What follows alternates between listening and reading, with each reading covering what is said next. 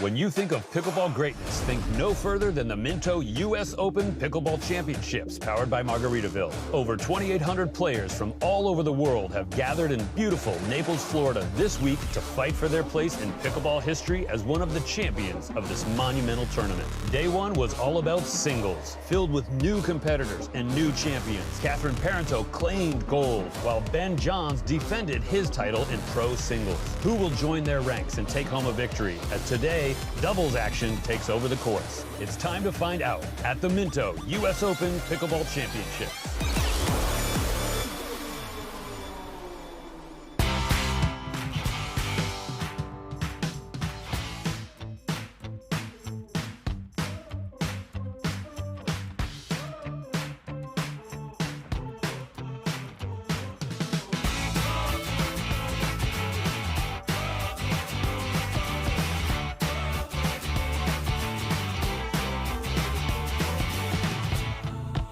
It took about 30 days for the event to fill up in its inaugural year. From 30 days down to 3 hours, it shows you how popular this event has become.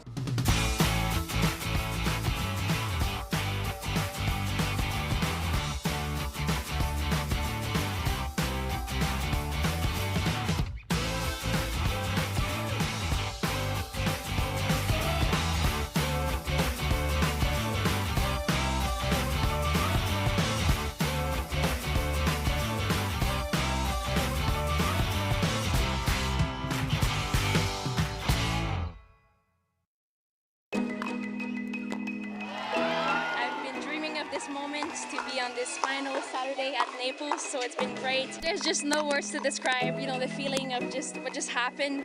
There's nothing like the energy you get when you come into this park and everything starts humming throughout the day. The enthusiasm here is like nothing else.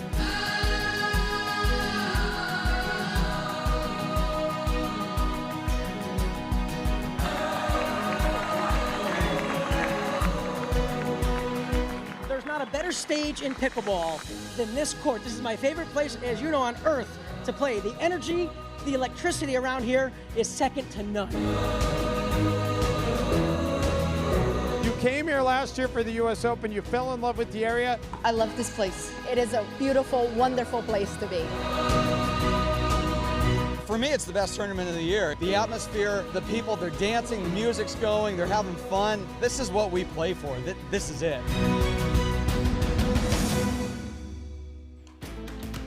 Welcome back again to beautiful East Naples Community Park at the Minto US Open Pickleball Championships, powered by Margaritaville.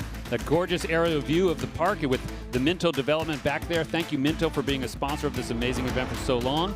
Once again, this is Rusty House from Pickleball Channel. I'm joined with Mark Renneson.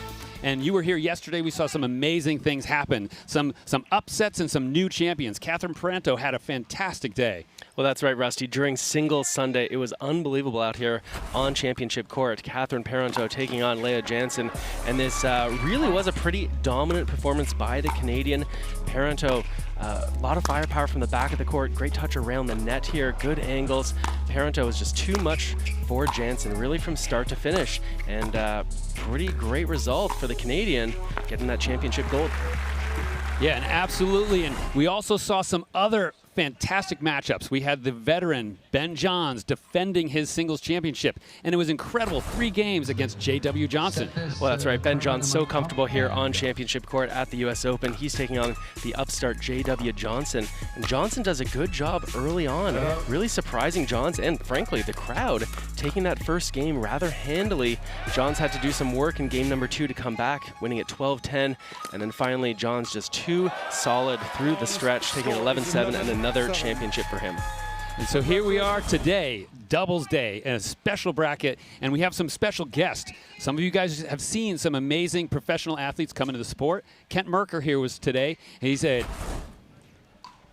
won the World Series as a pitcher in 1995. He's spent about 18 years in majors. He's from Columbus, Ohio, now playing with a lot of his friends out here rooting for him.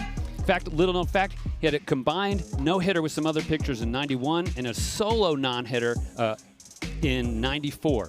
So fantastic guy. I had a chance to talk with him and some of his friends on the sideline. Columbus pickleball's really, really going. It was fun that we had an opportunity to have the US Open as well as Kent on the Major League MLB.com doing a story, and so we'll see how he does. He was very humble. They see him as a top athlete in this sport, and he's like, well, I'm going to do my best. I want to try to medal, but mostly I want to have a great time. He loves this event. He loves this tournament, and he loves his pickleball community. Well, that's right. It's so great seeing pickleball expand. We get people from everywhere. This is a beautiful venue. It's a beautiful tournament, and it's a great day here on the court. We're going to have some great action coming up soon. So we'll be back soon in just a moment with some amazing pro split age doubles.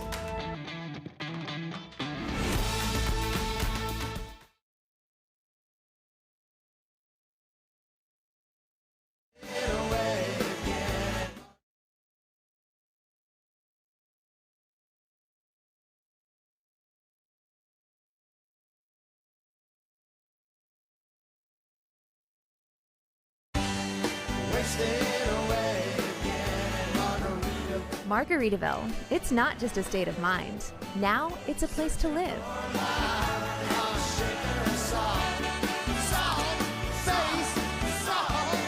Introducing Latitude Margaritaville. New homes in 55 and better communities where you can live the Margaritaville lifestyle every day. Find your new home at latitudemargaritaville.com. It's time to celebrate a return to all things incredible. The competition you can only find at the Minto US Open Pickleball Championships. The blue skies and white sand beaches that restore your soul. The luxurious surroundings and award-winning restaurants that rejuvenate your spirit. So join us for world-class pickleball action and stay for everything else. When it's time for championship pickleball where everyone wins, only paradise will do. Naples, Marco Island, and the Everglades.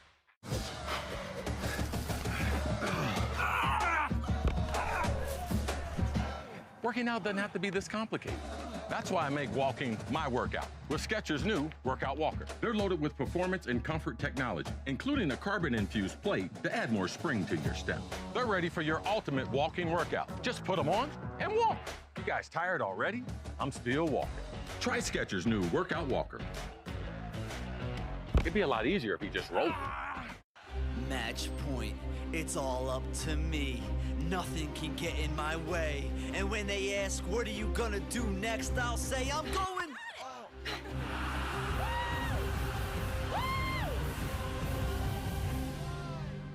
We're going to Margaritaville!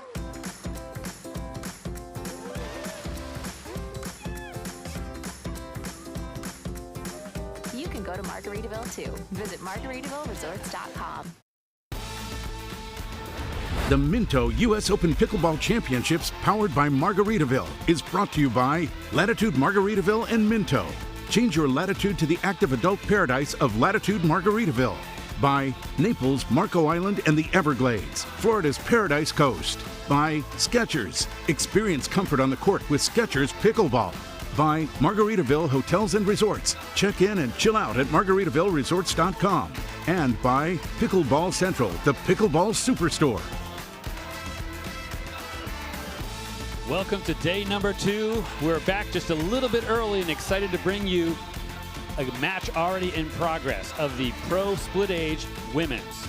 We're here on Zing Zang Championship Court again at the amazing Minto US Open Pickleball Championships, powered by Margaritaville. 4-5-1. Who are we looking at, Mark? Well, Rusty, on the near side of the court, returning serve there, that is Gigi Garvin with the blue hat. Her partner, well, paddle high five there, is Jennifer Dawson. Garvin and Dawson, they won game number 2. Here to send this to a third and decisive game. On the far side of the court, we've got the mother-daughter duo. That's not the usual mother-daughter duo that we often hear about. This is Georgia Johnson, who's about to serve, alongside her mom, Julie Johnson, who's out here yesterday playing some senior pro. As we see the younger Johnson get a little bit handcuffed there. Pickleball, of course, is a family affair. We talked about earlier how J.W. Johnson was out here earning the silver medal last night in the championship match. And now sister and mom, they're out there working hard in the split pro category. Yeah, so this is a unique bracket here created at the US Open where you have a senior pro, 50 plus, partnered with a under 50 pro.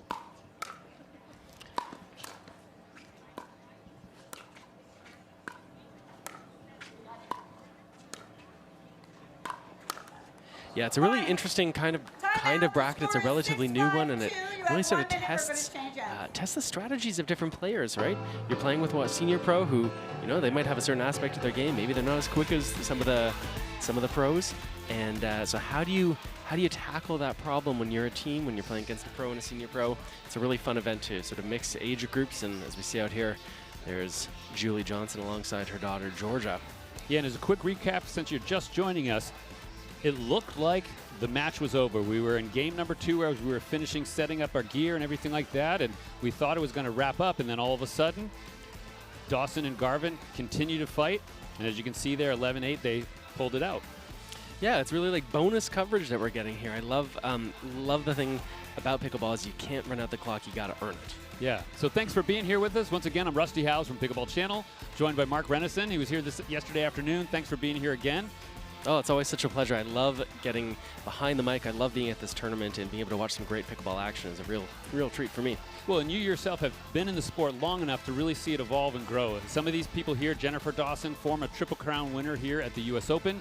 She was the icon of the singles dominator of the women's single pro. And so there was that upset yesterday. She did not get her title back, but here we're going to see some of her gameplay and strong driving shots typically.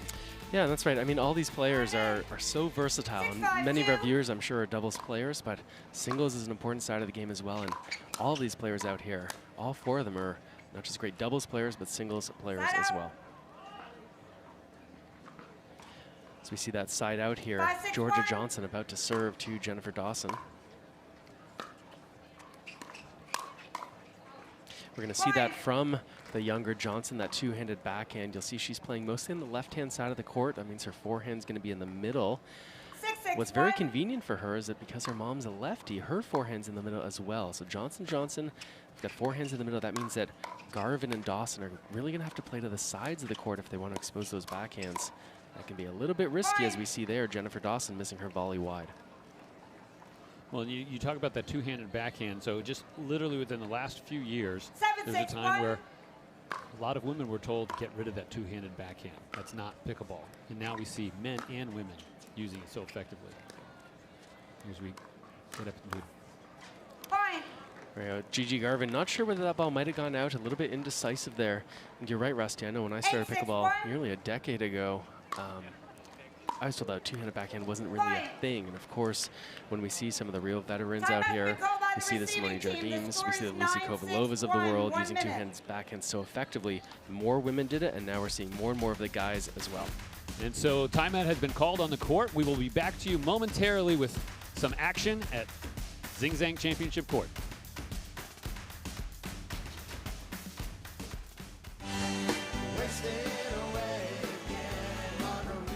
Margaritaville. It's not just a state of mind. Now it's a place to live.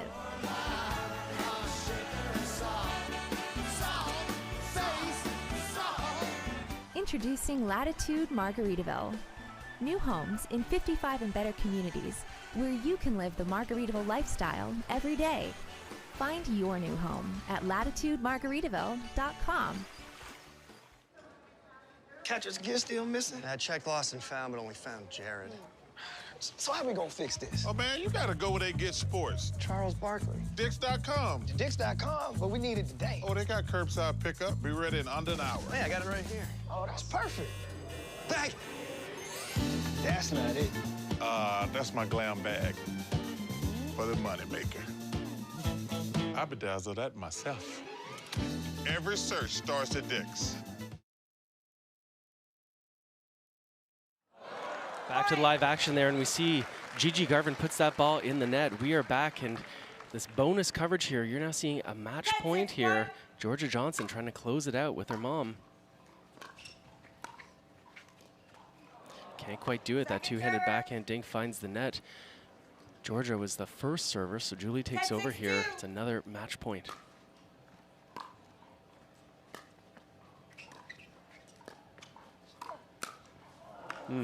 It's important side out. Yeah, it's also important for our viewers at home to realize this is not yet the gold medal match. This is still in the middle of the women's pro split age draw. We've got some great action coming up today. As Garvin and Dawson try to get a little bit closer here in game number 3.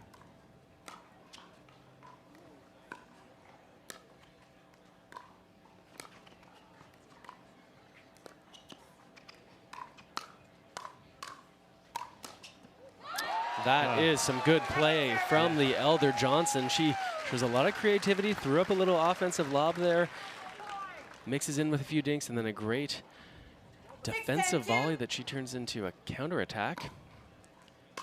They'd love to get this side out here.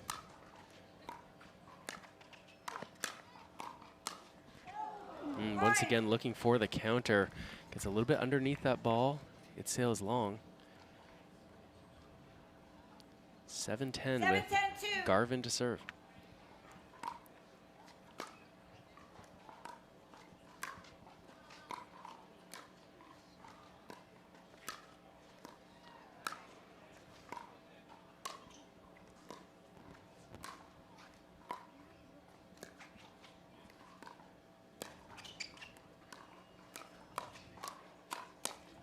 Jennifer Dawson too quick with that 1-2 punch on the backhand and forehand side. It heats it up.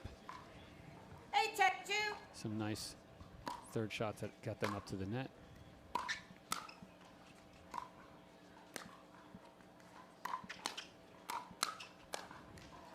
Yeah, Garvin puts that away. Sorry, drop shots, not third shots. They were 4th and 5th and 6th. But Dawson historically drives a lot from the baseline, very aggressive there. But as we've talked to multiple players, you have to have an arsenal of shots.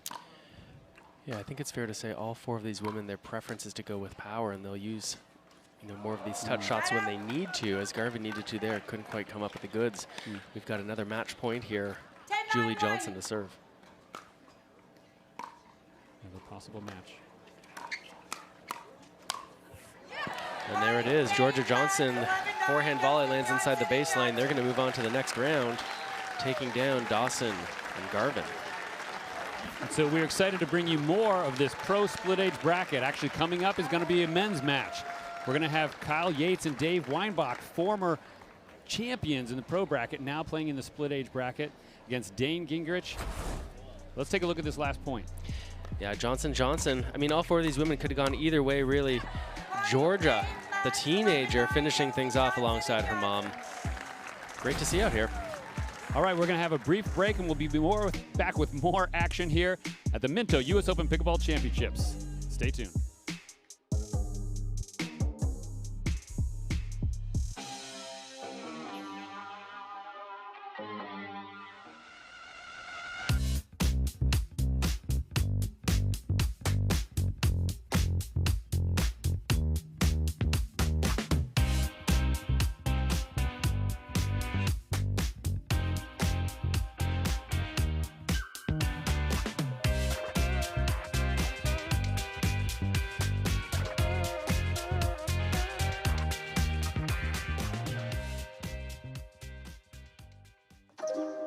You don't get the moments everyone talks about without the moments no one sees.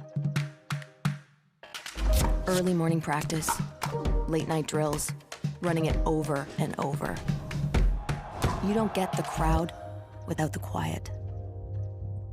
Everyone sees the glory, the medal, the podium, but every winning shot starts right here.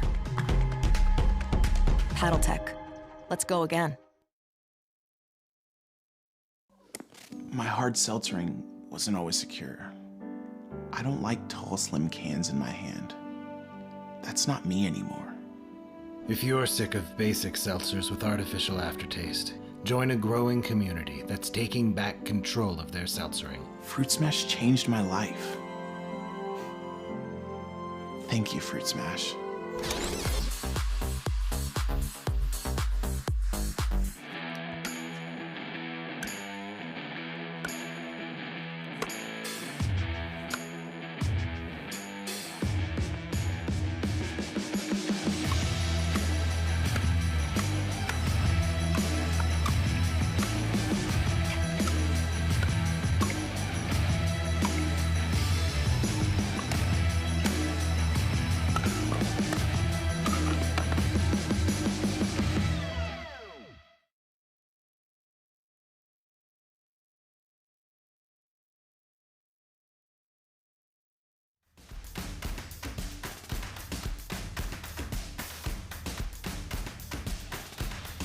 And we're back at Zing Zang Championship Court, about to see a pretty amazing match. We have Kyle Yates and Dave Weinbach, veteran champions multiple times at the US Open, pairing up once again to compete against the split age group of Riley Newman and Dane Gingrich. All four of these players have been veterans, and we've seen them on championship court at different times over the years. This is a pairing that we haven't seen yet, but it is sure to be exciting. The speed, the agility of all of them. Dane Gingrich and Riley Newman are newer to the sport, but certainly their performance has given them the right to be here. So the game has evolved. The game is faster than it's ever been. It'll be exciting to see how this pro split age works out. They're starting to warm up here. As you begin to see, I think in the taller, actually Gingrich and Newman both have a height advantage, two tall players. So it'll be interesting to see what they begin to do up at the net with that reach. And stay tuned, we're just going to give some acknowledgement to our amazing sponsors, and we'll be back in just a moment.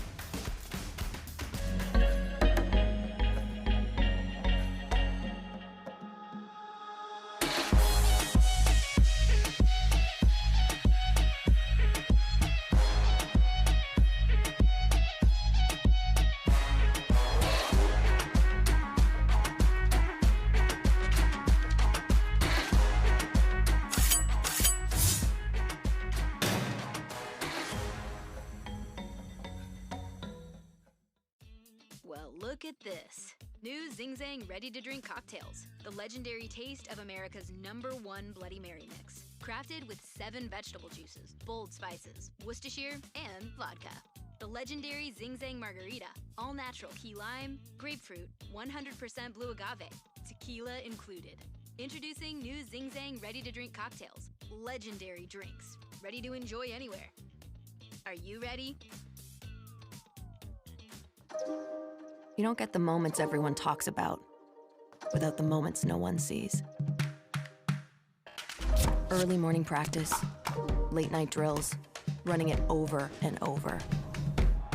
You don't get the crowd without the quiet. Everyone sees the glory, the medal, the podium, but every winning shot starts right here. Paddle Tech. Let's go again. The boss just asked me to go golfing with him. He did? Yes. Do you even have clubs? No, but I can buy some.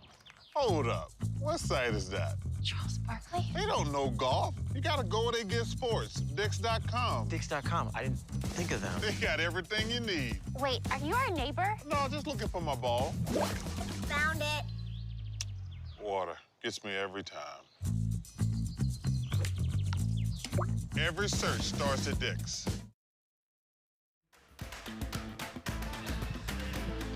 And we're getting ready as the teams are warming up. You see there we have Gingrich Newman versus Weinbach Yates in this pro split age. Dane Gingrich out of Santa Barbara, California, self-proclaimed goldfish expert. But Riley Newman has been here before. Both of these players have been competing significantly over the years. As we take there a look at Gingrich on the right, Newman on the left, these two are solid players out there. We talked earlier about two-handed backhands. You're going to see a lot of those from both these players. Two very tall players. They're going to have a big reach at the net. It's going to make it tough for their opponents. Speaking of their opponents, there's Dave Weinbach, no stranger here to the US Open, one of the winningest players here. A real veteran on the tour alongside the local boy, Kyle Yates. Almost can't fit all the medals that these two have won, specifically just at the Open. Definitely Kyle played a big role in bringing the Open the first year, and just up in Fort Myers nearby. Yeah, we see Yates on the left, Weinbach on the right. Look for these players to be very creative out there. Dave Weinbach is going to hit every ball as a third shot drop, typically. Yates is going to look to be pretty flashy up at the net. Full of highlight reel shots is Mr. Yates. Yeah, and he's about to get announced there. You hear people yelling, Dave Weinbach. Definitely Dave's a character too every once in a while, you know, and everybody wants to win a medal. But this bracket is sort of unique, and in some ways it can get to be a little bit more playful. So I wouldn't be surprised if we see Dave with some of his signature yells out to the crowd to try to get them excited and enjoying the game. See these players warming up with their partners, making sure the reflexes are tight. They're seeing the ball well. here in beautiful Zing Zang Championship Court. It's a warm day, but of course you got the coverage here, so it's very pleasant to be in here. These players love being in front of a crowd, and as we see Yates getting ready to hit a few serves and returns. So certainly Newman and Gingrich have played a lot, right? But Yates there and Weinbach have played together a lot. How much of a factor you feel that that's going to be in this match? I mean, chemistry is a big deal out here, right? Having a sense of what your partner's going to do and when they're going to do it is really important. And typically, the longer you play with a partner, the more that you get that sense of what's going to happen. But, you know, Gingrich and Newman, they are great defenders out there. They got a lot to their game, too. So this really could go either way. And it's one of the reasons why the crowd in here at Championship Court it's already filling up. Yeah, they are pumped up for this match. It's going to be a good one. To be honest, it's really exciting for me as to see how normally earlier in the week, it's not this full, but I think you have last year with a limited capacity. The year before, they decided to postpone the whole event, and so the whole world really is excited to have this event back, and especially all these local spectators. We've seen them from Australia, we've seen them from Vietnam, all around the world. People have come here just to see this, and already, day number 2, this place is filled up. Yeah, that's right. Last night we were at the hotel poolside with the team that's here from Sweden, a whole crew that was coming out, and one of their guys won the senior pro Axel yesterday. came in, he got that bronze medal. They were super excited about that. Yeah, they were out celebrating today and doing a little sightseeing around here in southern Florida. It's such a great place to come, whether you're playing pickleball, whether you're watching pickleball, or you're traveling halfway across the world. Yeah, and so just a big shout out. I just want to acknowledge what Naples, Collier County has done for the sport. Certainly in this area, we were out at a restaurant the other night.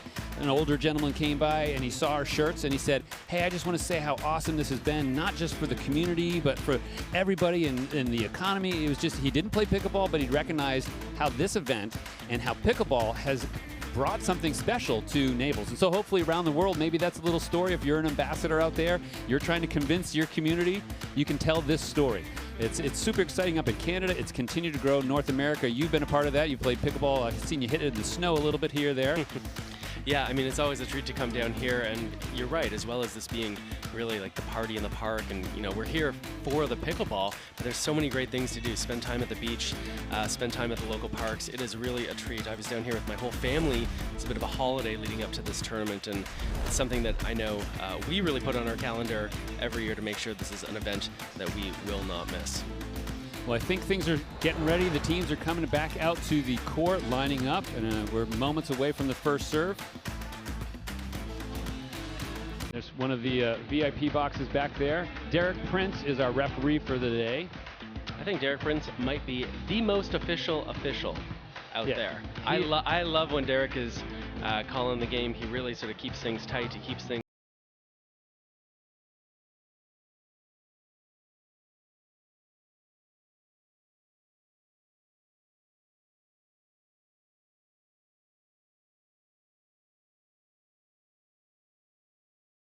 right now. And everybody's kind of looking over there. 15 seconds. We'll see. Oh, we got that 15-second count. I told you, Derek Prince is, you know, Kyle's chatting with his buddy over there, chatting with his sponsor. Derek Prince says, no, let's get things underway. And Kyle Yates is going to start serving near side of the court on the right-hand side to his opponent, Dane Gingrich. Here we go, underway. Yates finds the net there. Mentioned the styles out here, how we're likely to see Dave Weinbach play the vast majority of his third slots as a drop. Yates is more likely to mix things up a little bit here, and you'll see Newman not happy with the ball right off the bat. It's not going to bother any of these guys. 0-0-1. Gingrich delivers to Yates. And there we go. We talked earlier about how Weinbach's can be very predictable in terms of his game style. We're going to see a little bit more heat coming off the paddles of Gingrich and Newman. Second serve. Gingrich is sitting on that two-handed backhand. Finds the net. A couple of errors early on here. Yates missed one in the net. Gingrich missed one in the net. Players just trying to find the rhythm here.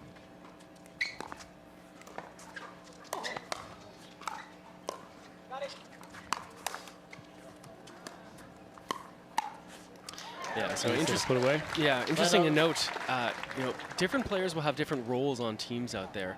You see, look at Yates. I mentioned his creativity out there, Yates is really going to be one of these players who brings a lot of creativity to his play. He's going to use a lot of deception. Typically, Weinbach, he's going to be sort of the setup man, but he is a very good defender, and we see there, Gingrich, that's going to be his role, jumping those corners, playing more of an offensive style. Riley Newman really going to be the defender out here in most cases. So players know what their roles are, and their job is to sort of stick to it and to execute.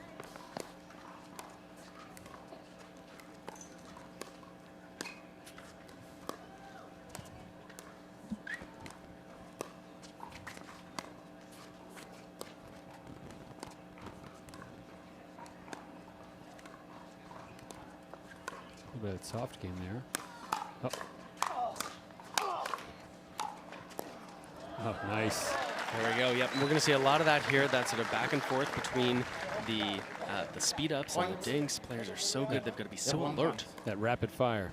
1-1-2. Weinbach serves. 1-1.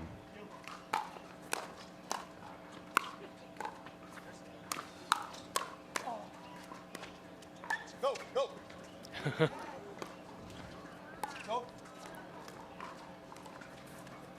Nice lob.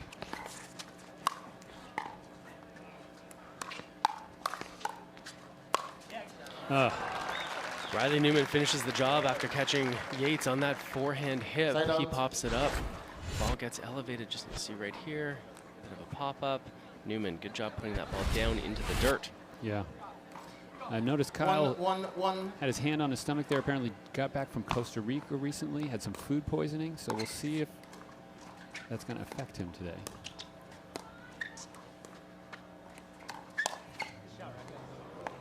Point. Kyle does enjoy hitting the waves a little bit. An avid surfer. You can check out his Instagram. You can see all his exploits out there. Costa Rica's a place 2-1-1. quite enjoys visiting. Right now, Gingrich and Newman are enjoying a 2-1 lead.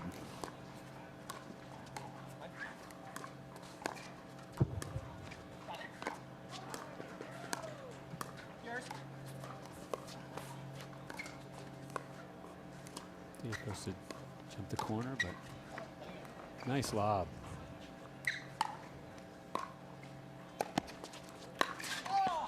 Okay, so a couple things that we've seen here, early patterns in this play.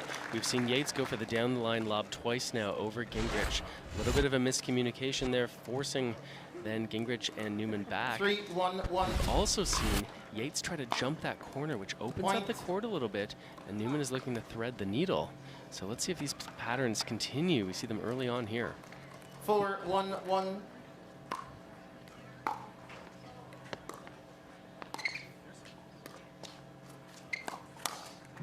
You can see there, Riley came across almost all the way across, known for covering so much of the court. And it seems that potentially they'll be trying to attack Gingrich a little bit more, and so we'll see where that balance is. So there we go. So this rapid fire. The rapid fire, and specifically on that backhand side. Gingrich is playing on the right side most of the time. He's going to have his backhand in the middle, sitting on that two-handed backhand. We talked earlier about the prevalence of the two-hander, both with the men and the women. Gingrich likes to counterattack off that left side. Well, and Riley Newman will even do the two-handed forehand. Just he two-hand a lot. 6-1-2. Yeah, even on the softer balls that don't require a lot of speed, like a two-handed backhand dink, for example, you'll see those quite comfortable that side. Same thing when he plays alongside his sister, Lindsay Newman. It's one of the reasons why sometimes elongated paddles with longer handles we're seeing more commonly, because so many players do use two hands.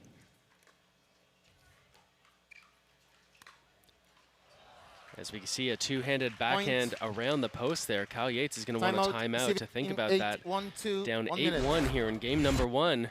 As we look at Newman. Nice shot around the post, keeping that ball low. Close, right on the line.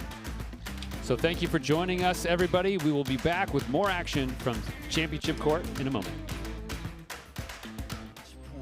It's all up to me. Nothing can get in my way. And when they ask, what are you gonna do next? I'll say, I'm going.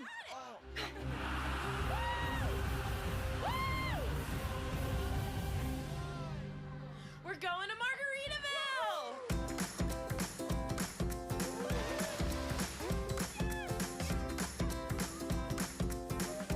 can go to Margaritaville too. Visit MargaritavilleResorts.com. Okay, I have all your stuff for the tournament. Where's your other cleat? I don't know. Oscar has it. Oscar. We gonna need new ones. Hold up. What site you on? Who's the old guy? Charles Barkley? You need to go to Dix.com. They got all the sports. Dix.com. I didn't think of them. And they have curbside pickup. Great. We can grab them on the way. I like your dog. Oh, that's Charles Barkley. Charles Barkley? Every search starts at Dix. We're back with a beautiful aerial view of the Minto development literally right next door. There's even a special gate that if you live there, you can walk right from your home into East Naples Community Park and enjoy some pickleball all year long. Beautiful that that whole side there was transformed with the waterways. But now we're looking at the pro split age men's doubles game.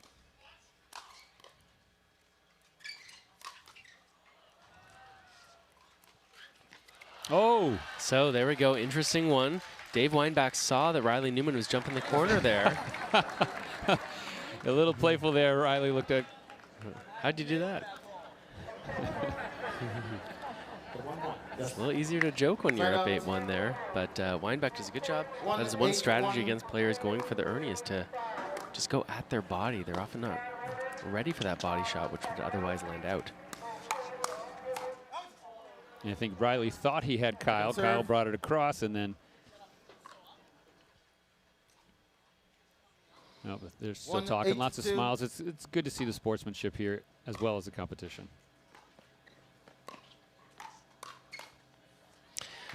Newman taking over some space in the middle of the court. One of the risks of that, of course, is it opens up his side. In that case, Yates playing a nice backhand cross-court volley into the open space. He's going to serve at 2-8.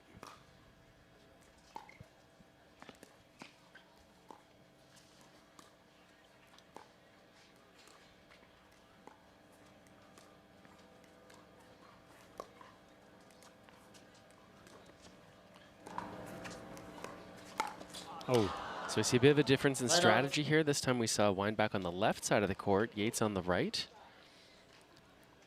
We'll see if they switch during this rally or if they stay this way. This is sometimes what teams will do to mix things up when they're behind, is switch the side that they're playing on.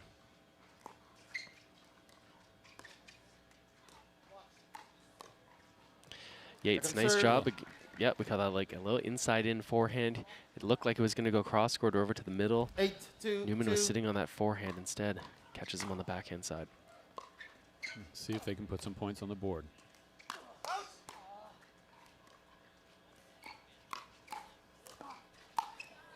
Kyle able to hit that nice angle there, force a side out, and now there's a chance to try to come back. Still, it's 6-point lead. It's not something you like to have, but this game certainly is not over.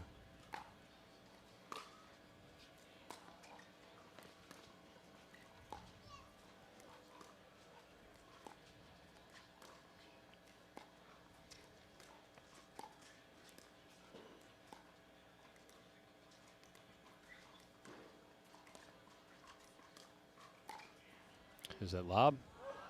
So once again, that's the third time we've seen Yates go for the lob. This time he misses long. And you're right, they're down 2-8, and I think, you know, if I'm in Weinbach in Yates' position right now, a little bit less concerned about having a great comeback and winning game number 1. A little bit more about figuring out how are we going to solve this puzzle going forward into game 2 and hopefully game 3.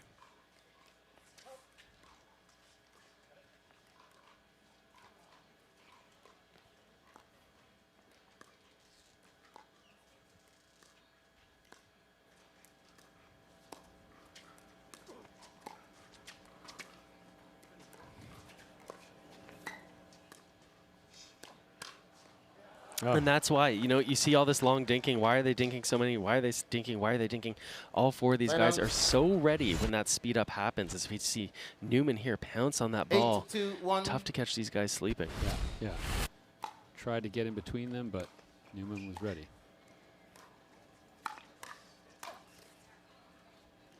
Second serve.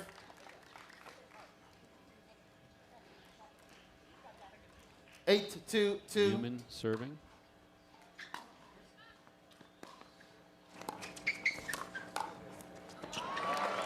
Nice little backhand there from over the shoulder. That's my worst shot. Side out. Yeah, those high backhands can be tough. You don't have quite the same leverage you do when the ball's a little bit lower. 2-8-1. Again, a reason why sometimes players like having two hands on it, on the paddle. Weinbach and Yates with another chance to get some points, but moving Second to serve. Yep. second serve. Once again, Yates speeding things up. Ill-advised in that case against Newman. He was ready for it, able to counterattack. 2-8-2.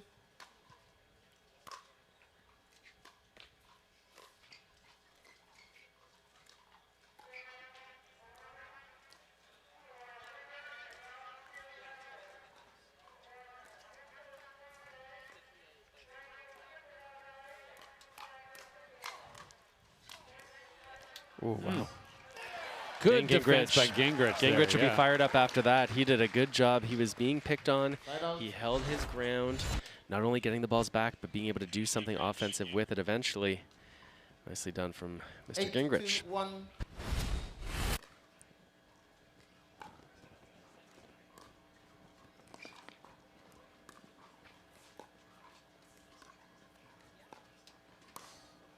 Oh, a little bit of help from the net there. Yeah, well, we've seen so much thinking. We've talked about how ready they are for that ball to be elevated just a little bit. So all four of these players are really incentivized to keep that ball down. And sometimes when you hit that low, it's going to clip off the top of the net. And so we're now 2 points away from closing out game number 1 with Dane Gingrich serving.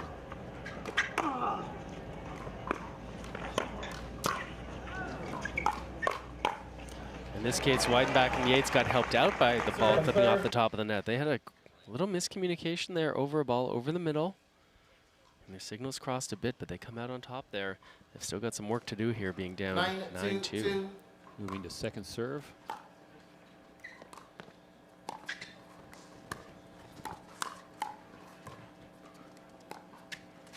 If there's that lob in the corner, Gingrich gets it.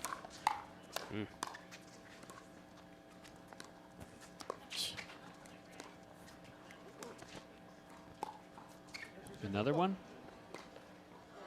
So something to pay attention to here. So we've now seen, that was what, lob number 5, 4 and 5 right there. And 4 out of those 5 have now gone over Gingrich. And in this case, Yates went cross court with both of them, which is often a smart idea. You get a little more territory to work with on the diagonal.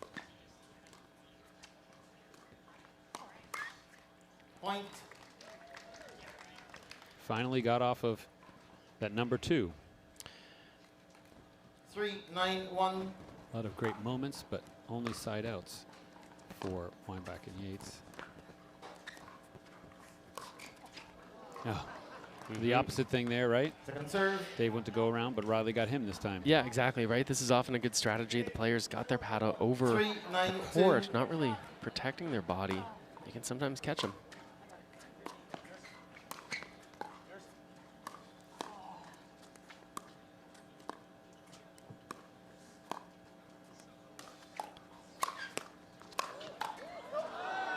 Interesting note here, Rusty, that did you just call a foot fault?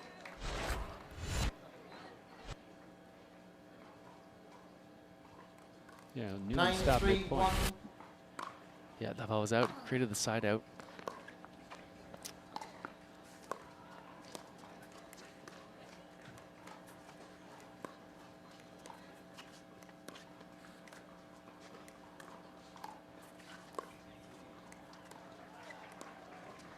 In the anticipation, see who's going to attack.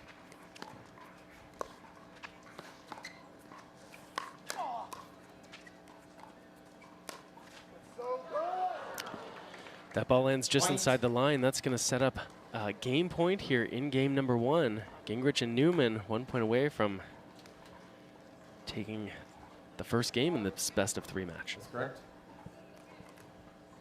10-3-1.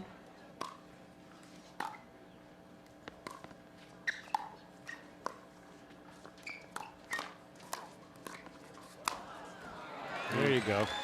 Yeah, Weinbach does a good job of getting that ball down. Newman makes him play one more shot. Second serve. But Dave is there ready for it, finishing the job. Gingrich takes over serving. 10-3-2. Another game point.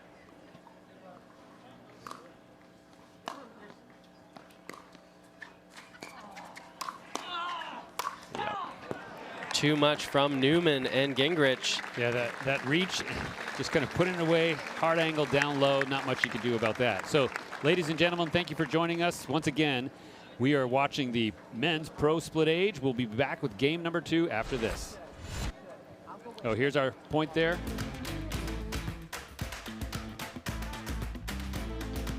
It's a big overhead. Newman puts it away, touching the paddles. And we will be back with game number 2 in a bit. Stay, play, and dine in Margaritaville. Escape while enjoying Margaritaville's signature casual luxury, fun, and laid-back hospitality. Visit MargaritavilleResorts.com.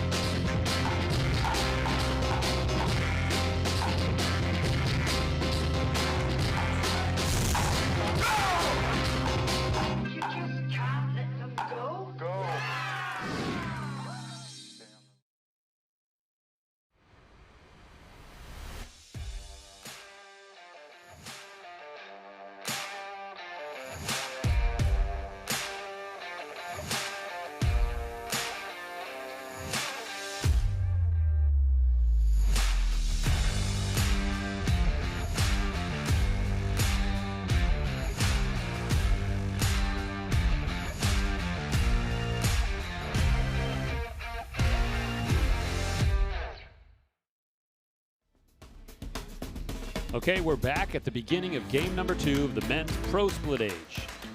Dane Weinbach just served to Kyle Yates in the pink.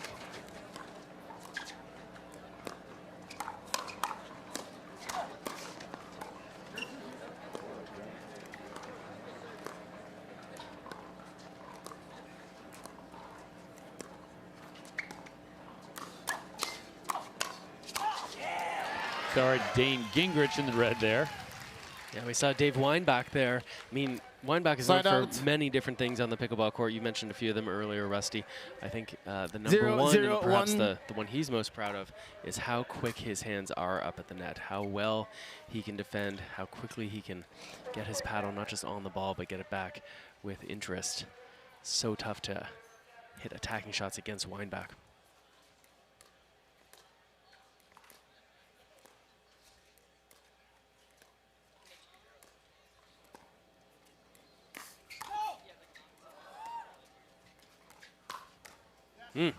Second serve. Real pro move there as we see Riley Newman catching that ball just as it clips over the top of the net. This is something that players at home can really work on, is to expect every single ball to come over, even if it touches the net.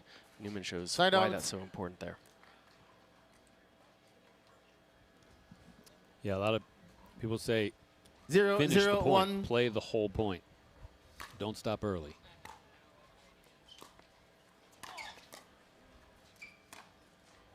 Yeah, I mean, sometimes there's a reaction, you know, even if you're ready, you've got an athletic look, you know, you're ready for action.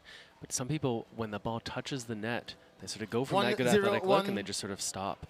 The pros realize that these balls are likely to come over, and so you don't see as much that that sort of stoppage in play, right? They expect the ball to come over, and if it doesn't, well, that's a nice surprise. 2-0-1. Gingrich serves at 2-0. Second serve. You can see how upset he is with himself, missing that third shot drop. Even up a game and 2-0. Gingrich demands so much from himself.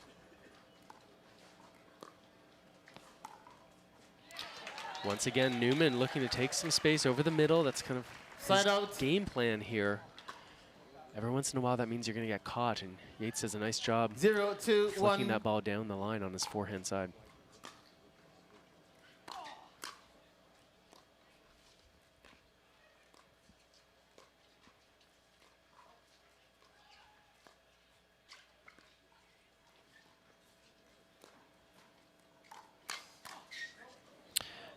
Gingrich sitting on that backhand. We talked about him Second liking serve. to counterattack with it. Weinbach thought he had him, but that ball is called just wide, and it looks like Derek Prince is not going to overrule it. So moving to 0-2-2. second serve, Weinbach serving to Newman.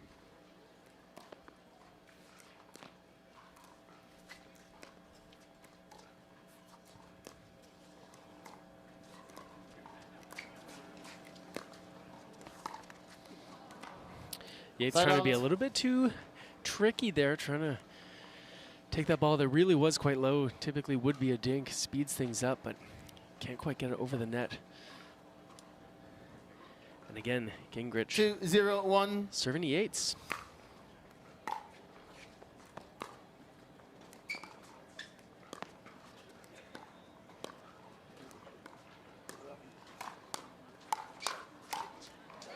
Nicely done by Yates, getting that ball on high forehand down into the dirt.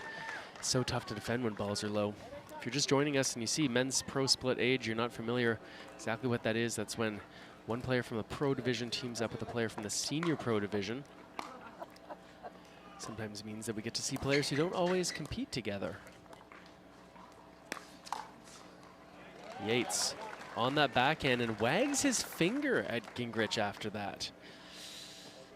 I don't know if I'd be doing that down a game in 2-0, but as we said, Yates is a bit of a showman out here. He's got a lot of hometown support, and he definitely was sitting on that backhand.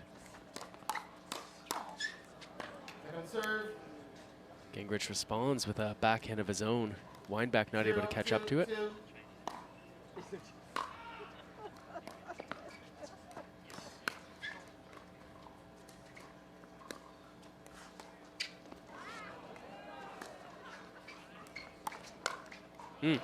So we've seen a few different strategies when an opponent goes for the Ernie, tries to jump that corner. We've seen twice now where you hit it at the player's body. In this case, we saw Yates lob it down the line. Of course, when your opponent's that tight to the net, lob can be very effective.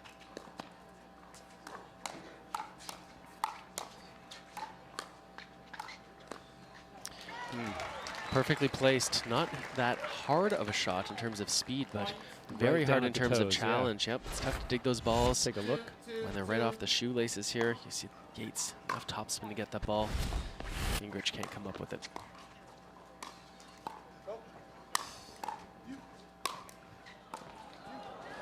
Kyle gets it.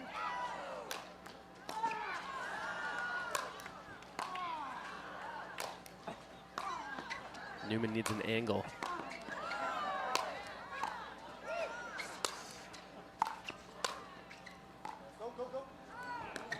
And then reset.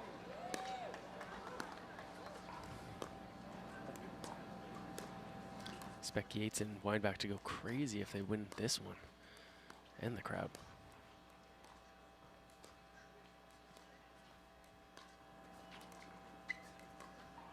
Just this patience up here.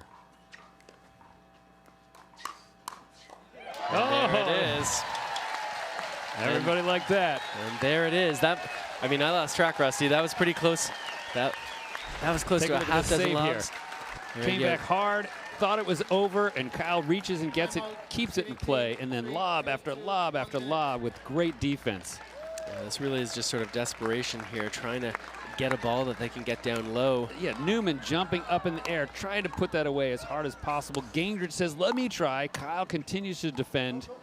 And this point comes all the way back up till they reset into that dink session again. Once again, that patience. This is the point of the day so far. Yeah, that's right. And it's a really nice example, Rusty, of how wide-ranging the skills of these players are. Yes, you've got to be able to hit the soft stuff, but you also have to be able to hit with power, right? You've got to be able to transition back and forth. You see a really nice example. Patience again right here, and then all of a sudden, who heats it up? Dave does a little bit, but then he puts it away. So we'll see if that's a little bit of a turning point. I mean, it did force Gingrich and Newman. They took a timeout. They're going to take a breather. You got to think that Weinbach and Yates, they've now got a little bit of a lead, 3-2 here in game number 2. After really struggling in game number 1, I think it's important for Gingrich and Newman, right? They see that this could be a momentum change. You heard in the crowd how important that point was, and so they're just going to let things cool off a little bit. Weinbach gives a thumbs up to the crowd, signaling he is ready for more. Let's find out. Yeah, and this game number 2 shaping up very differently than game number 1 did. Expect to see some more great action.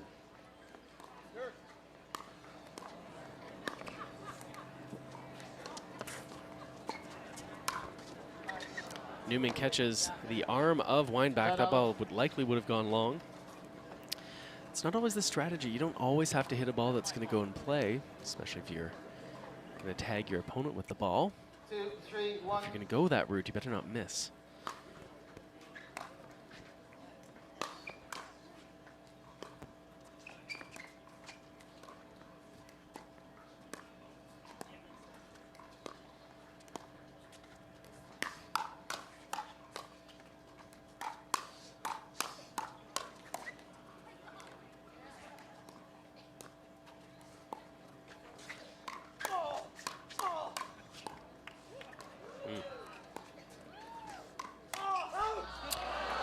Another great exchange, this time Gingrich with the fist pump. Could have gone either way. That's a bit of a roller coaster of a point there. You see Yates and Weinbach having a smile.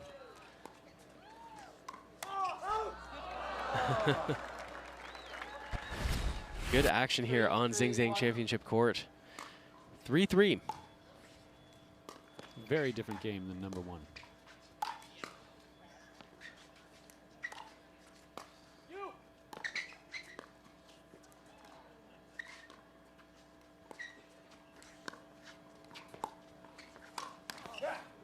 So that's it once again. This has been a recurring strategy we've seen from Newman and from Gingrich, trying to move Yates out wide, whether it's because he goes for an Ernie or because you play good cross court, creating a little bit of separation between him and Weinbach and then trying to split that gap with the next shot. It's a little atypical on Dave. He looks a little frustrated there. I mean, Gingrich heated it up, but Weinbach historically able to get that back over the net this time. 5, 3, 1. Gingrich Newman pulling away 2 points with 5-3 lead. Ball's not going to make it over. Gingrich goes there with a little bit of a fake alley-oop. What he's going to do.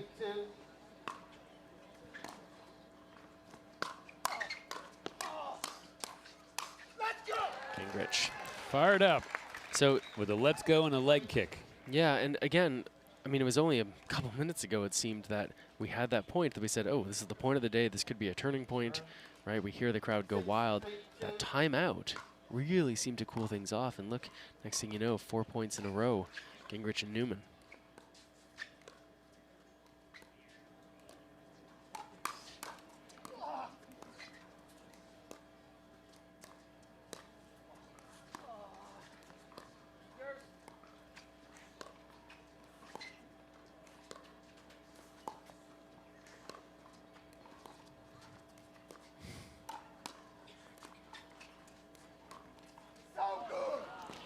That ball finds the line. Yeah, even Yates let Newman know that was a good shot, really perfectly placed. And sometimes, I mean, sometimes you don't do anything wrong, right? Your opponents hit a good shot. They come up with too much. And so far in this match, Gingrich and Newman have been too much for Yates and Weinbach. Well, and it was, you know, back and forth, very, very tight, and now we have that 4-point lead. 5. Yeah, really on a roll, and that's why Weinbach is going to call a timeout here. There you go. He senses the momentum shift. He needs to stop this train, along with Yates. They're going to sit down and think about it. And so we're going to a special word from our sponsors. Thank you so much for all of them who make this event possible. We will be back in a moment. Match point. It's all up to me. Nothing can get in my way. And when they ask, what are you gonna do next? I'll say, I'm going.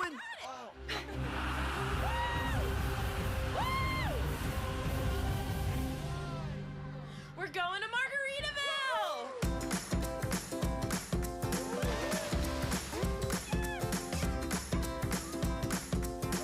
You can go to Margaritaville too. Visit MargaritavilleResorts.com.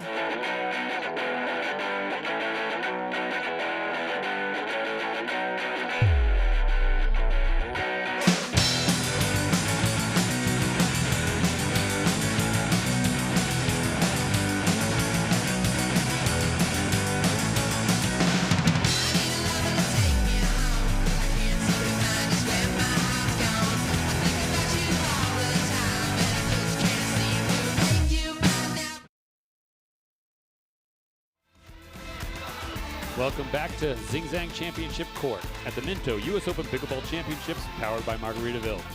We're in game number 2 of the men's pro split age with Riley Newman serving to Kyle Yates.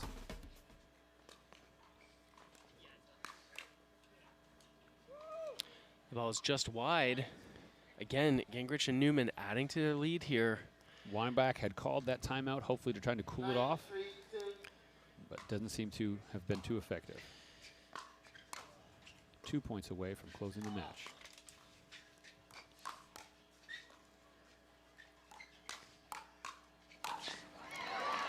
Right at the toes.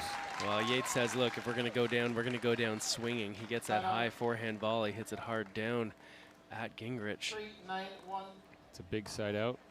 I mean, it's a necessary side out. Maybe makes Yates feel good hitting that ball that hard, but they're going to have some work to do here if they're going to come back. Yeah. That was a nice around the post by Yates. Gingrich calls it out. Yates and Weinbach are going to appeal. And Derek Prince agrees with Weinbach and Yates. Says my bad. Yeah. It would have been a pretty impressive between the legs defense if he had gotten it. Let's take a look at Derek Prince there on top of things.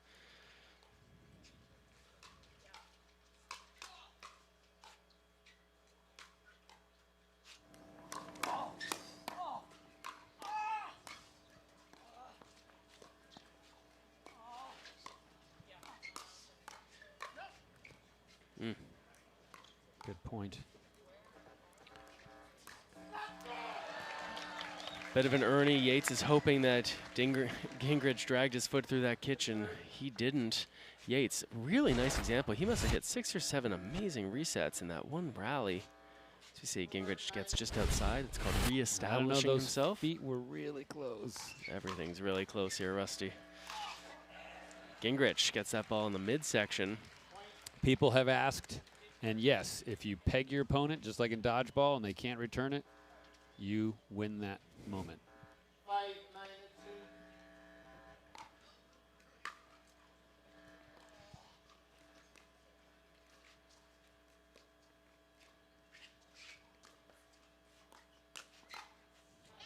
So again, this time Gingrich going out wide, looking for the Ernie.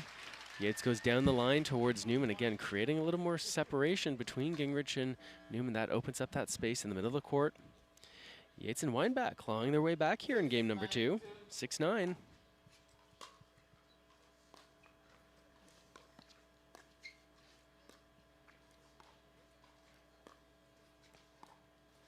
It's again up at the net with the dinking session. Weinbach heats it up. Gingrich into the net. Okay, so we've seen earlier in this match, that's going to be a call. It's a timeout as well. Gingrich and Newman, they're going to want to talk about this as they feel that comfortable lead becoming a little bit less comfortable. Down to 2 points. Close game once again.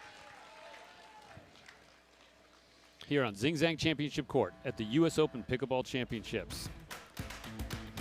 We're going to have a brief word from our sponsors and be back as I'm talking.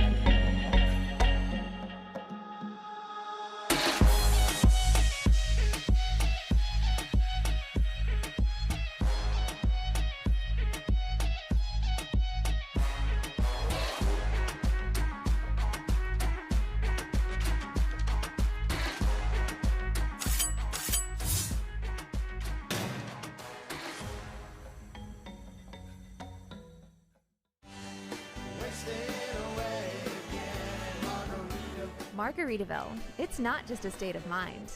Now it's a place to live.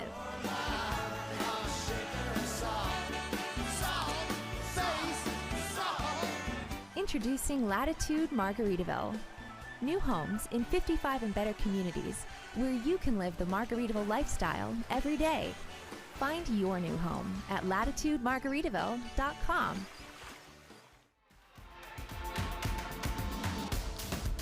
And we're back as the game is starting to heat up as Weinbach and Yates are trying to claw their way back and keep this from turning into a loss and going to game 3.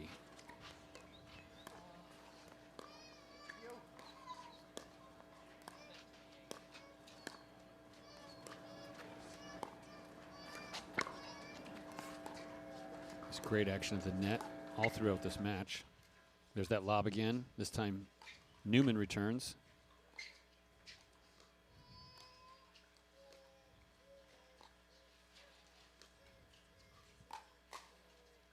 Ah, there we go, looking through the middle there.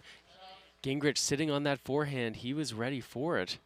And you're right, Rusty, we did see another lob again from Yates. He's been going high over Gingrich a few times in this match.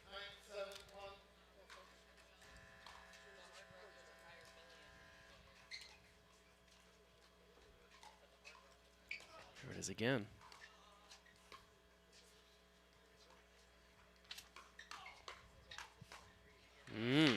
Weinbach, Yates teaming up nicely to defend with those backhands. Pretty quick speed ups coming off Newman's paddle. Yates and Weinbach with the answer. 9-7-2.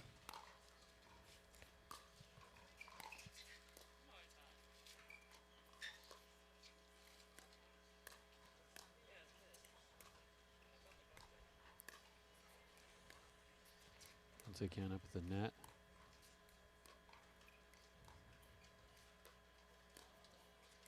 Back to Gingrich.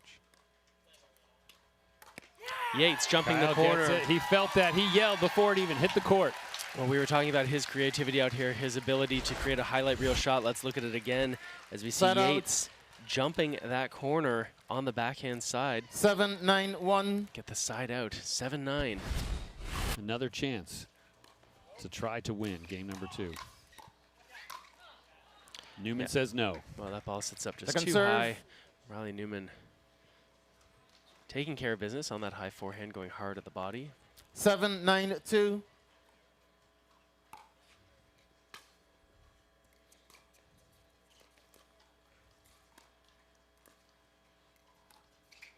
There's that lob again, but Newman gets it.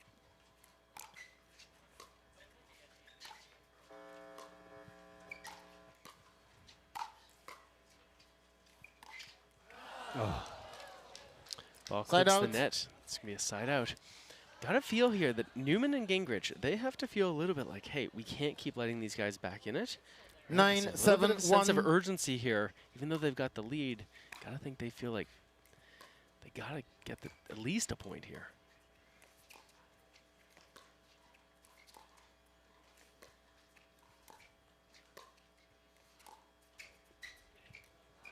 That ball goes wide, and that's what they wanted. 10-7.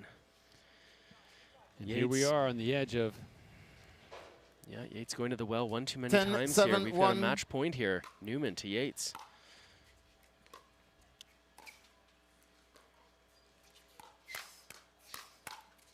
He's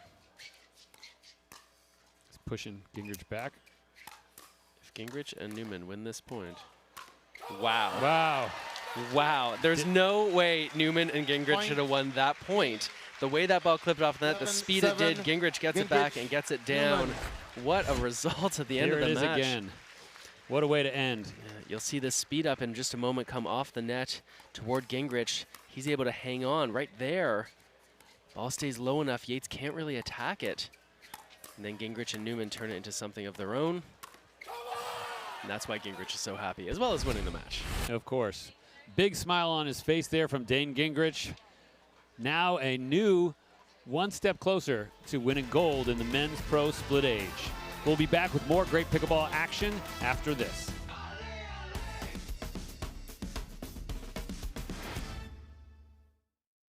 Stay, play, and dine in Margaritaville. Escape while enjoying Margaritaville's signature casual luxury, fun, and laid-back hospitality. Visit MargaritavilleResorts.com.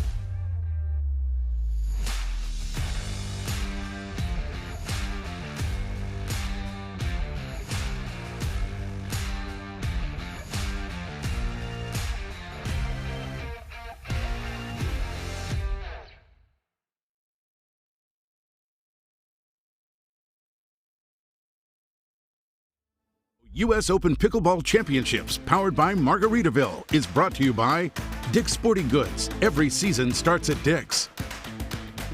By Zing Zang, America's favorite Bloody Mary mix. By Franklin X40, the official ball of the US Open Pickleball Championships. And by the US Open Pickleball Championships. Save the date, April 15th to 22nd, 2023.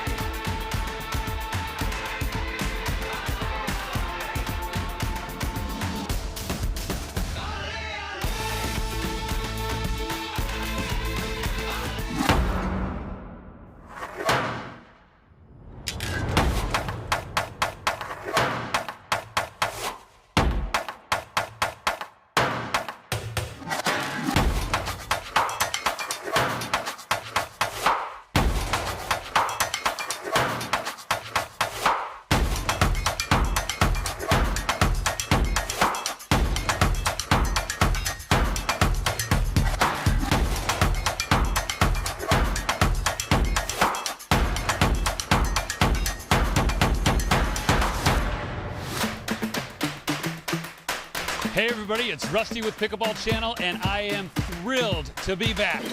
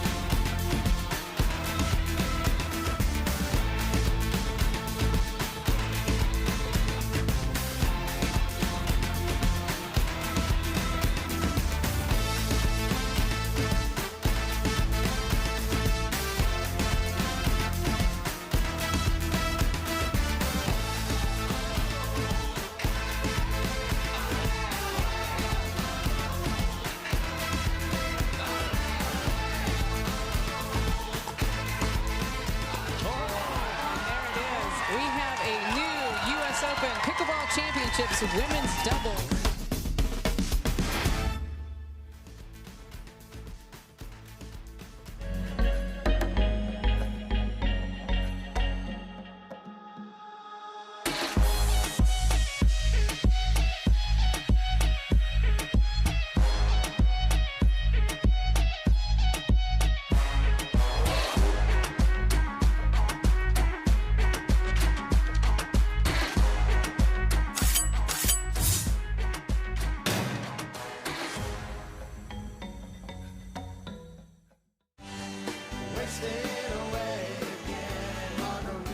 Margaritaville. It's not just a state of mind. Now it's a place to live.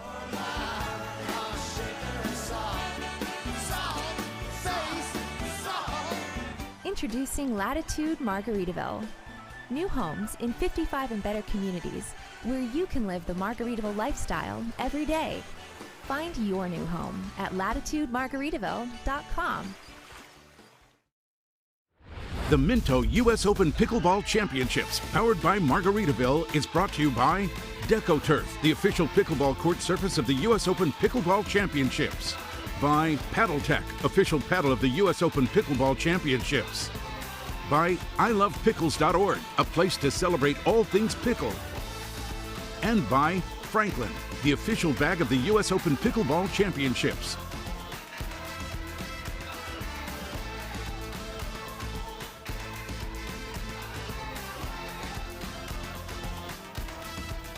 Welcome back once again to Zing Zang Championship Court here in beautiful Naples, Florida. We're going to be showing you a pro split age match, this time a women's match. Our initial teams are out there talking with the ref, getting ready. We're about to begin. Lee Whitwell there in the blue and Helen Wilhelm in the white tank will be pairing up to play against. On the other side, we have Irina Tereshchenko and Cammie McGregor.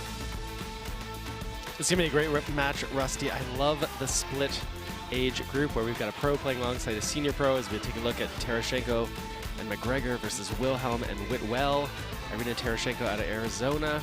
Lots of US Open medals. Definitely McGregor and Tereshchenko have been on this court the most. McGregor as well. Just we barely fit it on the screen. The two of them, dynamic duo, great athletes. But Wilhelm has also, she took home silver last year at the Open. It'll be exciting to see how this plays out. All of these players have a tennis background.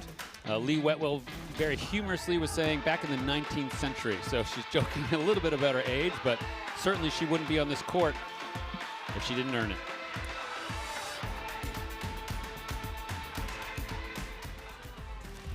Underway here, you see Wilhelm and Whitwell. That's a good start for them. Ball clips off the top of the net. Tereshchenko says, well, it's a good way to start. Cut up my hand a little bit.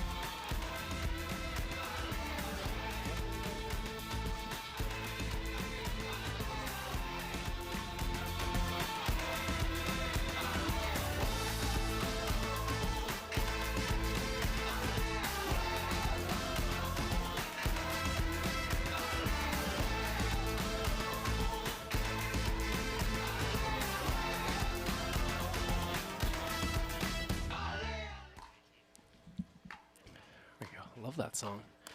Exactly. Tiny little technical difficulty there. It's a lot to pull this off. Thank you for the positive encouragement to be able to bring you a multi-camera action here. Let's take a look at Irina Tereshchenko. She's serving from the left side of the court there. You're going to see Wilhelm and Whitwell. You can call them W squared if you like. They're going to have their forehands in the middle for a lot of this match. Side out. Whitwell being the lefty, of course. Often a good strategy, put your strengths in the center of the court. That means your opponents are going to have to really play to the outside if they want to be able to expose that backhand. Takes a little more risk when they start to play with that approach. As we see Wilhelm trying to line up that forehand to counterattack with it, not able to. I think it's fair to say that right now in this match that probably the odds makers would probably give the edge to McGregor and Tereshchenko, a little more experience. 1-0-2. Ball in general and on the center court here at the US Open, but you know, pickleball side out, evolving so quickly. We've got so many good players coming through up the ranks here. So we take a look at Tereshchenko. Cammie McGregor delivers to Helen Wilhelm. So it's likely going to be the strategy there. You know, we're going to see a lot of balls, I think, going towards Helen in this match. Of course, all is fair in love-worn pickleball. And this will be something our viewers at home will be familiar with as well. It's the idea of, you know, when you're playing a match that you care about winning, you target the player that you think is least likely to cause trouble for your team.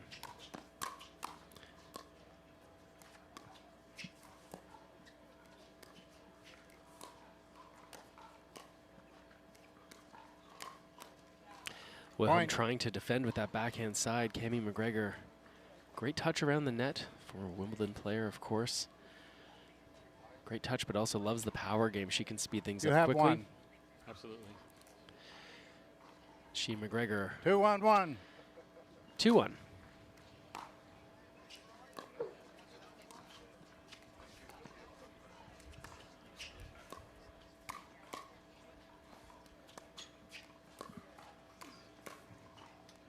We see here now that Whitwell and Wilhelm have sort of switched where they are. So right now, in that last point, we saw Wilhelm playing on the right side. So they might try to give a few different looks to Terashenko and McGregor.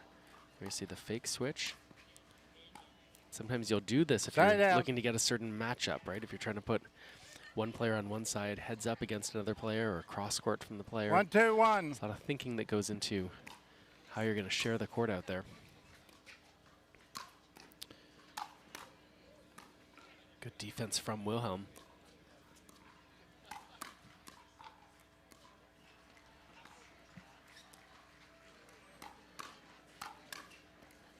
Wilhelm Whitwell doing a good job of hanging tough under the pressure from Terashenko, as we see there. Ball got in close, and then a nice backhand stab volley from Whitwell. Keeps the ball nice and low. 2-2-1. We're locked at 2.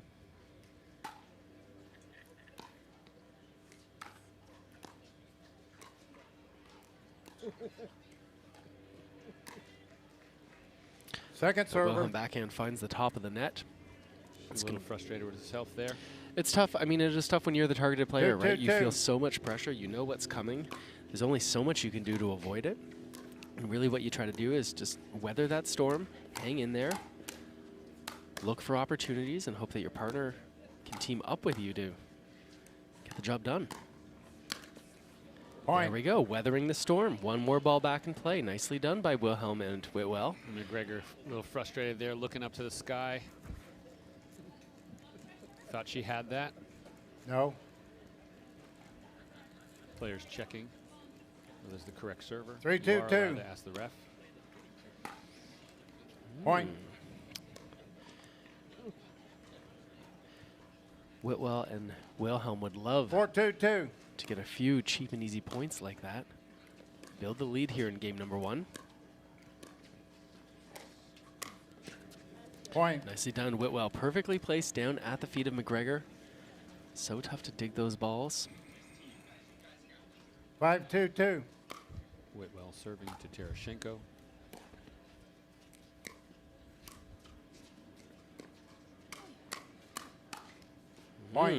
So we have seen some success here. I expect that we're going to continue to see Wilhelm and Whitwell play the side backhands in the middle this time. A little bit unconventional, but you know, if it's working, do it.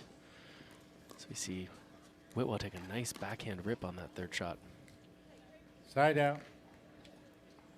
Coming up to the net, Terashenko hit at her and a bit of a miss hit. 2-6-1. Went wide. McGregor serving to Whitwell. Point. And you gotta hate that return of serve that goes to the net. That's like what I say, the worst 3-6-1. to get, because it's that guaranteed point. I mean, it's tough. You know, something we talked about yesterday in the singles, and I think applies today as well, is the importance of the quality of the return of the serve. All these 4 women know that if they hit a poor quality return, even if it's in play, the servers are going to make them pay for it. So the return's not a gimme. You still want to do something smart with it, but yeah, it's a tough one when that return finds the net.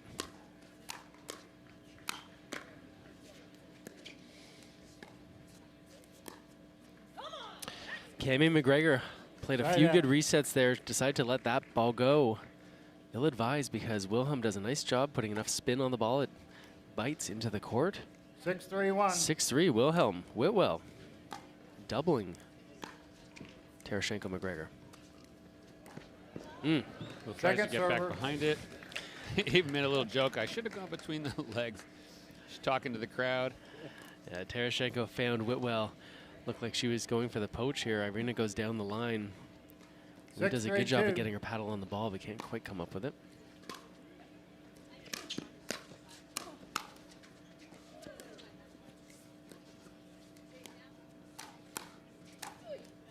Wilhelm pops it up. Terashenko with a 1-2 punch finishes down the center forehand volley. And so we have that side out, and I would say probably a little bit surprising to the crowd, both here and online. Terashenko McGregor 3 points down, but now with a chance to put some points on the board. Server. Wilhelm, nicely done. A little backhand roll there. McGregor, Terashenko not able to come up with it. 3-6-2.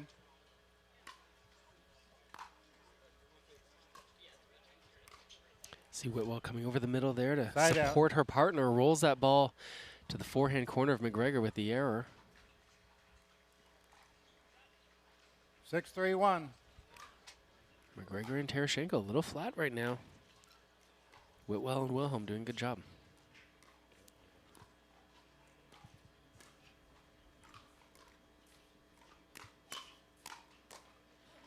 And in that one-on-one battle between McGregor and Wilhelm, Wilhelm once again comes out on top. Terashenko and McGregor, they're going to want to think about it and call a timeout. So we got our first timeout call to the game.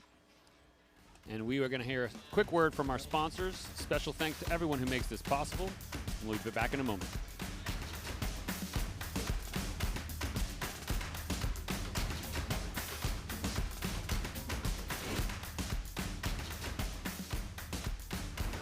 The Minto US Open Pickleball Championships, powered by Margaritaville, is brought to you by DecoTurf, the official pickleball court surface of the US Open Pickleball Championships. By PaddleTech, official paddle of the US Open Pickleball Championships. By ilovepickles.org, a place to celebrate all things pickled.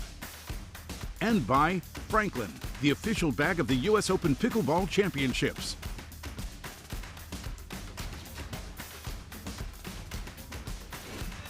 We are back live here on Championship Court. Mark Renison alongside Rusty Howes.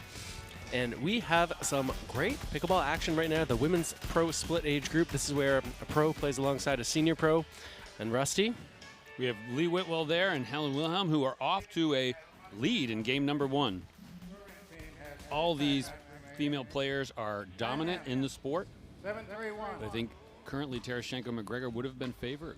So it'll be interesting to see if they can turn it around. Irina, nice job speeding things up down low on the forehand side. Wilhelm can't come up with it. We're going to see, I think, McGregor switch sides here after the return of serve. Again, looking to get the kind of matchup you want against your opponents.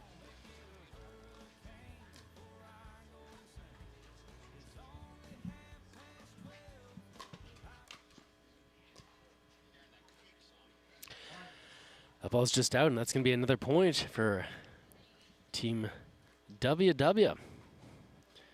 Wilhelm Whitwell, 8-3 here.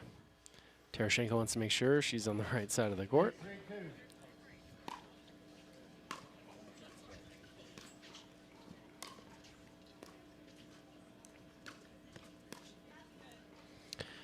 Wilhelm with the backhand error. Trying to play that volley dink. As we see Whitwell getting ready to return here. Lob serve from Terashenko. And Wilhelm, nicely done, pokes that ball down the line on that backhand side. Terashenko is creeping a little bit toward the middle. Perhaps anticipating a cross court, perhaps trying to bait Wilhelm. So interestingly, they are in different brackets usually, but according to World Pickleball Rankings, Cammie is ranked number 7 in women's doubles, Irina 11. And in terms of Wilhelm, number 4 in her senior pro doubles, and Whitwell 17.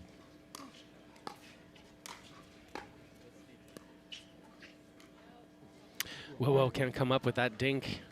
Trying to go down the line with that backhand. It says a little bit wide. 5-2. McGregor.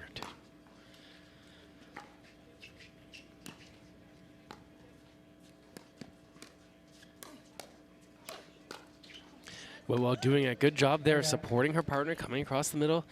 That 1-2 punch on the forehand and backhand side. They get the ball back here, leading in game number 1.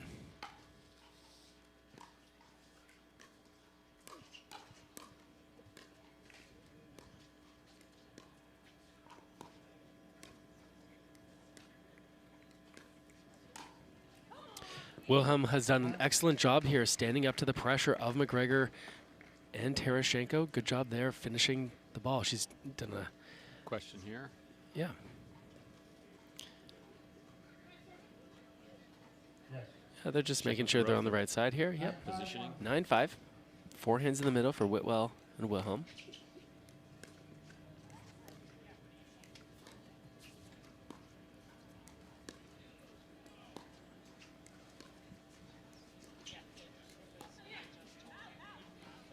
Terashenko Watching Yates play earlier today, used those lobs very effectively. She tries to do the same here. That ball sails a bit long. That's going to give us a game point here, Rusty. Wilhelm and Whitwell 10-5-1. looking to close it out.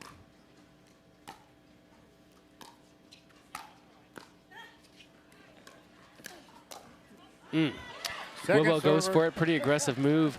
Excellent defense by Wilhelm. Terashenko puts it away. Yeah, Whitwell went a little bit out of her territory for that one. If you're going to go that far, you got to end the point, but they've got a lead here. Get another game point on the line.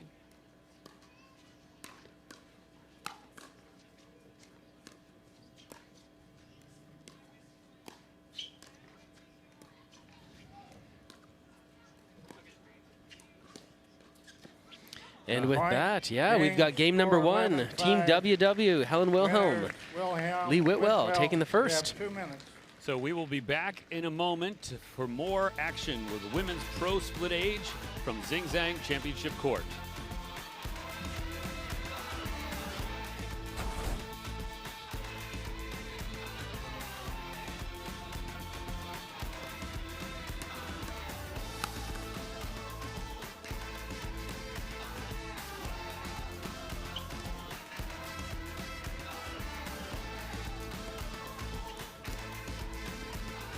Point, game, score 11-5. Margaritaville.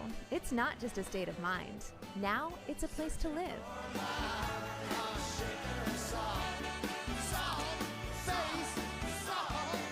Introducing Latitude Margaritaville. New homes in 55 and better communities where you can live the Margaritaville lifestyle every day. Find your new home at latitudemargaritaville.com.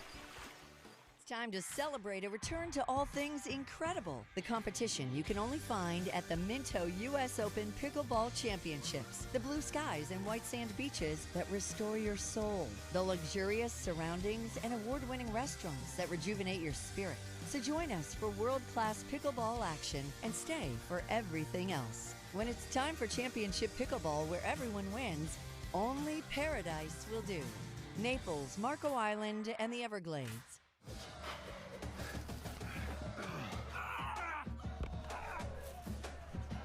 Working out doesn't have to be this complicated. That's why I make walking my workout with Skechers' new Workout Walker. They're loaded with performance and comfort technology, including a carbon-infused plate to add more spring to your step. They're ready for your ultimate walking workout. Just put them on and walk. You guys tired already? I'm still walking. Try Skechers' new Workout Walker. It'd be a lot easier if he just rolled. Match point, it's all up to me. Nothing can get in my way. And when they ask, what are you gonna do next? I'll say, I'm going.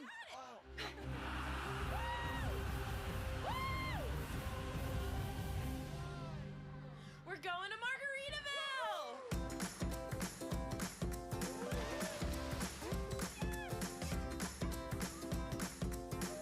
You can go to Margaritaville too. Visit MargaritavilleResorts.com. We're back in Zing Zang Championship Court with a breeze. You can see the flags going. The first serve of game number 2, just made by Cammie McGregor.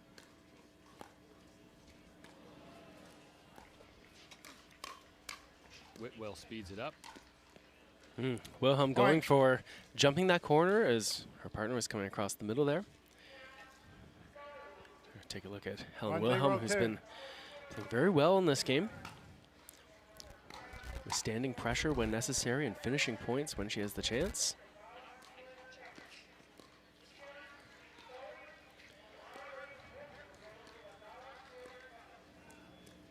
Up the net with this dink session. Side out. Cammie shaking her head. That was very atypical for her.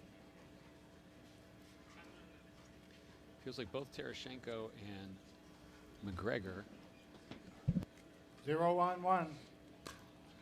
has a number of expressions. Seem like they're frustrated with where things are at.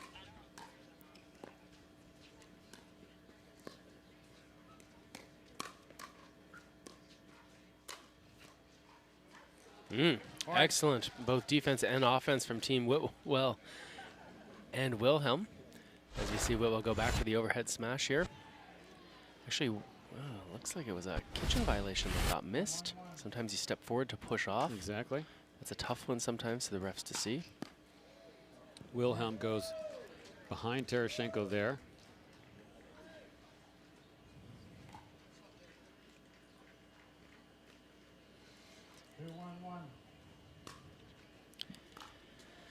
See if Terashenko and McGregor can find a way to solve this problem they have in front of them. Both Whitwell and Wilhelm doing their job very well so far.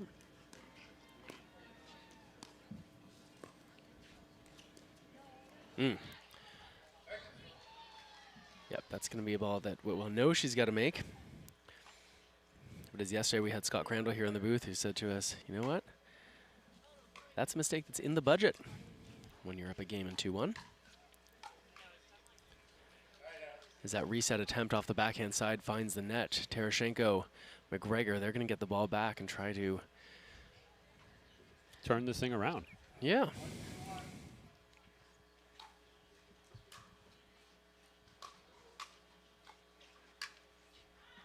Whitwell, that's an excellent backhand volley. Something players at home sort of to really emphasize how important it is to not be able to just hit backhands, you know, and keep them in play on that non-dominant side, but to also be able to put balls away.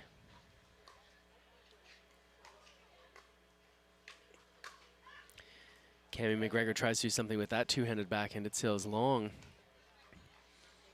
Again, we get the side out.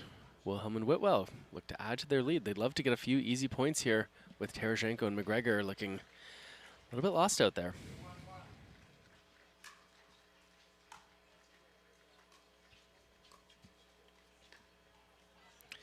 Wilhelm's backhand dink finds the net.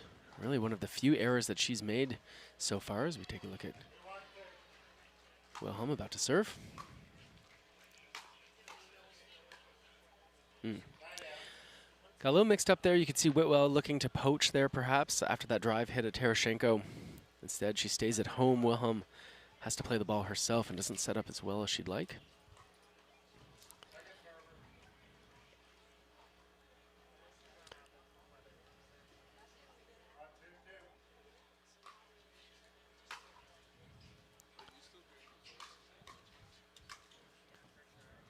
It's an around the post opportunity. Yeah, so sometimes the net hurts and sometimes it helps. In this case, it hurt Whitwell, helped Terashenko as it redirected that ball out wide.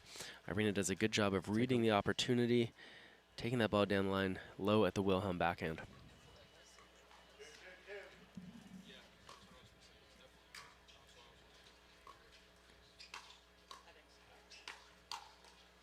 Terashenko at that point puts it away. Yeah, so when they've had opportunities to hit hard at Wilhelm, it has been quite effective. But because Whitwell and Wilhelm have done such a good job of keeping the ball down, there haven't been too many of those chances for Terashenko and McGregor. And we're now at a point where they're up in game number 2.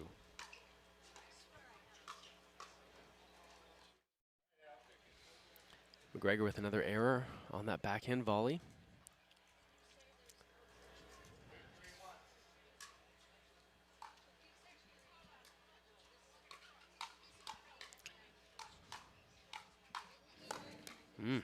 So this is my prediction here, Rusty, now, is that Terashenko and McGregor, the success that they have had so far has been when they start to hit hard. They have not really won many of the rallies where these are extended dinking rallies. So let's look to see if they try to step on the gas a little bit here.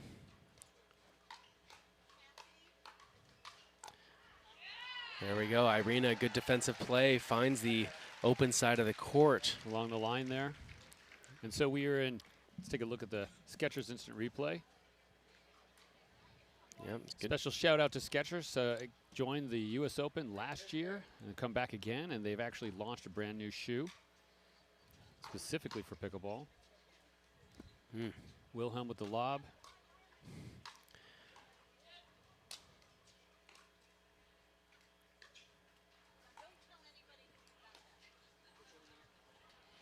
That ball looks like it's going to go just wide. There's going to be another point for Terashenko and McGregor. That lob that Wilhelm hit, you're right, it ended up being very effective. I'm not sure she meant to do it. It was a real desperate backhand volley as a defensive shot, but it worked out really well. Oh, almost crawled over the net. Yeah. And again, I think we're going to see McGregor and Tereshchenko start to speed things up just a little bit.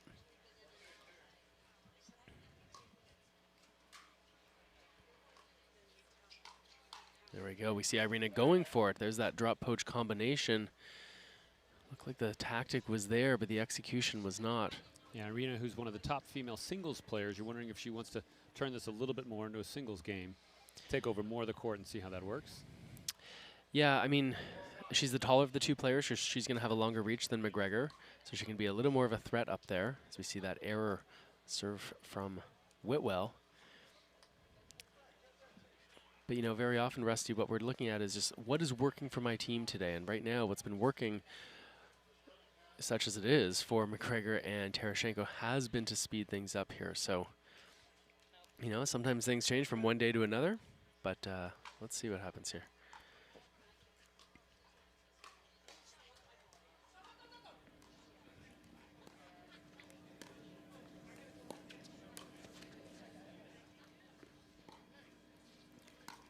Lob returned.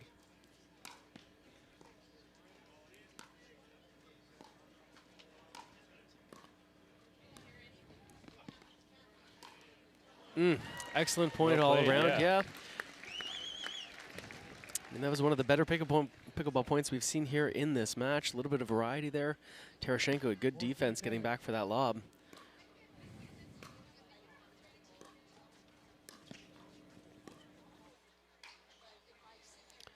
That is an error that Wilhelm and Whitwell cannot afford to make. They're going to take a breather. I think they want to think about it, make sure that Tereshchenko and McGregor don't get too far ahead.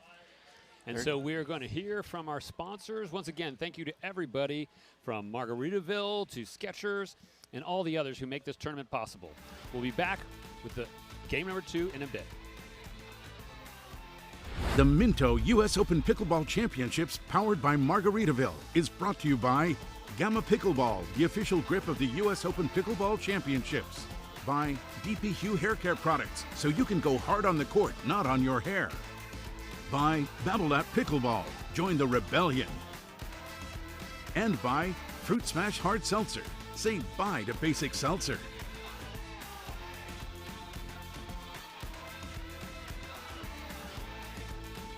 So as Tereshchenko and McGregor are climbing the ladder to turn things around and claim number 2, Wilhelm and Whitwell just called a timeout. We'll see if this works in their favor. Game number 1, as you can see there, was pretty quickly and powerfully won by Wilhelm and Whitwell. Tereshchenko and McGregor, the veterans here, both on championship court as well as in pickleball, are trying to turn the tides in their favor.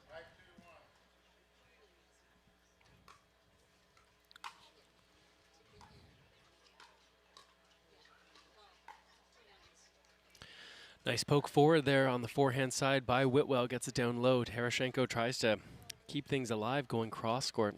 Goes a little too far on the diagonal. Let's like to see a switch. Just tried to go down the line, went a little wide there. Yeah, sometimes it's very tempting when your opponents are stacking to go to that open corner, and that's fine, but there's no need to go that much. And now we see a second error off the return of serve from Whitwell. And here we are with a 5-point lead for Tereshchenko and McGregor. I can only imagine feeling like the game might be in their grasp. I mentioned that pickleball is a game of momentum, Rusty. So we see here a series of points now, both a combination of good play from Tereshchenko and McGregor, but also a little bit of loose play from Wilhelm and Whitwell. They're going to have to tighten things up here if they want to make some inroads here in game 2. Tereshchenko with that soft lob serve. McGregor is there for that forehand, just a little bit late on it. That ball goes out wide. Wilhelm's happy about that. And Whitwell, she's going to take out over serving here.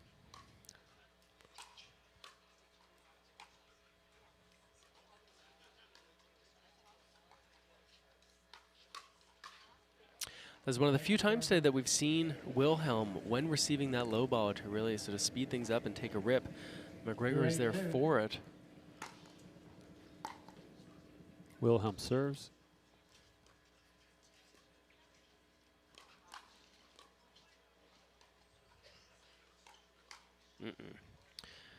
Got the first couple there, did Wilhelm, keeping that ball back in play and low, but couldn't quite handle the third. And so we have a side out with the serve coming back to McGregor and Tereshchenko. McGregor will be serving, and they're 3 points away from taking number 2 and sending us to 3 games.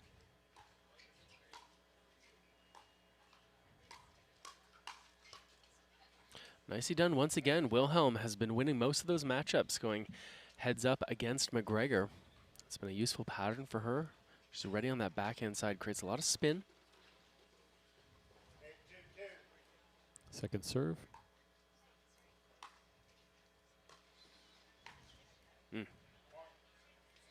This time trying to speed things up on the forehand side, ends up catching the net. And a big turn of events here with a continual run 2 points away. Yeah, so that's so I'd expect in game 3, I mean, assuming it goes to 3, more of that pattern where McGregor plays the drop and Tereshchenko crashes the net. Game point.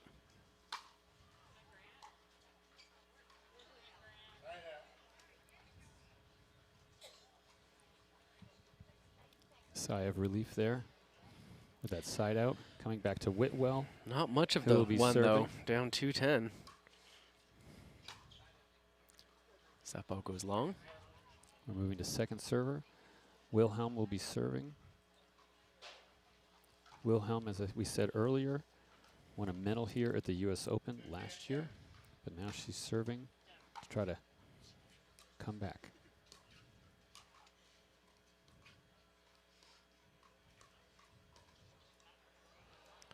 McGregor gets it. And once again, that heads-up play, Wilhelm versus McGregor. Wilhelm comes up on top. Setting up another chance here to try to get a little bit closer.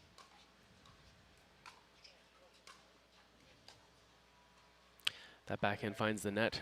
Just mistimed it. I mean, beautiful Zing Zang Championship court here.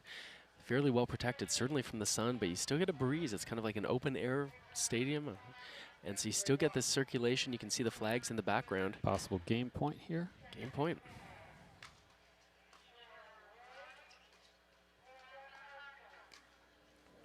There it is.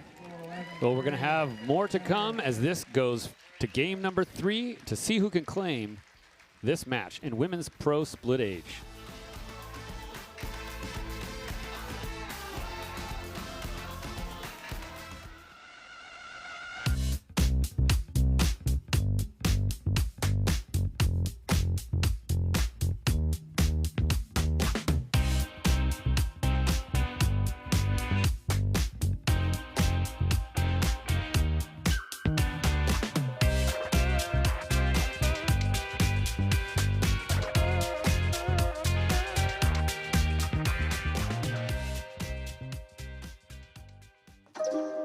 You don't get the moments everyone talks about without the moments no one sees. Early morning practice, late night drills, running it over and over. You don't get the crowd without the quiet. Everyone sees the glory, the medal, the podium, but every winning shot starts right here. Paddle Tech. Let's go again. My hard seltzering wasn't always secure. I don't like tall, slim cans in my hand. That's not me anymore. If you're sick of basic seltzers with artificial aftertaste, join a growing community that's taking back control of their seltzering. Fruit Smash changed my life. Thank you, Fruit Smash.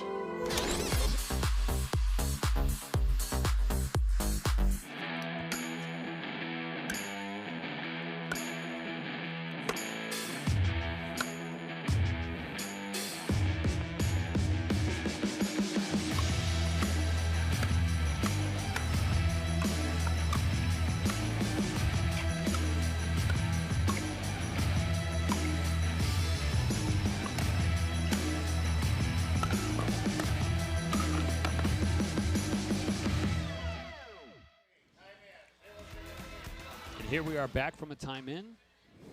as Whitwell serves game number 3.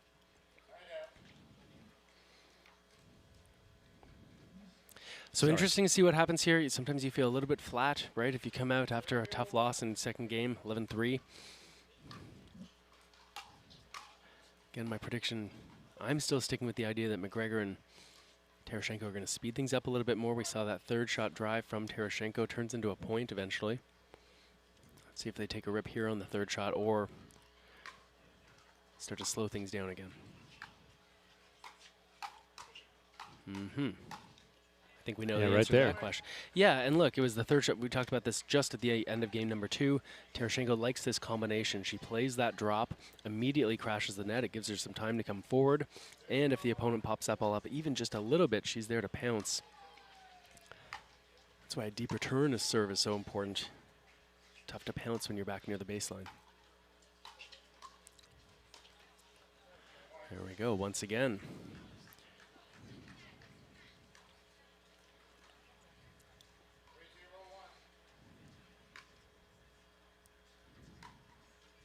Came again with that soft, deep serve. Yeah, Irina's she is looking to be active here. And so, all right, so that's going to get measured as an unforced error probably, right? Wilhelm had a low ball on the backhand. She missed it wide.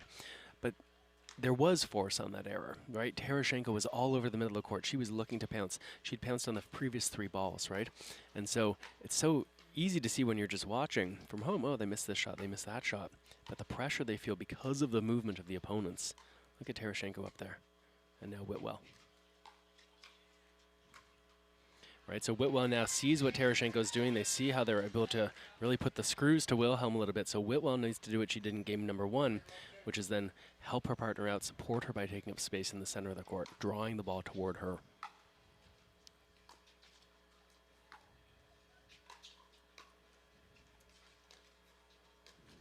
Little dip on the net. McGregor's able to get it back, and then Wilhelm hits into the net. So we're up to 5-0 with a quick lead on Tereshchenko-McGregor, trying to come back after losing 5-11, game number 1, to claim out victory in this match.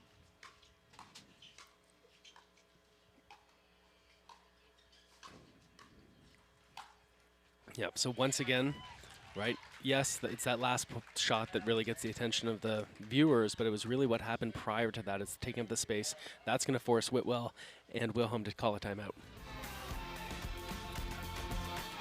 And we'll be back in just a moment with a continuation of game number 3.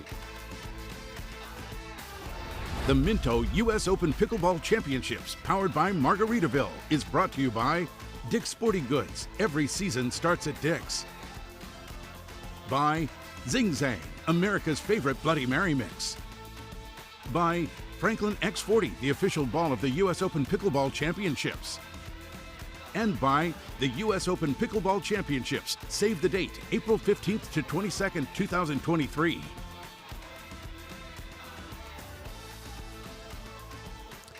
And we're back to continue game number 3. Tereshchenko-McGregor with a strong 6-0 lead after the timeout called by Whitwell and Wilhelm. We'll see if they can stop the momentum. Again with that soft, deep serve.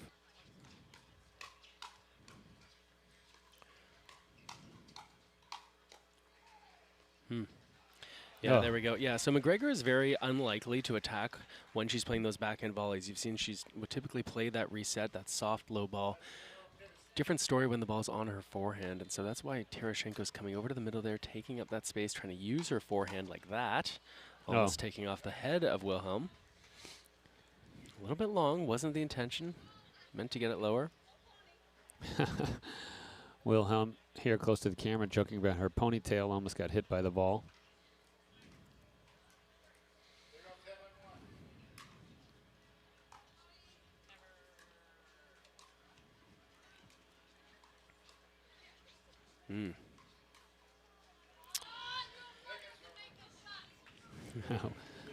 Off court, if you didn't hear that, Whitwell just said, your mother could make that shot.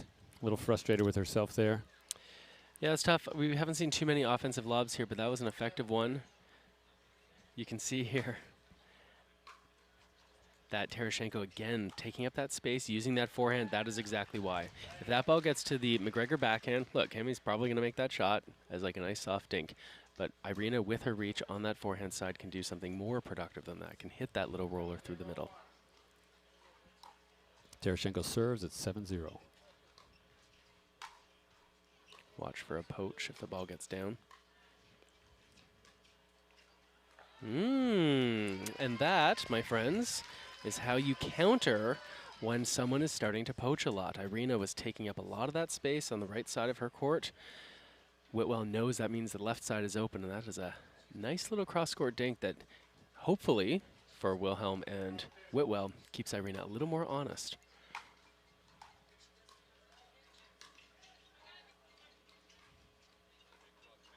You have to switch sides there. Yeah, a bit of a broken play here.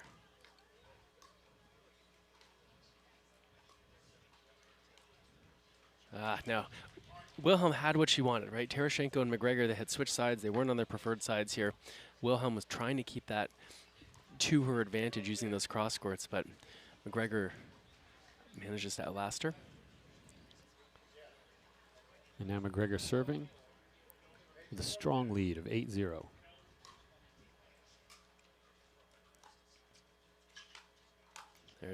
So that's that pattern we saw again. Terashenko playing a third shot drop and then crashing the net. Got what she wanted, a high forehand, just mistimes it.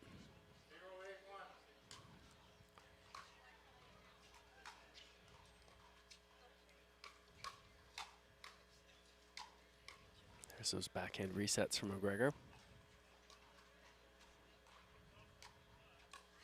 Yeah. There we go, just too good. Terashenko capitalizing on that high ball off the Whitwell paddle. These pros are so good. This is, again, something that separates level of player. The pros are so good when they do get that high ball, putting it down into the court where it's very difficult to return. Trying to now put some points on the board. Stop this bleeding. Speaking of putting balls down into the dirt, Terashenko, great overhead smash. Placed right in, split down the middle. Everyone says down the middle solves the riddle. It's easier said than done, but effectively done here.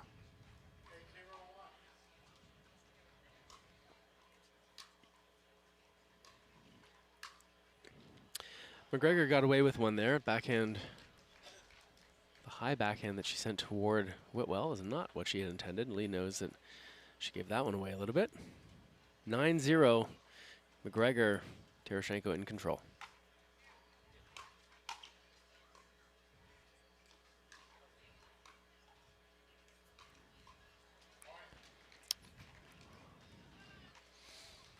Okay, so we have possible match point after a strong victory in game number one. Wilhelm and Whitwell right now are trying everything they can to keep from losing this point.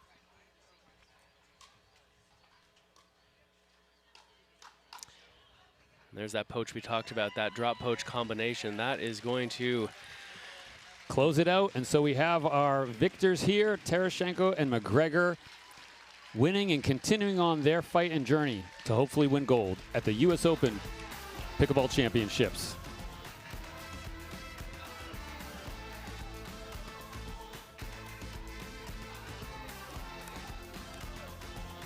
Tight out. Take a look at some of the action happening throughout this point here in this game. Yeah, I mean, a little bit of a roller coaster in the end. McGregor and Terashenko did what we sort of expected going in. They were the favorited team out there. You know, got to hand it to Whitwell and Wilhelm, made them earn it, going all three, especially Helen Wilhelm standing up to a lot of pressure early on in game number one. Yeah, Terashenko coming in very strong at the end. You can see her, they're giving an applause to everyone else. Thanks for watching. We have more matches to come. On the court, you can already see Kelly Smith and Eva Welch are warming up, but we will be back to Zing Zang Championship Court after this.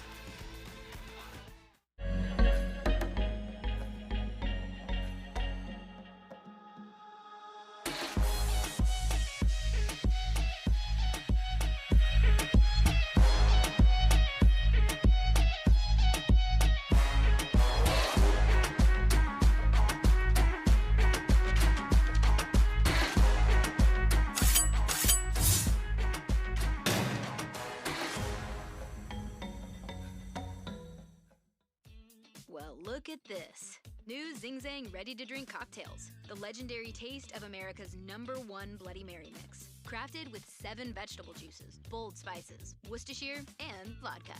The legendary Zing Zang Margarita. All natural key lime, grapefruit, 100% blue agave, tequila included. Introducing new Zing Zang ready-to-drink cocktails. Legendary drinks. Ready to enjoy anywhere. Are you ready? You don't get the moments everyone talks about without the moments no one sees. Early morning practice, late night drills, running it over and over. You don't get the crowd without the quiet.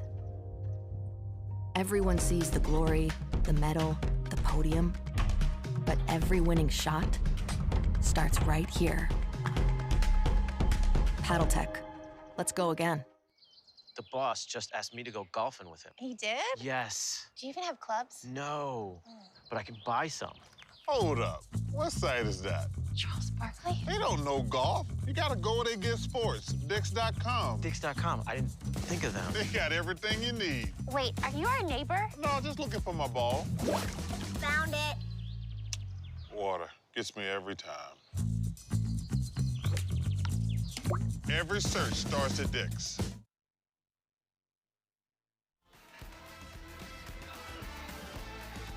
So we see there the match stats brought to you by Skechers, Tereshchenko McGregor, and Wilhelm Whithold. Yeah, I think, you know, you look at the differential there between unforced errors, a lot of those came for Wilhelm and Whitwell in games number 2 and 3. They were very steady in game number 1, more mistakes by Tereshchenko and McGregor early on. They tightened things up a little bit, and, you know, the pressure was too much. And so, yeah, Wilhelm, Whitwell, they made them earn it. Right, took it to 3. Absolutely. That's a good result, I think. But in the end, Tereshchenko and McGregor come out on top, and we've got some great action coming up in just a moment, Rusty. Yeah, we're excited to be seeing. Actually, the stat there says men's pro singles, but it was the women's split age pro doubles. We're so excited to be here once again at the US Open Pickleball Championships, powered by Margaritaville. You're taking a look at the wide angle there of this amazing open air arena Zing Zang Championship court. Coming up, we will have Welsher and Smith versus Johnson & Johnson. A little bit earlier, we caught the back end of a match that Johnson & Johnson were in. And so stay tuned for the action coming up in a bit.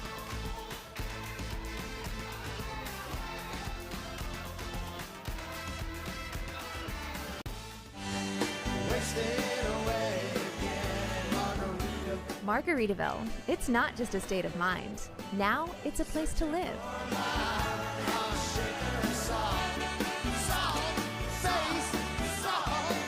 Introducing Latitude Margaritaville. New homes in 55 and better communities where you can live the Margaritaville lifestyle every day.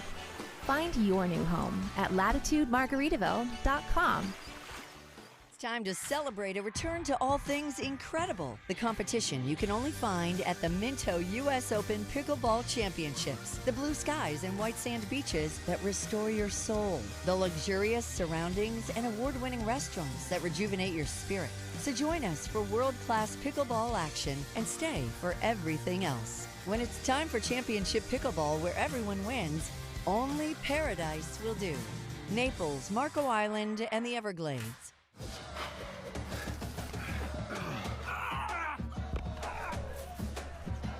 Working out doesn't have to be this complicated. That's why I make walking my workout with Skechers' new Workout Walker. They're loaded with performance and comfort technology, including a carbon-infused plate to add more spring to your step. They're ready for your ultimate walking workout. Just put them on and walk. You guys tired already? I'm still walking. Try Skechers' new Workout Walker. It'd be a lot easier if you just rolled. Match point, it's all up to me. Nothing can get in my way. And when they ask, what are you gonna do next? I'll say, I'm going.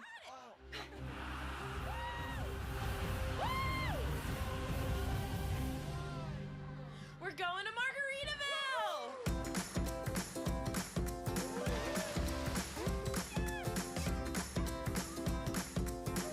You can go to Margaritaville too. Visit MargaritavilleResorts.com.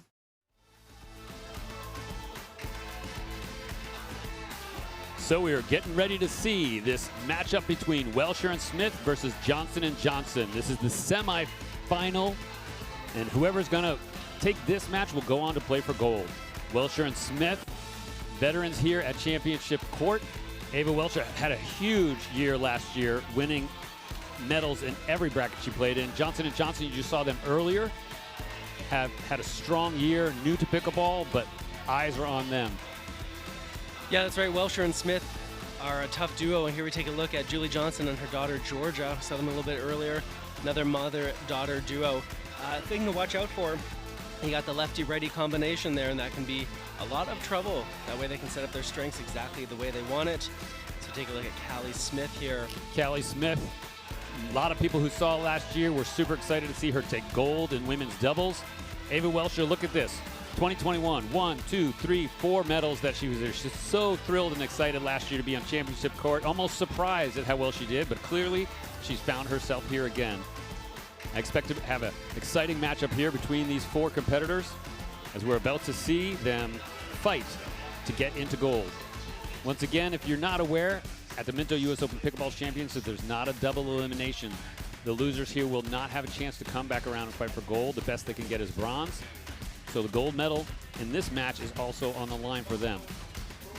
Yeah, that's right. If you want to win the gold, you better go undefeated in this tournament. The best you can do if you go down into the losers bracket is come away with a bronze medal. As you see, Smith and Welsher playing to the crowd just a little bit. Such a great atmosphere here, Rusty, at Zing Zang Championship Court. The crowd loves it. The players love it. Conditions are perfect. And we have there, they're calling out Julie Johnson once again, who's native to Florida. So the Johnsons are native to Florida. Georgia there on the other side with the chicken and pickle shirt on. Shout out to them, I guess. But the Callie is from Utah. But again, everybody's used to this arena here, this weather. It is later in the day. There's still a bit of a breeze. So it's not horrible Florida. Although you can see everybody's sweating quite a bit. There's no such thing as horrible Florida. There is no such Rusty? thing as horrible Florida. Come on. It's beautiful Naples is what it is. But the humidity sometimes does take a toll. Everyone's encouraged to constantly be hydrating. It can be very deceptive because you're here, you're enjoying it, you feel the breeze, but dehydration does sneak up on you sometimes. And as these continue to warm up, so what are you expecting to see with some of the differences here? Yeah, it'll be interesting to see. You know, all 4 of these players have pretty versatile games. Smith, definitely we're going to see someone, like she is someone who likes to crank things up, whether it's off the ground, hitting those third shot drives, or up near the net. She's going to be aggressive. You see a 2-handed backhand from her. She is someone who likes to let things rip. We're going to see, I think, a lot of movement. And similar to what we saw in the last semifinal, we're going to see where players target other opponents. And sometimes you go into the match with one plan. Hey, here's who we're going to target.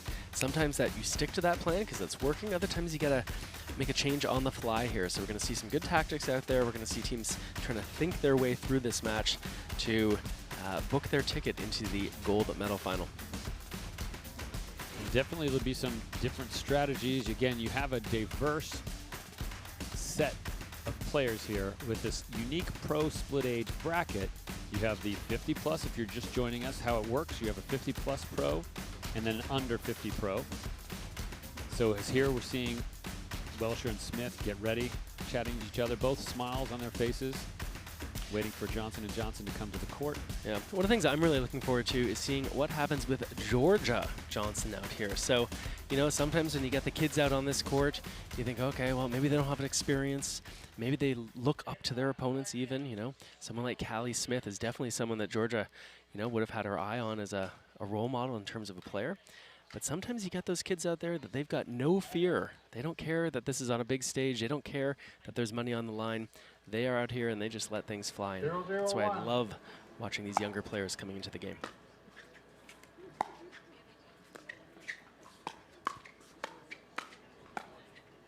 Second serving.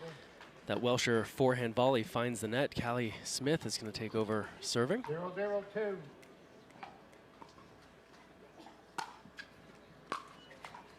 A lot of topspin. Watch Smith as she serves. She uses what's known as almost a semi-western forehand grip. It's pretty far over. That allows her to really brush up on the ball, create a lot of spin, occasionally an error. helps that ball to dip down low, even when it's hit hard. Sitting on that backhand is Smith. Johnson, senior, went hard at her. Callie was ready for it and gets a little help from the net. Again, watch the spin. Side out. We have a side out with Welcher and Smith with a 2-0 lead. Johnson and Johnson trying to put some points on the board.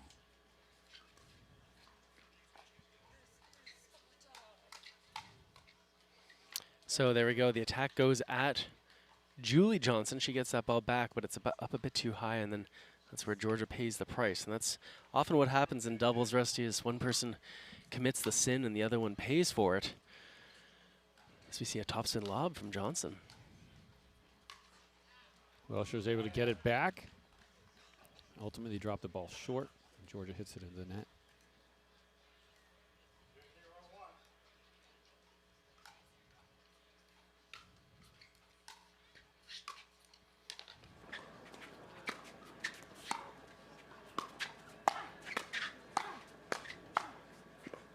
Welcher does a good job there. Two back-to-back drives followed by a little reset backhand.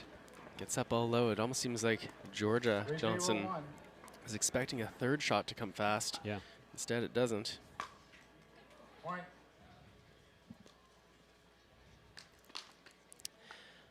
Welcher and Smith continue to add to their lead here, 4-0. Women's semifinal split age. Yeah, the point heats up there a little bit, going in the favor of Welcher and Smith. 5-0-1. A strong 5-0 lead already.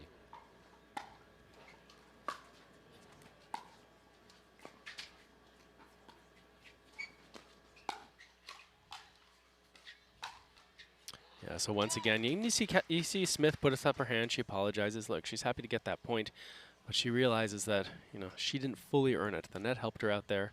Once again, setting that ball up high, making the put away a little easier, giving Johnson virtually no chance.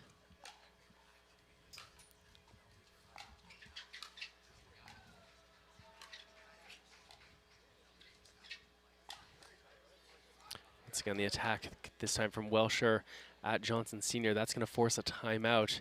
Georgia and her mom, they're going to want to think about what they can do to stop this train known as Welcher Smith. With that strong 7-0 lead, going into the timeout, we will be back to you in a bit.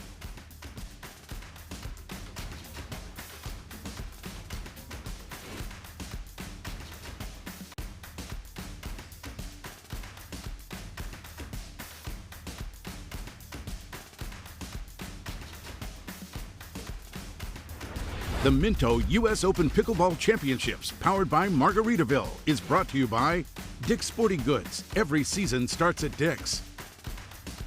By Zing Zang, America's favorite Bloody Mary mix. By Franklin X40, the official ball of the US Open Pickleball Championships. And by the US Open Pickleball Championships. Save the date, April 15th to 22nd, 2023.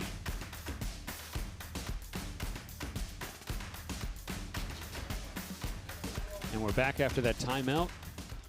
Welcher serving 7-0. The Johnsons trying to finally get some points on the board. It's been so interesting watching Welcher hit her serves high, slow, loopy, and then watch Callie Smith here take a rip at this serve. It's like two diametrically opposed first shots.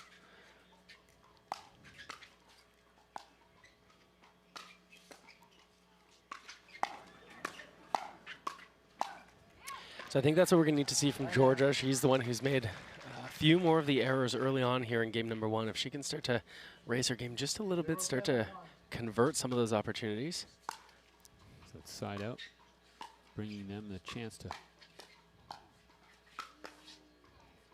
go. Get their first point on the board. So we're early on in game number one of the semifinal for the women's pro split age.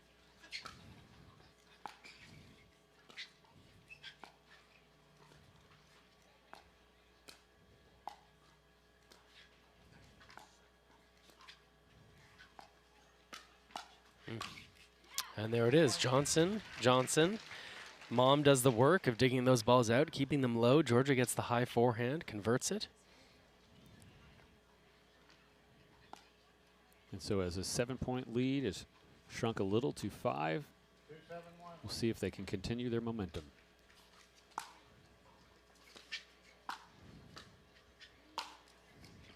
Nice read but there by Callie Smith. You know, sometimes you hear that you've got him back, keep him back. But in that case, when Callie got the high ball, she knew that Georgia was closer, and she was more of a sitting duck there. It's a good job finishing that point. So side out coming back to Welsher and Smith. And again, yes, people have asked. We just saw the winner from this will go on to play for gold.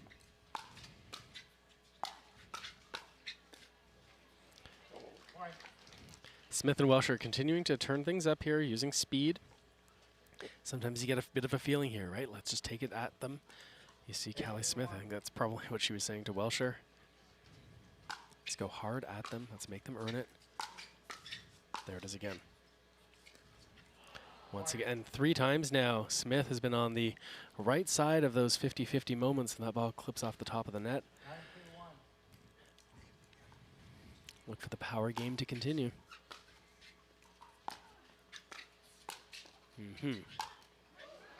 Right now, Callie Smith is a one-woman wrecking crew out there, hitting the drives from the baseline, crashing to the net, getting that high ball. That's going to force a timeout here with game point here in game number 1. And we'll see if they can have a chance to turn the tables after this timeout in a moment.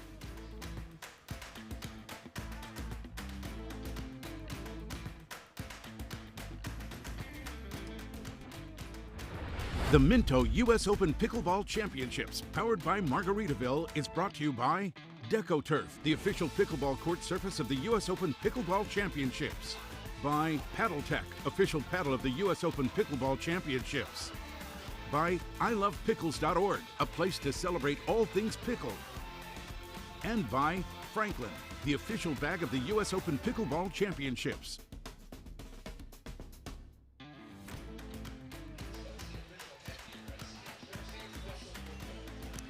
And we're coming back to game number 1, which we're right on the edge of being closed out by Welsher and Smith, who are serving. Callie Smith's about to serve for possible game point here. I think Smith's going to hit these balls hard, Rusty? I think she's going to rip the serve. Recall the score.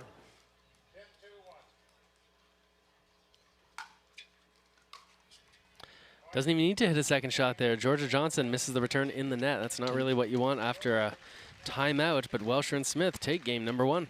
So game number 1's in the books. Let's take a look at that serve there. So much spin, good depth on it, good speed. Tough under pressure, especially when you're down 10-2. But it's not over yet. We'll be back with game number 2 in a moment.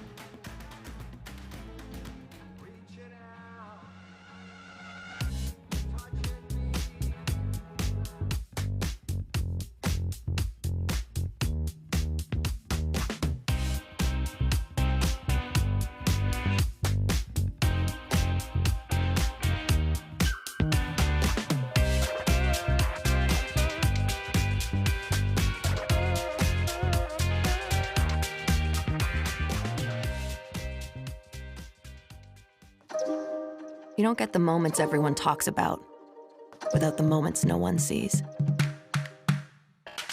Early morning practice, late night drills, running it over and over. You don't get the crowd without the quiet. Everyone sees the glory, the medal, the podium, but every winning shot starts right here. PaddleTech. Let's go again. My hard seltzering wasn't always secure. I don't like tall, slim cans in my hand. That's not me anymore.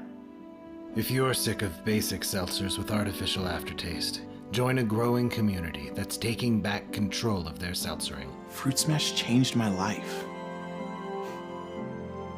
Thank you, Fruit Smash.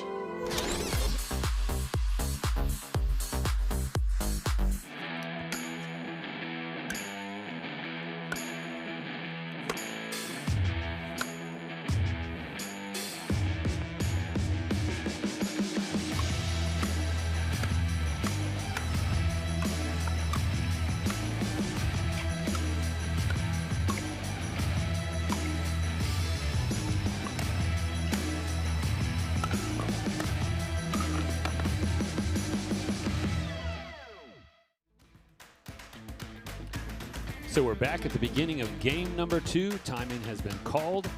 Ava Welscher serves after a strong 11-2 victory. Johnson & Johnson certainly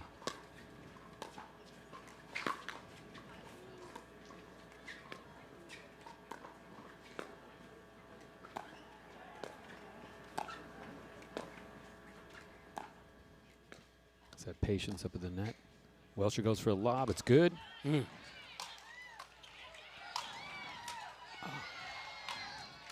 Oh. So good defense there from Crowd Georgia. like that. Georgia, yeah, some appreciation from the crowd. They'd like to see this match get a little bit tighter. And Johnson, if they keep playing points like that, that's going to do it. But Callie Smith, just too much power on that overhead smash. Ooh. There we go, Smith, yep. So Smith has been coming, we talked about this last match, Rusty. Smith has been crowding the middle, taking some space. And that's one way to respond to it, is to go behind her with that down the line. Nicely done by Julie Johnson.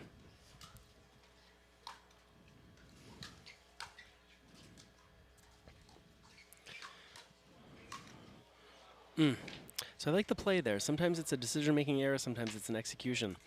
Georgia comes across, she gets that high ball, she has an opportunity, she gets a second chance on her backhand, just doesn't execute it. Ooh.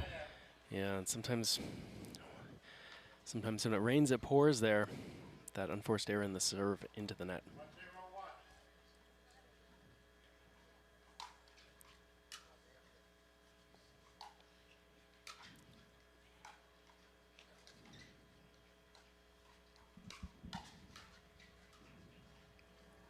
Ball goes just a little bit long, got up too high. Johnson have the wind a little bit at their back here. That ball is sailed a little too far.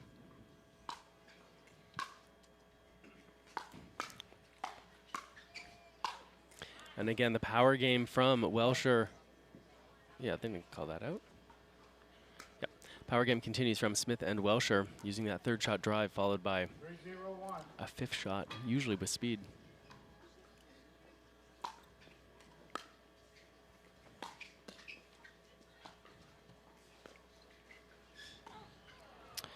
Nicely done, Julie Johnson. Exactly, that lob.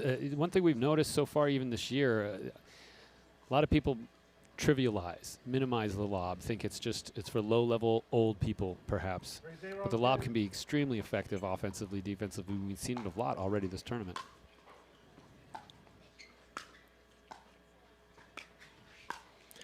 Like anything, the trick is to use it in the right way at the right time and to have the execution be on point. If you hit a lob and you hit it too short, you're in trouble, and obviously if you hit it too long, it's out. So yes, the lob can absolutely be effective when it's used intelligently. Yeah, certainly with Callie Smith on the, well, both of these players, but with the overheads we've already seen from Callie, if you're too low, it's coming right back at you.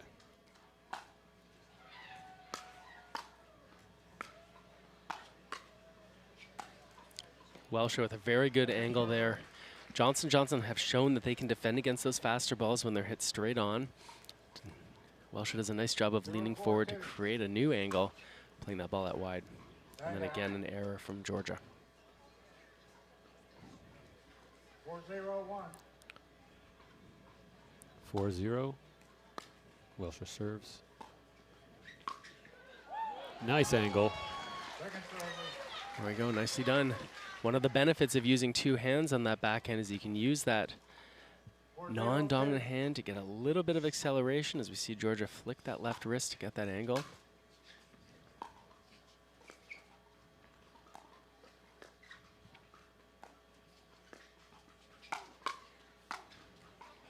Good defense from Georgia on the first ball. Welscher stays on top of it, though, puts away the second attempt. They continue to cruise here in game number 2. Yes. 5-0-2. Once again, we're finding ourselves as a 5-0 lead, similar to the last game. Welscher ready for that backhand. She was sitting on it big and juicy when it came over the net. 6-0-2.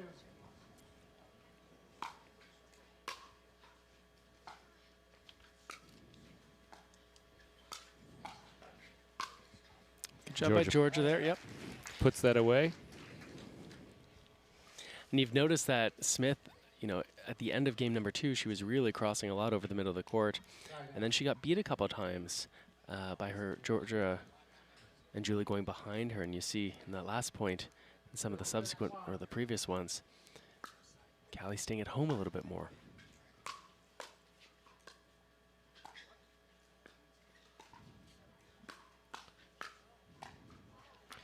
Nice job by Johnson & Johnson again. Interchange works. Brings Yeah. it back to them.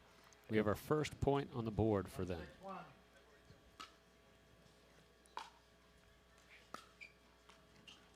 Second server. 1-6-2.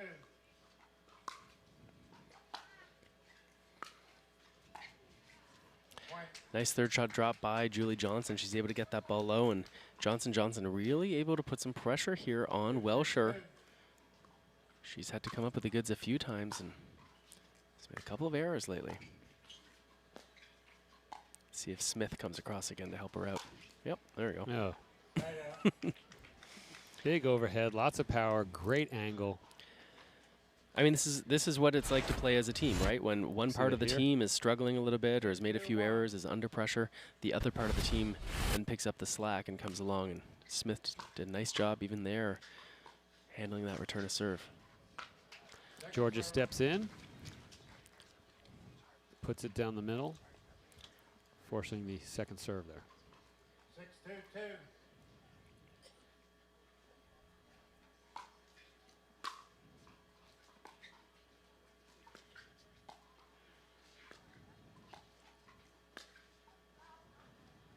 Julie tries that lob again, goes long. Fortunately, putting another point on the board, leaving them only 4 points away from claiming victory.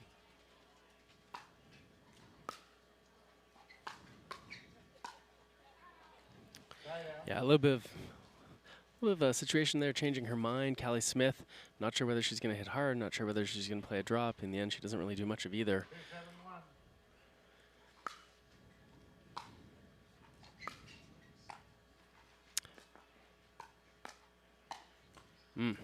Nice put away by Welsher at the end. Yeah. It was really her first volley, that little drop volley on the cross court. Made Johnson sort of stretch and elevate that ball a bit. Great touch around the net. Second serve, still a chance.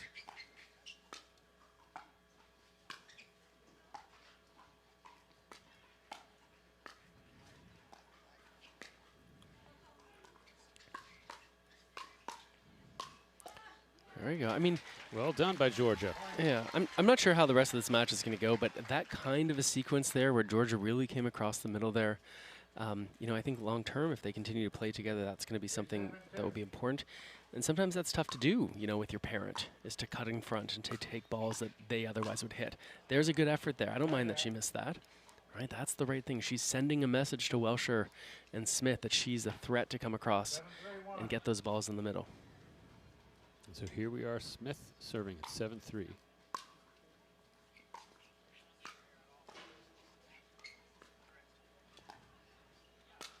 All right, there should be a poach there. There we go. Again. Right, so that kind of play, especially if Julie gets backed off with a lob, that to me really is the green light for Georgia to really take up that space in the middle. Second server.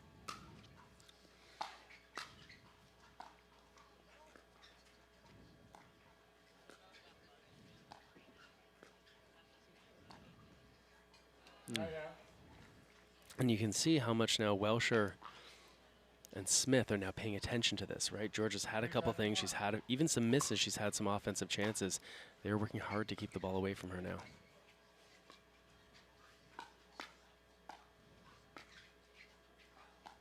Hope from the net.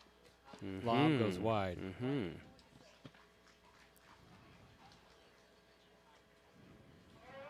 Smith and Welsh are discussing a little. 4-7-1.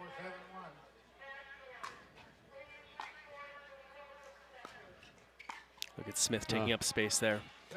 Right, that was essentially an I formation where Callie Smith was in the center of the court, right at that tee, and Welsher was behind her. There was no way that that ball was not going to be hit by Smith.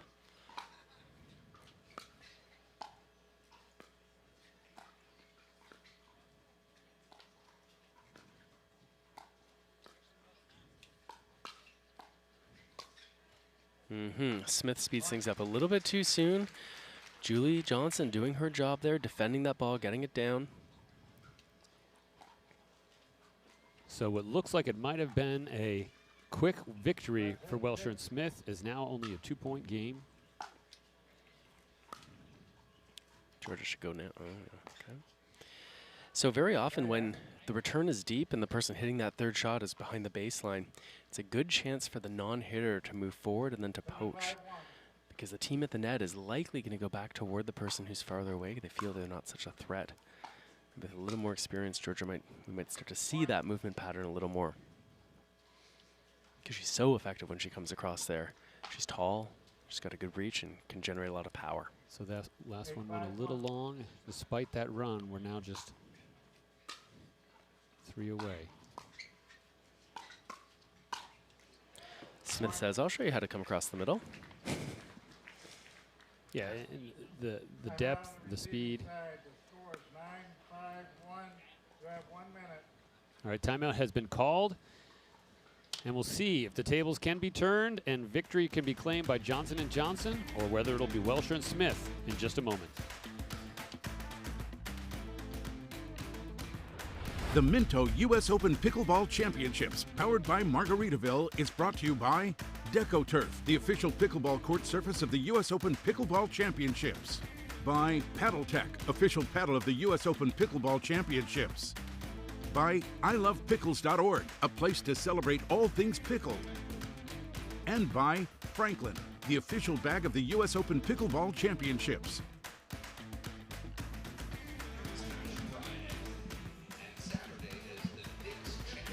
And we're back after the timeout has been called. Welsher and Smith have a 4-point lead at 9. Johnson & Johnson were behind, had a good run. They got stopped at 5. If you're just joining us, this is Rusty from Pickleball Chancellor. I'm joined with Mark Renison from Pickleball Coaching International. Thank you for watching. Let's see what happens. So Smith continues to plan that when that return comes, she is going to pounce on it quickly. Hit it hard. Match point. 10-5-1.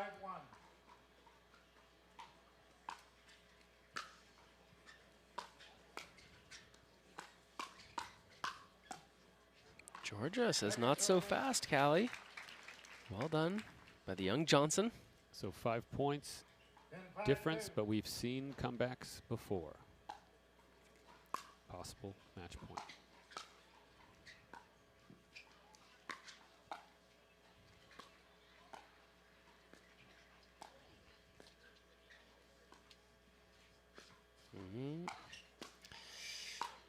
That is the risk with the lob if it's a bit short. Point game match goes to Welsher and Smith. 11-2, 11-5. Both Callie and Eva celebrating there. Let's take a look at this match here a little bit and what brought us to this point as Callie Smith hypes up the crowd. Yeah, I mean, this was it was a good match. Johnson, you know, at times they put up a fight. I can see why Georgia Johnson, you know, we're so excited about her coming into the game right now as a young pro. But Smith and Welsher, really just too much firepower out there, as well as being able to use angles like that. Entertaining match all around. I liked it, and I'm looking forward to more great action here on Championship Court. And we have more action coming up as we'll be watching men's matches soon. The winner, Welsher and Smith, with an exciting pickleball play.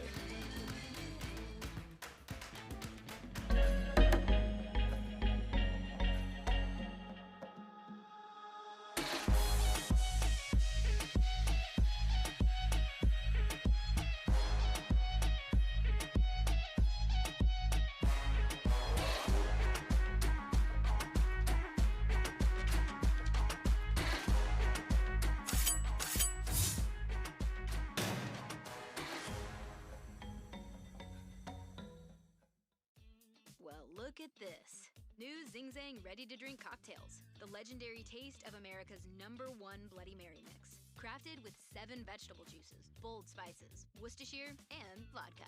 The legendary Zing Zang Margarita, all natural key lime, grapefruit, 100% blue agave, tequila included. Introducing new Zing Zang ready-to-drink cocktails. Legendary drinks, ready to enjoy anywhere. Are you ready? You don't get the moments everyone talks about without the moments no one sees. Early morning practice, late night drills, running it over and over. You don't get the crowd without the quiet. Everyone sees the glory, the medal, the podium, but every winning shot starts right here. Paddle Tech. Let's go again. The boss just asked me to go golfing with him. He did? Yes. Do you even have clubs? No, but I can buy some. Hold up. What site is that? Charles Barkley? They don't know golf. You gotta go where they get sports. Dix.com. Dix.com. I didn't think of them. They got everything you need. Wait, are you our neighbor? No, just looking for my ball. Found it. Water gets me every time. Every search starts at Dix.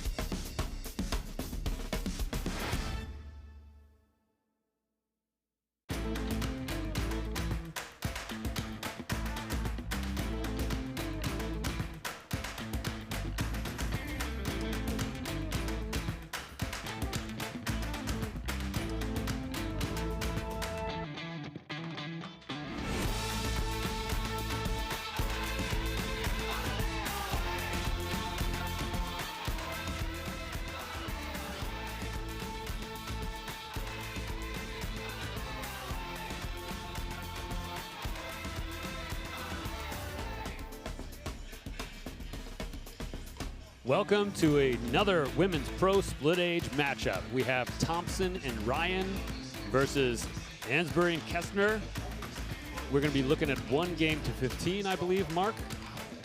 Yeah, that's right. This is a backdraw match. These teams have lost earlier in the day. They're going to want to try to give themselves a chance to get that bronze medal.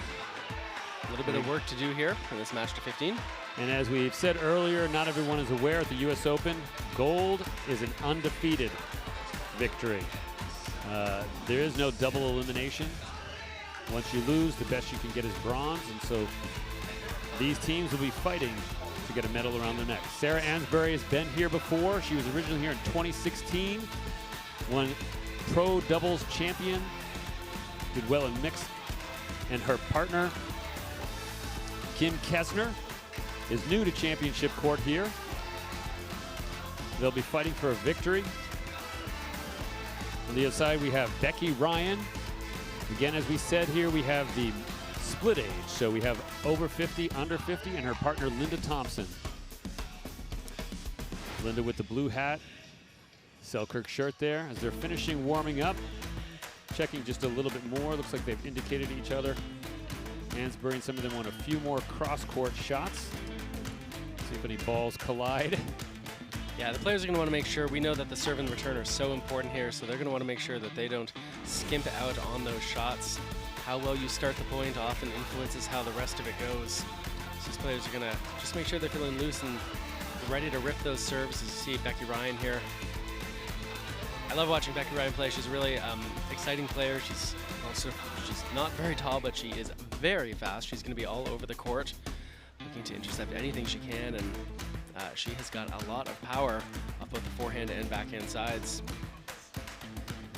The audience is here on the edge of their seats. The stadium has been filled with energy all day long. It's a little bit extra shade here. You can see some people fanning themselves, but the crowd has been enjoying some great action of the men's and the women's pro split age. We have a referee there. I believe that might be Ed across the way. As they're getting ready, the first serve will be coming up in just a moment. He's announcing the players now, I believe, on court.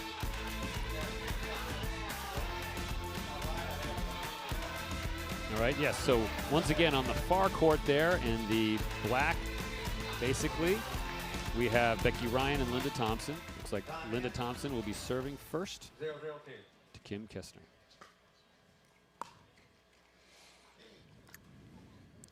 Sometimes you get some nerves here, especially if it's your first time on championship court here. Oh, nerves early on.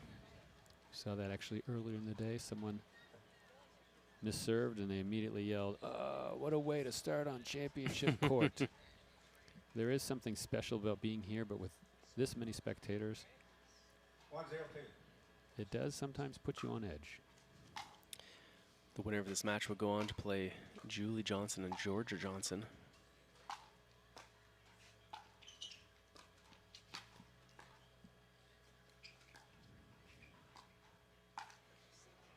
Ansbury's not going to want to miss too many, though. She's a veteran out here. A lot of experience here at the US Open. I suspect that Kestner is going to be seeing a lot of balls in this game to 15. So look to see Ansbury be ready to help out. We talked earlier. There we see Becky Ryan coming across, missing that ball. Now, Rusty, sometimes you hear people say, well, look, if you're going to poach, you better make the shot.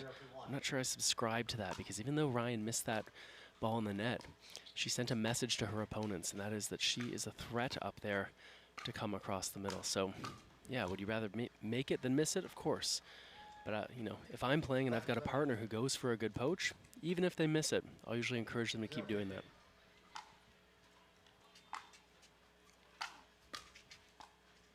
Ansbury serves. 0-2. Kestner tries to be a little bit tricky, poking that forehand down the line. Ryan, well left.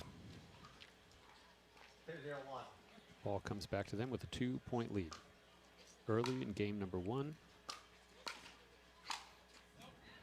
Again, so if I'm Linda Thompson, I say, okay, Becky, like, settle down a little bit, but that's still the right play. A good low ball off that third shot, followed by the cross. The ball was there.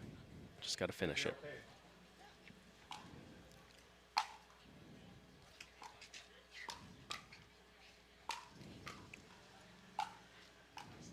defense. There we go. Kesner stands up to that pressure on the backhand side, keeping the ball low. Thompson with the miss. 0-2-1.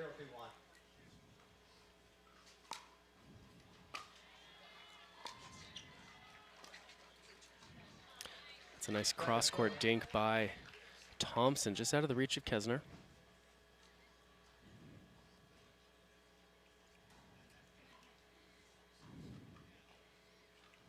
Hansberry about to serve. We see Ryan there receiving.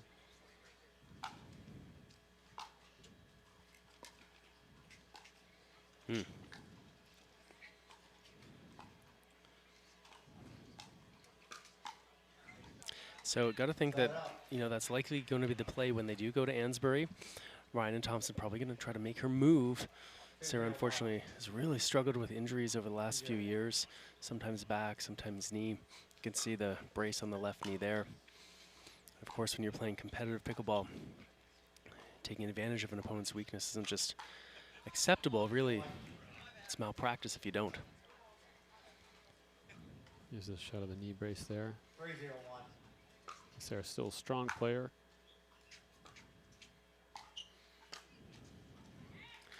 Yeah, that's a tough one there. Ansbury trying to help out Kesner by coming across. That ball sits up a bit too high. Thompson makes her pay. 4-0-1. And we find ourselves with a 4-0 lead.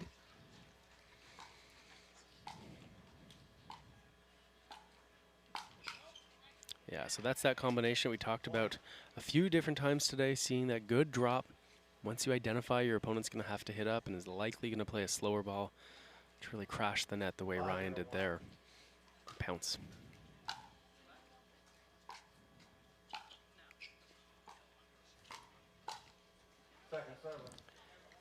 Kesner nicely done, just out of the reach of Becky Ryan. As a reminder, this is 1 game to 15. So stakes are a little higher at this point. There's no second chance.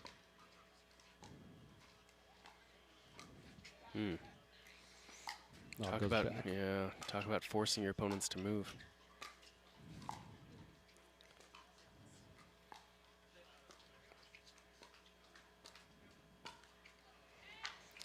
Kesner not able to hang on there. Good variety. So far from Ryan and Thompson, we've seen speed ups, we've seen dinks, we've seen longer rallies, we've seen lobs. They're showing Ansbury and Kesner right now that the only thing they can really expect is a little bit of everything. Kesner should have let it go out. She realizes now. It's hard. A timeout's been called as Thompson and Ryan take a strong 7-0 lead. We'll see if Ansbury and Kesner can turn things around when we come back. The Minto US Open Pickleball Championships, powered by Margaritaville, is brought to you by Gamma Pickleball, the official grip of the US Open Pickleball Championships. By DP Hue Hair Care Products, so you can go hard on the court, not on your hair. By Babolat Pickleball, join the rebellion. And by Fruit Smash Hard Seltzer. Say bye to basic seltzer.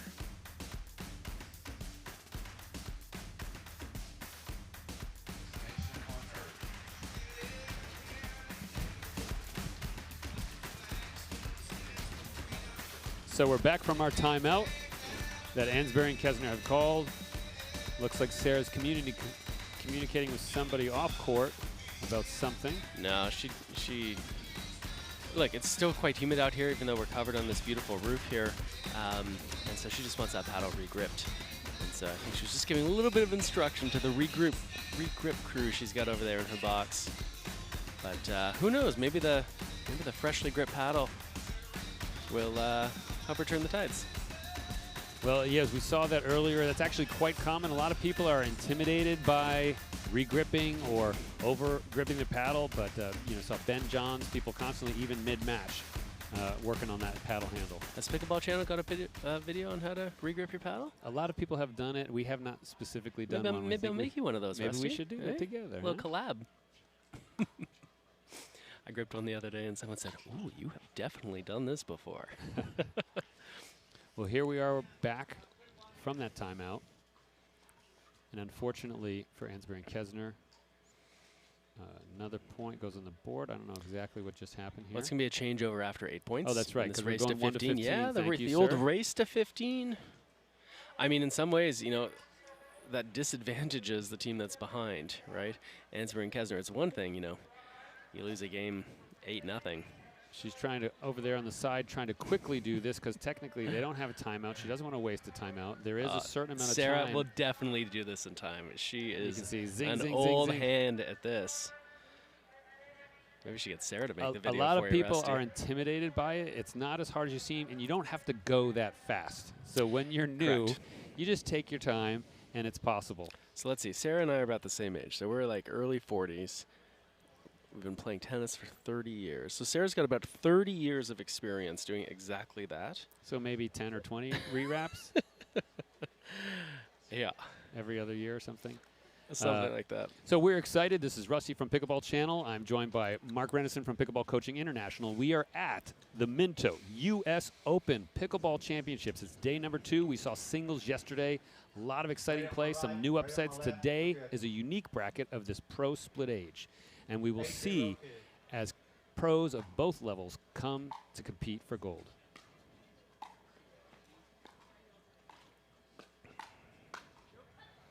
Becky Ryan finishing things off after Linda Thompson gets things started. Nice forehand past Kesner.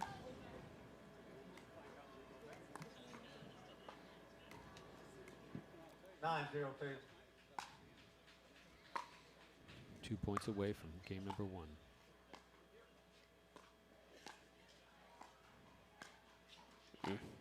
Not high enough. Ansberry gets it, but then Kesner sends it a little long.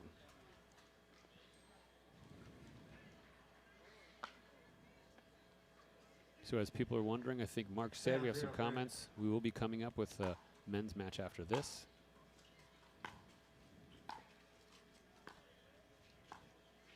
And do we know who that's going to be, Rusty? It's my understanding, things can change sometimes, that we have Gingrich Newman versus Johnson and Murcher. Ah, Murcher Moriaru. Yes. That will be a good one out there. The brain surgeon versus the mental health, I should say, sort of the mental focus coach of Dane Gingrich. But right here, Ansberry Kesner are fighting. Ooh, Becky Ryan. Told you earlier how agile Ryan was out there. We see her getting. She went all the way back under her hands there, came right back up to stay in the point. Yeah, practically a limbo move.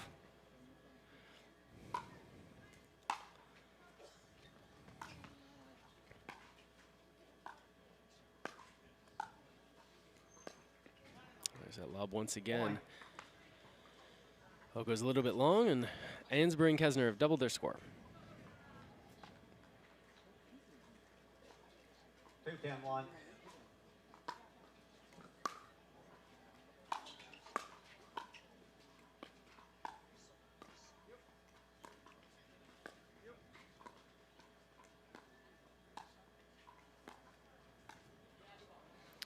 Ansberry misses that backhand dink in the net. Always a little bit riskier when you go down the line over the high part of the net, the short part of the court. Ansberry pays the price there. Side out.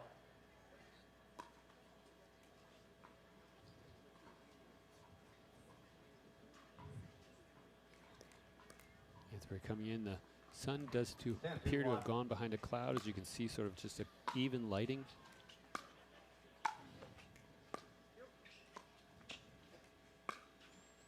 About nicely down the middle. Linda Thompson with a smile and a slap on the back from Ryan.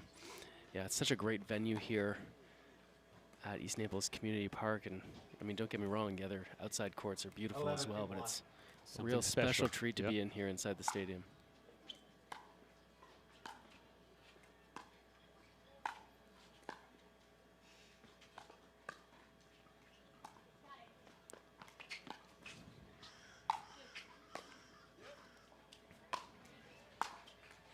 You can see there, Ryan says to Thompson, oh, that should have been a drop. You heard the crowd reaction? Yeah, I mean, just clip the top of the net. 11-2. Again, you can afford to be a little more assertive on those. Yeah, So that's a move that we talked before. A good deep return. Thompson's far back. She plays a great drop. Ryan has to start coming across the middle there, especially, nothing against Linda, but when you're playing with a senior pro, they're not going to be able to cover as much ground as the players that you will often play with. And so that player near the net has to support their partner, has to come across and be ready to handle really anything that's landing short in the kitchen. And if you are just joining us, wondering why we're still playing at 11-3, this is because it is 1 game to 15. These teams have both lost already and are now competing for bronze. Well, they're on their way to bronze. The loser of this will go on to play Johnson Johnson. Yes. Yep. This is not the bronze match. Yep. They're hoping for bronze. Linda Thompson speeds things up. Kesner-Ansbury gets signals crossed a little bit. Not sure who that paddle went off of, but doesn't really matter as it goes wide. Sorry, yes. The winner will go on to compete for bronze, but both teams have lost once, which is why they're only in the bronze-only bracket right now. Becky Ryan once again dodging that offensive shot from Ansbury.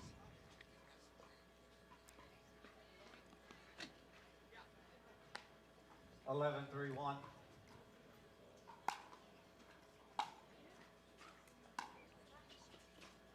Second server. Forehand drop looked like it had a chance to land in. Sails a little bit wide. There is still a breeze that goes through here, a little bit gusty.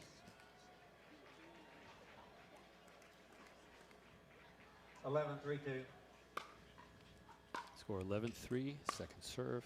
Side out.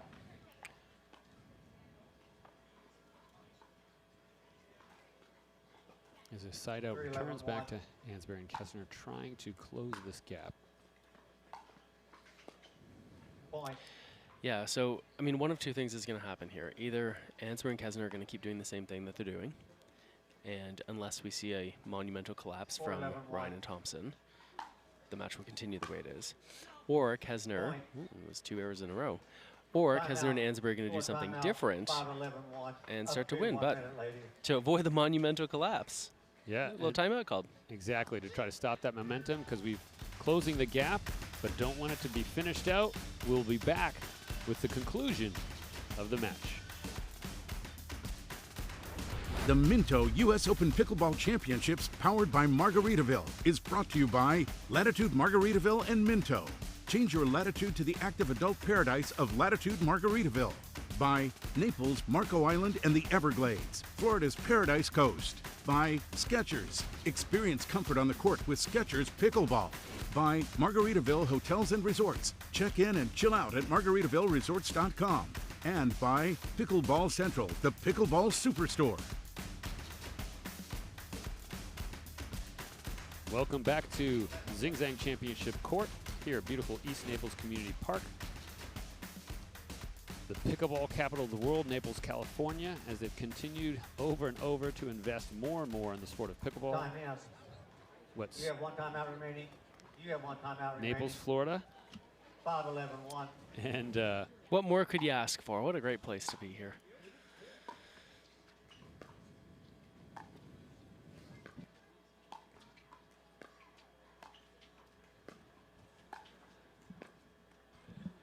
Point. Ansbury ends up outlasting Thompson with that backhand exchange, and that's now been a few points in a row, a few loose points from Thompson and Ryan. That ball catches the line. Back in the corner. Yeah, nicely done by Thompson there. See her giving the signal to Ryan. Ryan communicating she likes the plan. I think we're going to see a switch here. We do. Side out. And just in case we have any new folks who are confused, you are allowed to switch sides during gameplay. It is only at the initiation of the serve or receiving that a player has to be in the proper place.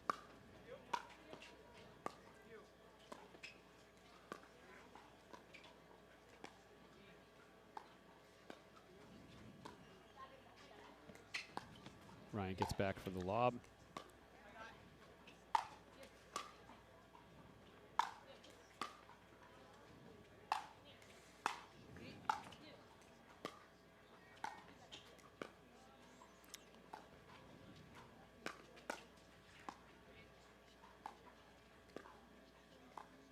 back to the cross court at the net.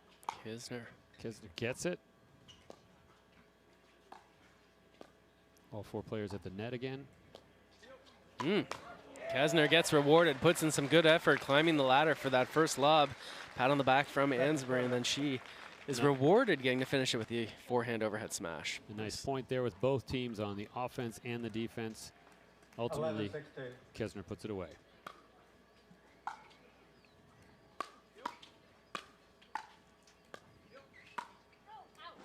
Once again, so Becky Ryan, she's done a lot of things well here today. One of the ones that's really stood out to me is 3 or 4 times now she has dodged those balls that were pretty close to landing in. She really measured them well. Balls went out. Side out. As Thompson's forehand drop finds the net. 6-1.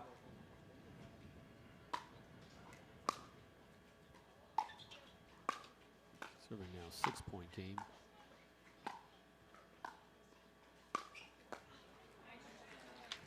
Thompson says no. We're done with that. Nice angle.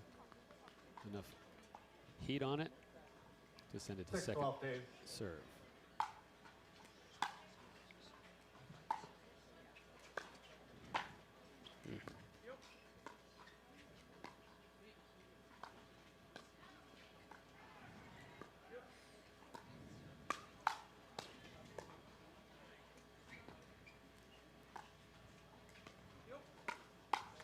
Kisner nicely done, reaching forward, rolling that backhand. A little bit topspin, gets it to dip down. Yes, ma'am. Put another point on the board. You're still correct. 7-12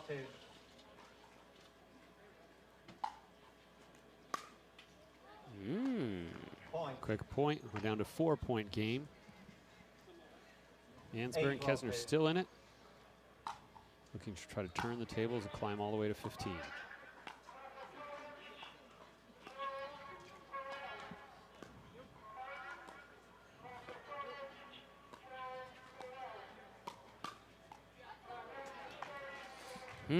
Well handled this time. So once again, Kisner goes for that little poke on the backhand side. Not a bad choice. She had success with it a moment earlier. But Ansbury's not quite ready for the reply. Goes off the side of her paddle and out. Checking score, make sure they're in the right position.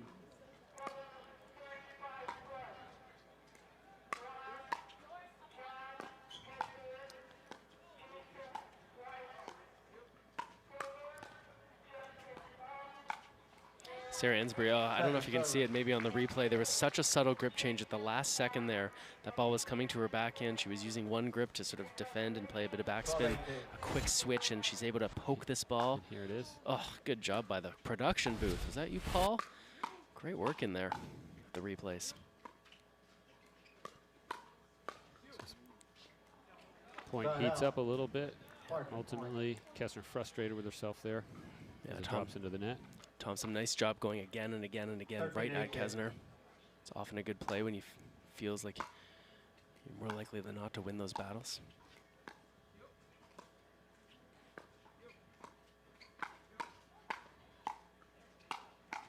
That ball's too high. Yeah, I gotta say, like, you know, it's a lot right now for Ansbury and Kisner to handle.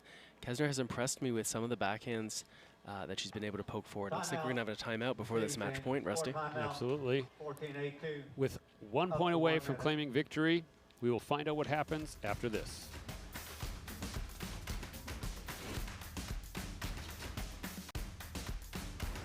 The Minto US Open Pickleball Championships, powered by Margaritaville, is brought to you by Dick's Sporting Goods. Every season starts at Dick's. By Zing Zang, America's favorite Bloody Mary mix. By Franklin X40, the official ball of the US Open Pickleball Championships. And by the US Open Pickleball Championships. Save the date, April 15th to 22nd, 2023. And we're looking at the Zing Zang Championship court.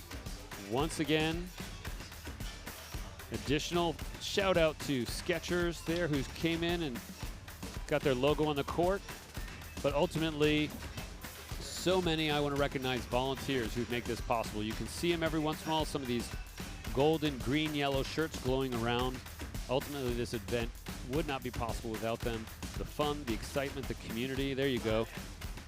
Some of our amazing volunteers there just show up every day, early in the morning, late at night. Possible game point coming up here. We got a match point right here. This could be it. 14-8-2.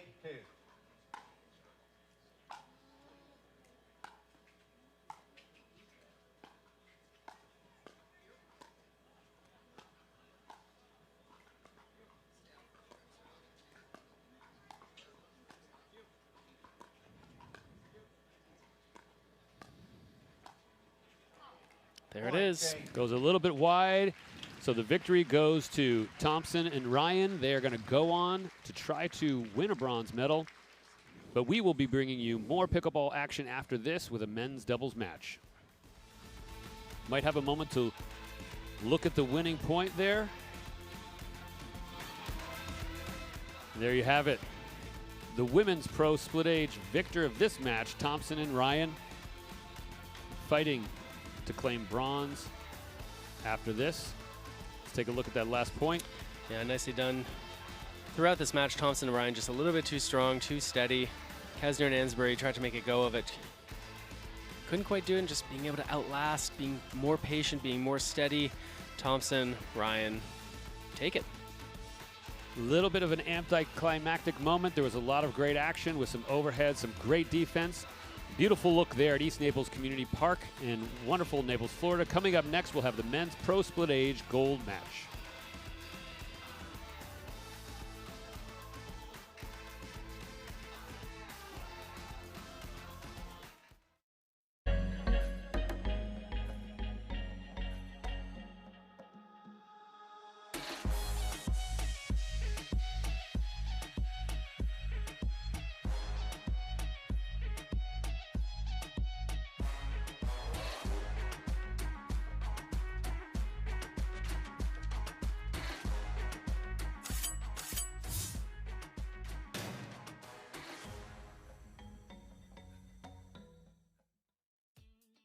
Look at this.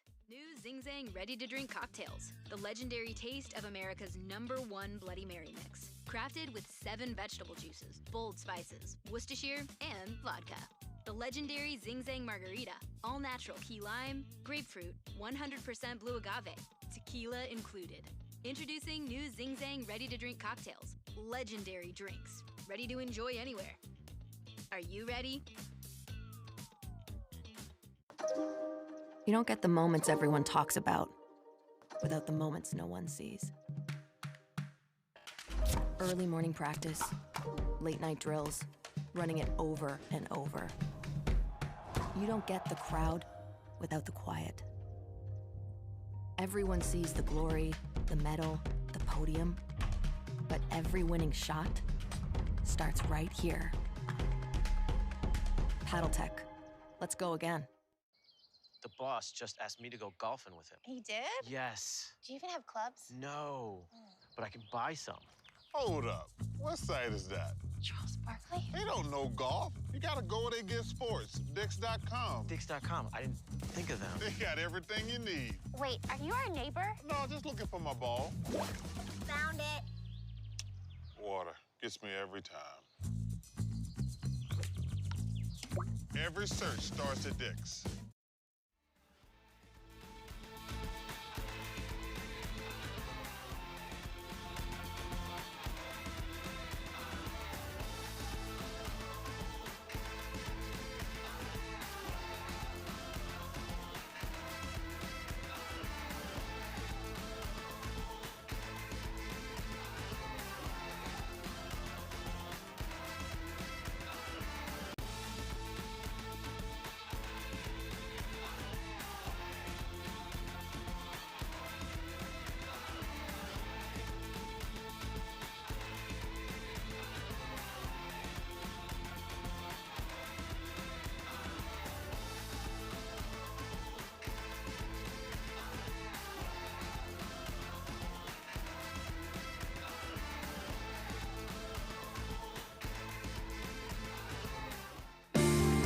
Last time on iHeart Pickleball, we met 5.0 player Jack Monroe. This time we travel to Florida to discover how one community is working together to put Naples on the map as the pickleball capital of the world.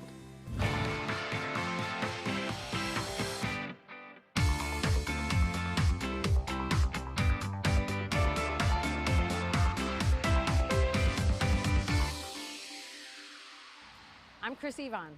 And I'm Terry Graham, and we're the co-founders of the Minto US Open Pickleball Championships. And we're right here in Naples, Florida.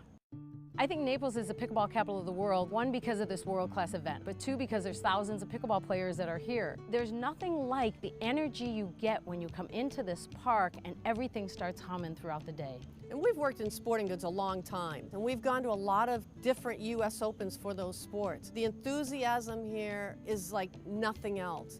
4 years ago, I was working for Wilson Sporting Goods, and I was running around the country doing product presentations at Dick's Sporting Goods, Sports Chalet, Sports Authority, and everybody was asking me, when are you going to do pickleball? And I'm like, pickleball? What the heck is pickleball? I was intrigued by the sport of pickleball from a playing standpoint and really from a business standpoint. So she started looking into pickleball and producing a product for it, and then she went to the Nationals in Arizona and had this brainstorm that pickleball could use a really big event. My mind's going crazy, you know, and get on the laptop and I just type in US Open Pickleball Championships to see if there was a trademark available on it, and it was. So that's when I called Chris and said, hey, I got this brainstorm idea. What do you think if we do the US Open Pickleball Championships? So over the course of the next couple of weeks, we talked about it and we thought, yeah, you know, maybe this could be something good. And we started thinking, where are we going to do this event? My first thought was someplace out west. And then the more we talked about it, we thought the Villages may be a good place to do it. You know, a lot of pickleball at the Villages. So we went down and we did a presentation, did a whole business plan of why we should do it there, and it just didn't work out. So then we came down here and we had a meeting with Collier County a couple of days later, and we were down in Marco Island, and some people down there said, if you want to know pickleball, go up to Naples. So we walked in here and I turned to Chris and I said, this could work. And then we met Jim Ludwig.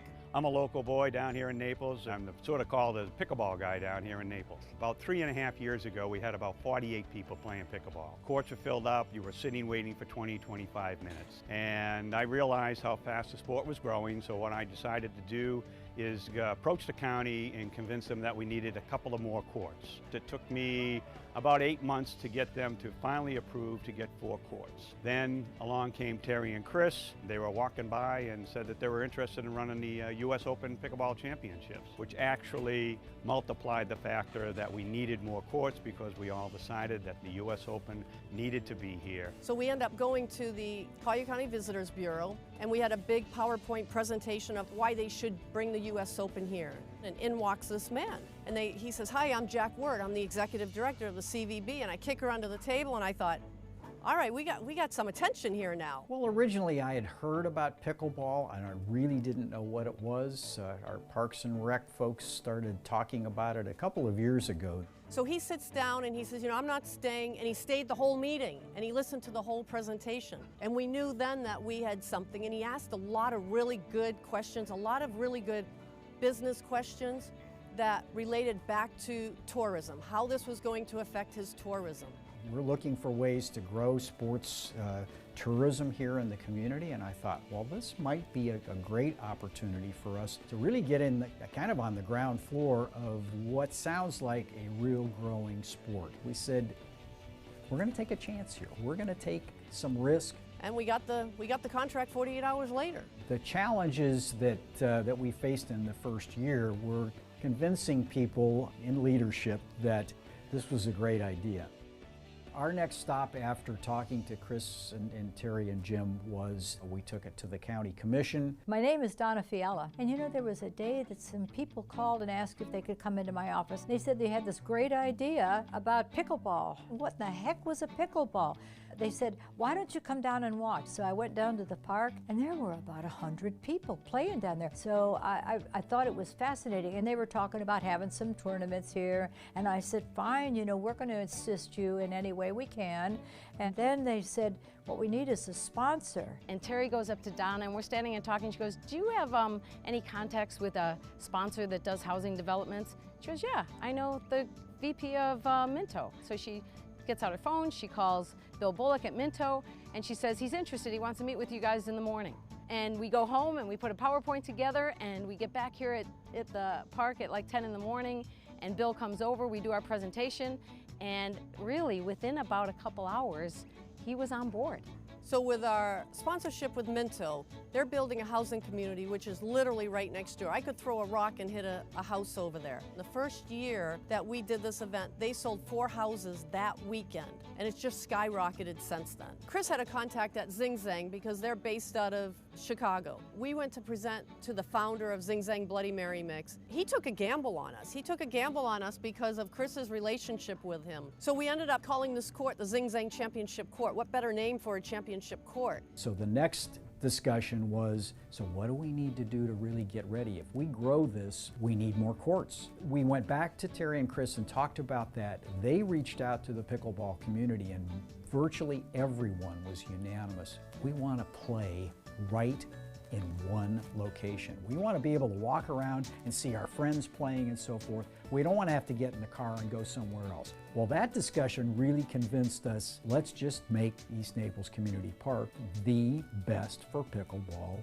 Play, rec play, championships, tournaments, whatever it might be, they're going to be #1. Collier County Parks and Rec, we have 74 parks, and this is one of our older parks. It was built in the late 80s, and so what we've done is repurpose some of our recreational amenities for pickleball, and what it's grown is into something fabulous. And it's good for the tourists, but it's also good for the locals. We have a lot of local play here. It's been great. One of the things we discussed early on is wherever we go, especially in a park like this, is we want to leave it better than we found it. The Minto Pod over there used to be an old skateboard park. Our vision, as soon as we saw it, was like, this would make some really good pickleball courts. But everybody said, you'll never get that. You'll never get the county to change this into pickleball courts. So we kind of let it go. So we go to lunch one day with a couple of the county people and Donna, and we're all just sitting and talking about what our vision was. And all of a sudden, Donna says, you know, maybe we should change that skateboard park, take it out, put it in another park, and change it to pickleball courts. So again, we're kicking each other under the table going, what just happened here, you know? The changes in East Naples Community Park was truly a partnership between Parks and Recreation and sports tourism. It really has become a wonderful relationship because they see the value that we bring to the county, but we need them to be successful. The challenge was really just the unknown. Is this going to take off? Could we make this work? Could we make it profitable? Are the players going to back us up? We started traveling around so that we could meet players. I went up to Wisconsin and I met Dave Weinbach. And Dave's a great guy and I liked him right away, but his first thing was, I'm not coming unless the West Coast people come. I said, but Dave, there's going to be prize money and it's going to be the biggest tournament. He said, I don't care. He said, you're never going to get the West Coast people. But once we started marketing it down here and really throughout the country, you could just see the excitement build, the enthusiasm. And we started getting emails about it, and then it was on Facebook, and it just got bigger and bigger. Well, I'm excited to actually have all the great players come to my side of the United States. Yeah, there's a lot of buzz about it. It's going to be a historic event. And I'm pumped because it's the first big one on the East Coast. Rusty, I wouldn't miss it for the world. It's going to be great. We had a 3-year business plan on it. And we were thinking, maybe 500, 700, and 900 people. Well, the first year we had over 800 people playing it. The person who had the biggest smile on his face the whole tournament was Dave Weinbach. You guys, how are you feeling?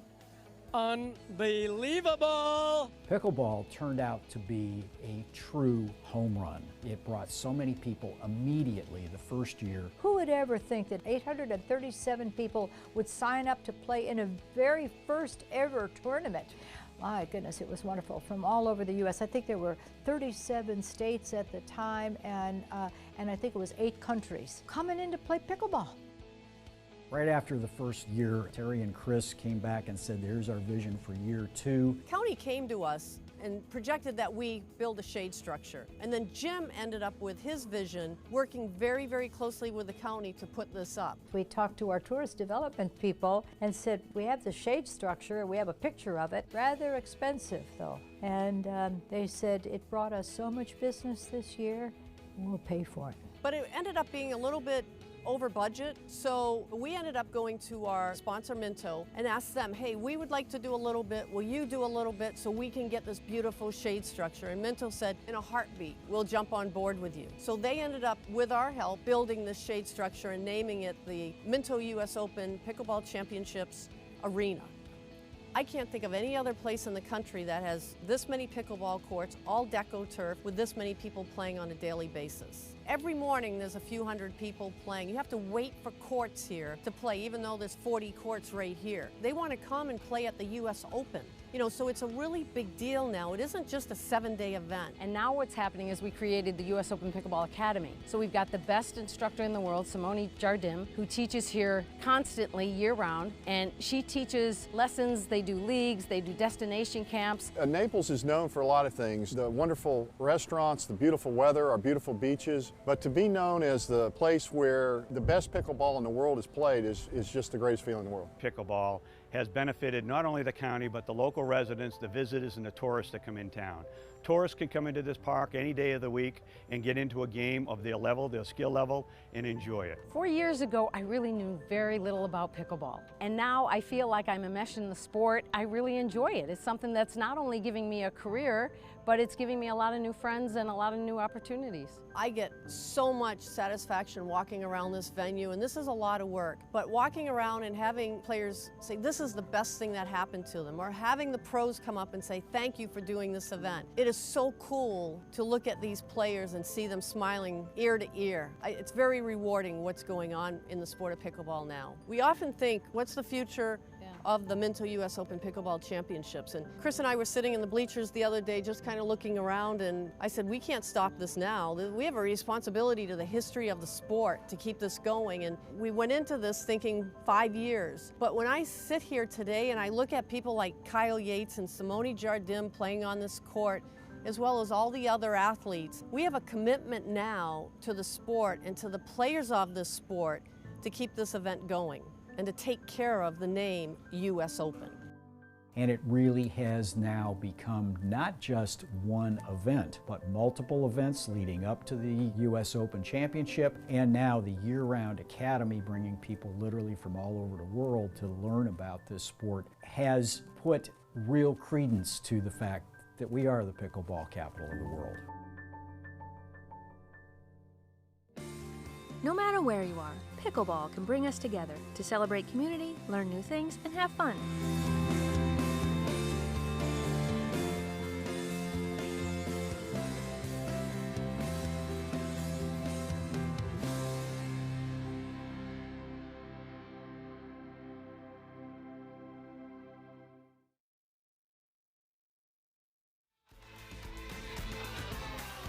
Welcome back once again to the Minto US Open Pickleball Championships 2022. Here we are again. This place has evolved so much since 2016. As you saw in that last video, we have brand new courts here on the far edge of the property.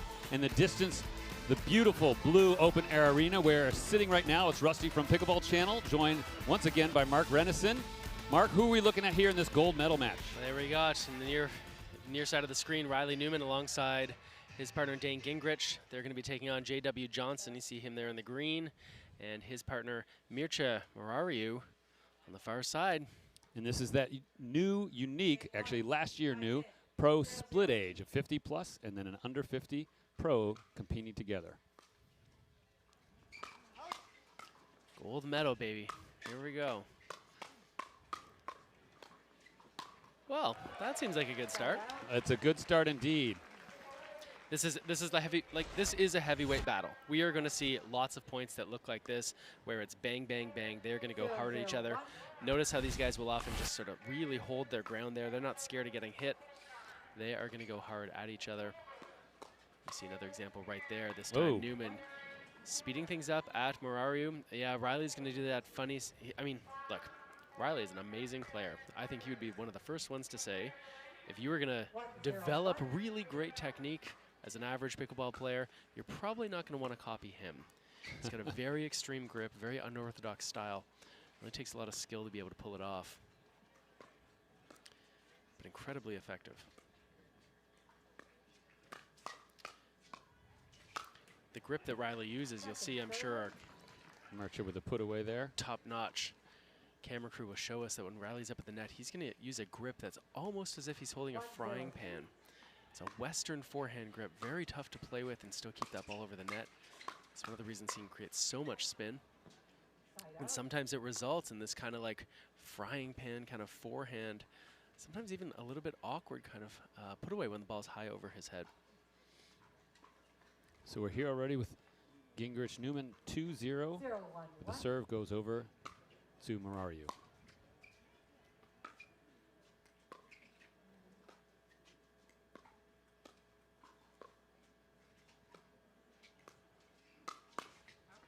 Marariu speeds things up at the backhand of Gingrich. He's a little bit late on that. Ball sails too far to the left.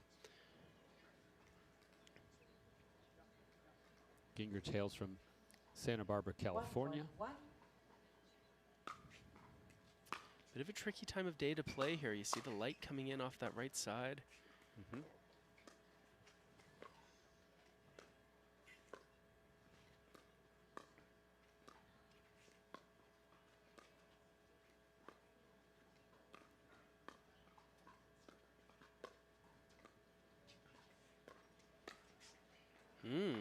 There you go, JW. Yep. JW Johnson right at the body. That's a common thing. You're going to see a lot of these here. You see JW put up his hand. Hey, no harm, no foul. There's nothing personal about that. And these guys all know that out there. They're pros.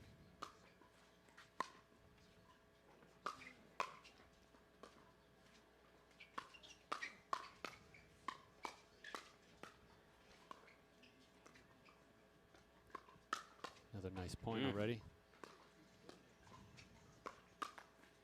It's one of the things to see here when you see those exchanges. We saw one, great camera work with the close-up of Newman. Even when they speed things up, even when they think they're being tricky, they expect that ball's going to come back. They expect it's going to take 2 or 3 or even more shots to finish it. As we see there, Newman putting the ball down into the ground.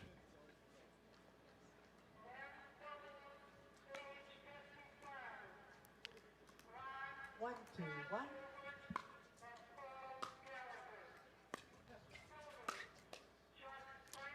Johnson's so strong. When he's often going to play on the right-hand side here. That means most balls in the middle of the court, he'll be able to use his forehand on.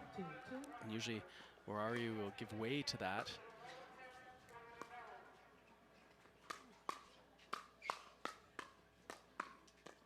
And here, between Newman and Gingrich, I mean, both of these guys have very strong backhands. You've got Newman on the left. He's going to have his forehand in the middle. And Gingrich has his backhand in the middle, which really, I think, really is his strength here. So it's almost like you're playing with a traditional lefty with that stronger forehand. You've got Gingrich on your right side. See him choosing to play the backhand drop there. Newman comes all the way across. Marariu, good reflexes there, sends that ball back.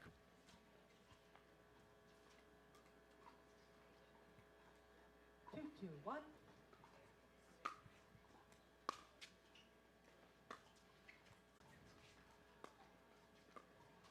All 4 players involved in this dinking.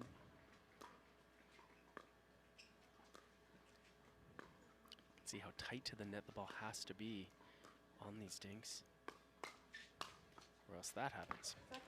A little high.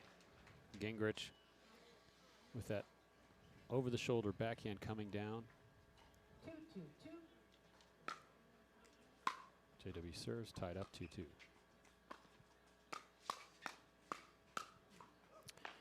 Yeah, that is something that J.W. Johnson and Mircea Marariu are going to want to do as much as possible. Allow J.W. to get his paws on that slightly higher ball. He puts it away. It's amazing to watch him. There's so little body movement. He's so strong on those high balls.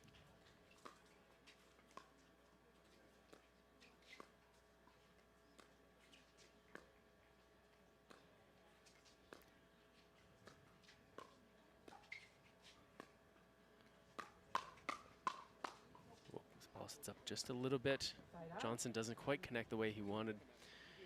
And the hard part, though, when the ball is heating up so much, simply blocking it can actually be enough to send it all the way out.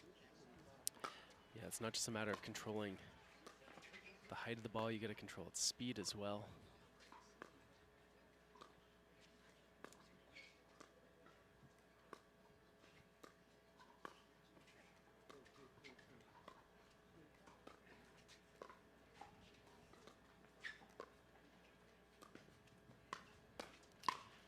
So the patterns that we're expecting are starting to emerge here, and it's not that surprising, right? We see that the senior pros on each side are really the ones being targeted, not exclusively, but for the most part. So that means that Gingrich is seeing more balls.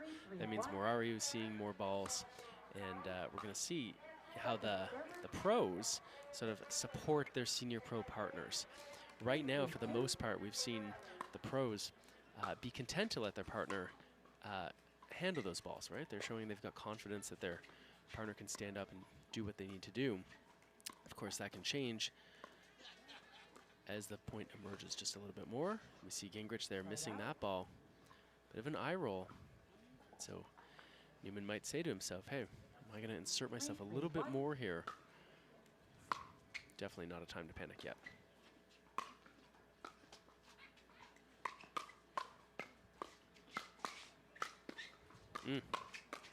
What a point. What a point. You can hear the crowd there. Now, right now, if I'm Gingrich, you know, he's been playing fine, he's been great. But when my partner goes hot like this, now I'm thinking, all right, buddy, you take whatever you can get. Let's ride this wave for as long as we can.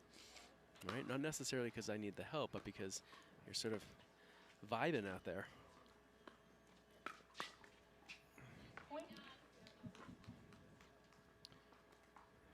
Gingrich once more with an error, this time on that backhand side.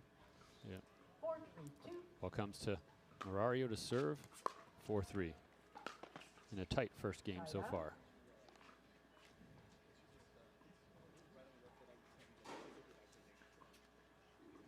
Three, four, one.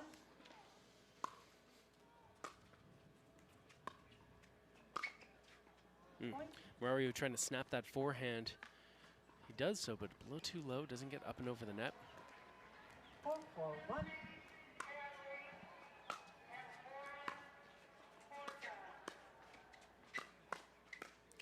Newman so aggressive coming forward on this side. Right, he's now starting to take up a little bit more space, just like we talked about here.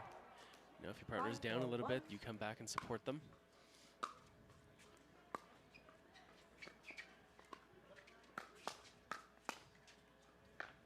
Second server. All right, and Johnson, right, so such a knowing look here. I don't know if our camera guy, it'd be really impressive if our camera guys can get that as a replay.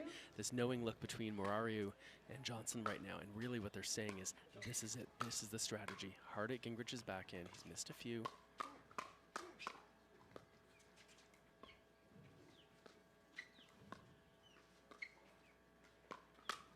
Sometimes all that look means is just like, we're on it. This is it, stay the course.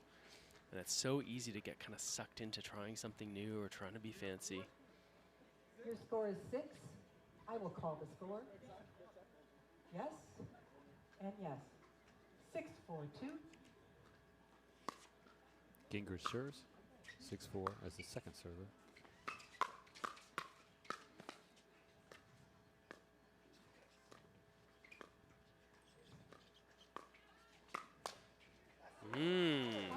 One more time, Murario goes hard at the Gingrich backhand. He's there with the answer. Clean winner back up the middle.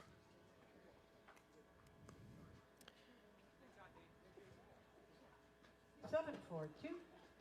Gingrich serves. Yeah. Realized that was off. There we go. This time Newman comes across. Right, so again, this little bit of a cat and mouse thing. Murario and Johnson have to think about how often they want to maintain that strategy, and they've got to weigh that against the fact that Newman and Gingrich are seeing it coming and they're adjusting.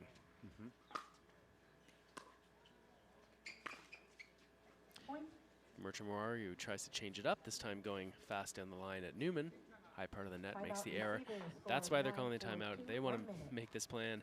Gingrich and Newman weathered the storm. And we're only 2 points away from closing out game 1. We'll see how it wraps up after this.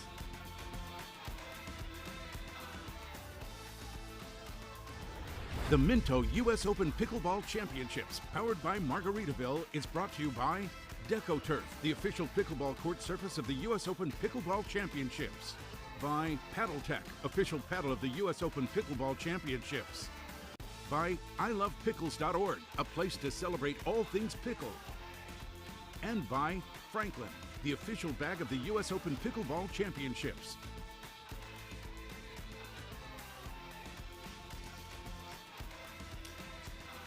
We're back here in championship court as the pros are finishing up that timeout on the sideline. Thank you for being here. It's Rusty from Pickleball Channel, and you're online there watching our global live stream. Thank you for our fans from literally around the country. We've had both players here in Sweden, Australia, and people watching online in different countries, so thank you for being a part of that. All the volunteers, our crew. Mark, thank you for joining us. Oh, what do we think is about to kind of happen after this timeout? I mean, we'll see. So there needs to be a little bit of a reset here for Johnson and Morario to say, okay, what's the plan here? Are we sticking to the plan? Are we changing the plan? Because we're in a bit of a hole here, down 9-4. Haven't played badly, but Newman and Gingrich have played pretty well of late. Gingrich misses that backhand drop out wide. And again, they're going to, looks like Newman and Gingrich are going to switch here to put Riley on the left, Dane on the right. Morario comes back at Newman with a strong backhand. Sending it to second serve there. I mean, that's the thing about drops. They are incredibly high risk. A little too high, a little too fast. Your opponents get to smack it. A little too low or short, it's in the net. That's what we saw in these last 2 consecutive drops here from Team Johnson, Morario. It's that 9-4-1. third shot drop, so critical.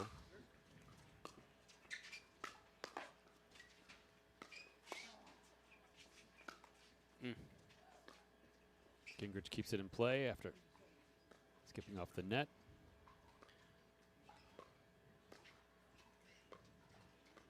Watch for Newman to get very active here. This time Gingrich. Yep, so I mean that ball, that's sort of in the wheelhouse of either player, right? If it's to Gingrich's backhand, it's also Newman's forehand. Dane converts on that one, and we've got a game point here, Rusty.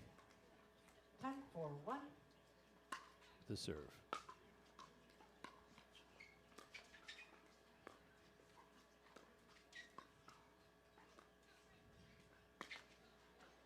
Oh, almost. Gingrich puts it into the net, so we go to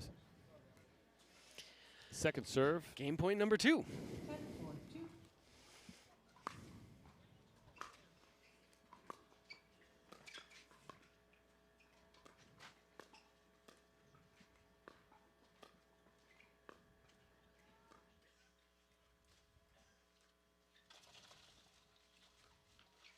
Newman almost heats it up.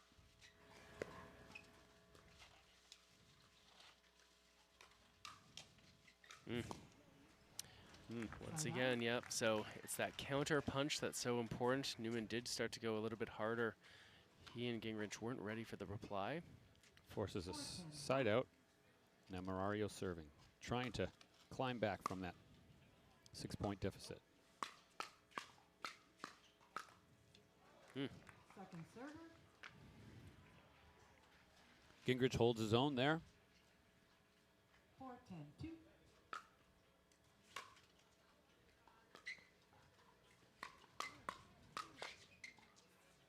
Good leave by Johnson. That ball goes wide. Morario is interesting there, really sort of took a full swing on the forehand, and backhand was, the follow through was so long, he was ready for that backhand when it came on the very next ball.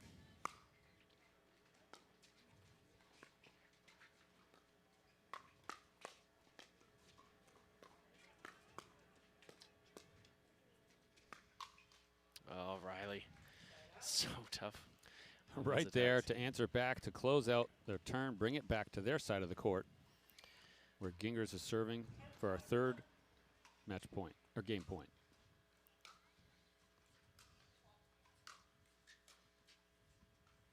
Second server. And we'll see if Newman, he can close it out now.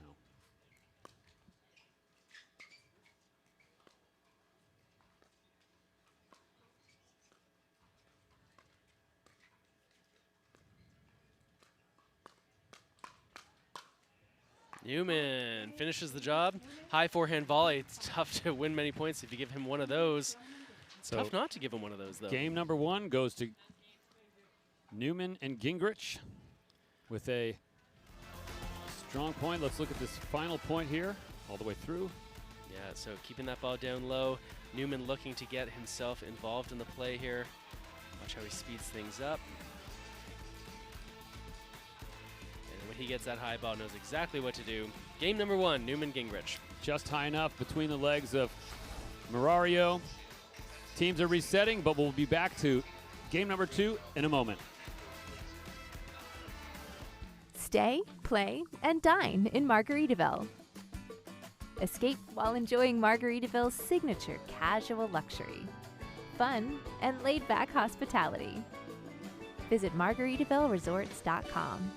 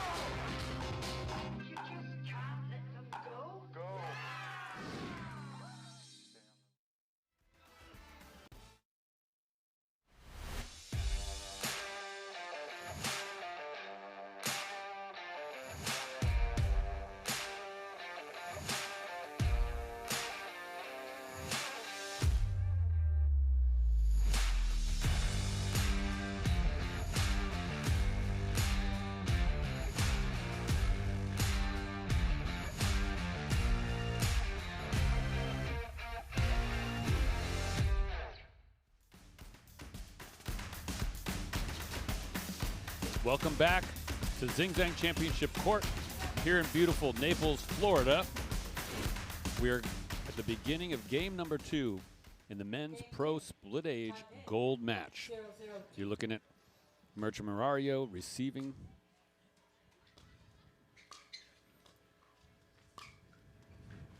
Side out. And we begin right off the top with a side out. Murario's hoping to do more of that, as game number 1 did not go in their favor, as Newman and Gingrich took it 11-5. Yeah, so it'll be interesting to see here. I'm curious, Rusty, whether J.W. Johnson is going to start to be a little more active in the middle of the court here. He really seemed content to kind of sit back, let the ball go to Murario quite a lot, let Mircea do his thing. We're going to see here, you know, considering how things went in game number 1, if he decides to be a little more aggressive on those middle balls, especially after that high backhand dink. Second server. So we move on to second server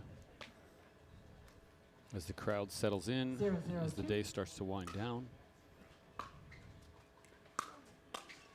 There we go. You know what? You said, yeah. Were you wondering if JW was going to go for that? He started to move and start to take up more space, but then when he had the opportunity, he sort of hit like a 3/4 speed ball. Interesting. Right? And so, we'll see. Yeah. Like, for a kid that's as strong as he is, you know, let's see if he starts to take those higher balls and really go for a little bit more.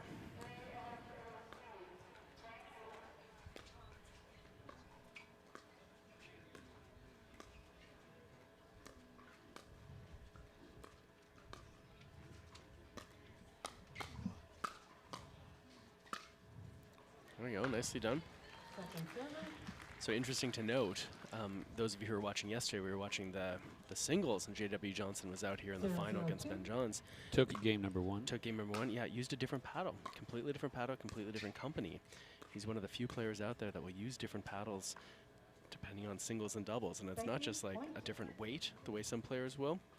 It's a completely different product altogether between single side and doubles. Side out. So we have a side out coming back to Murario and Johnson. Murario's serving 0-1-1. with only 1 point on the board here so far in game number 2. Point. There he does. He steps across on that one, forces Newman. Yeah, I mean, sometimes you just have to, like, Is it riskier to start to be more active and to move across? Of course, right? You leave your side open, you go for balls maybe you shouldn't go for, but it's also risky to keep using a strategy that clearly didn't work in the first game. Right, again, in this case, Murariu's ball sits up once again. Newman makes him pay the price for it. 1-1-2. Tied up 1-1. Johnson serves. Side out. Okay, Murariu I think that's goes going to do that drop. Go ahead. This is going to be the turning point, I think. Murariu missed another shot. He's missed a few. In this case, it was a drop. I think JW turns it up here.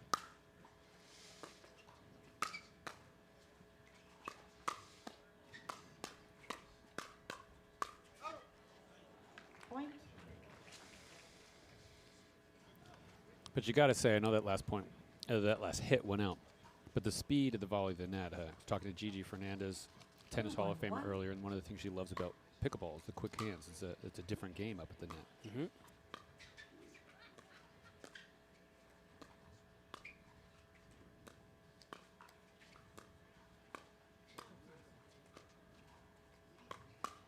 You can see JW looking to come there, and Riley says, no, we're not going to give you a chance. Keeps up all tight to the line outside of Johnson's reach. 3-1-1.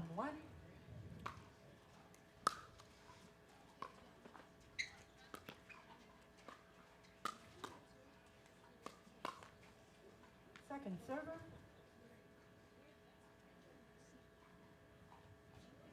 3-1-2.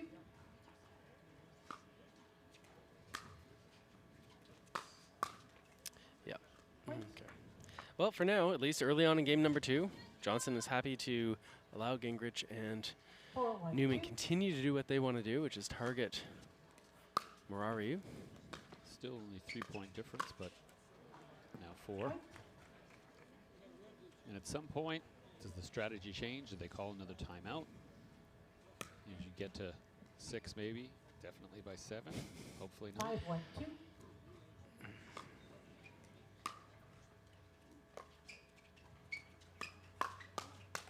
You know what? Like, Side out. it's so easy from the broadcast booth, or from if you're a fan in the stands, to sort of here's what they should do, here's what they should do.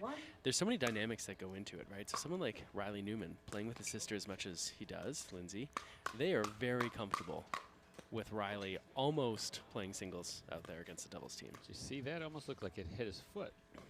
Barely hit the paddle, got it back over, kept it in play. With someone like JW, right now, to me, he doesn't look as comfortable really being the dominant doubles player on his team's side. Almost needing permission, almost. And sometimes it's a dynamic when you're playing with a senior pro. Oh, here we go right now, though. Oh.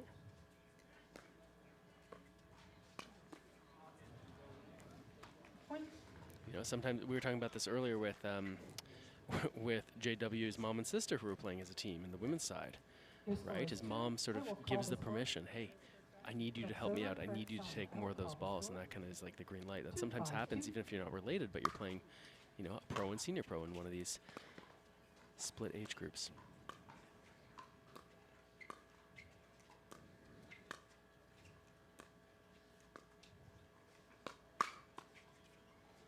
There we go. Point for Johnson and Murariu. All smiles right now. It's nice to get one after a little bit of effort. Right, we're still only a 2-point game. So the opportunity to turn this down is right in front of us. We'll see what happens.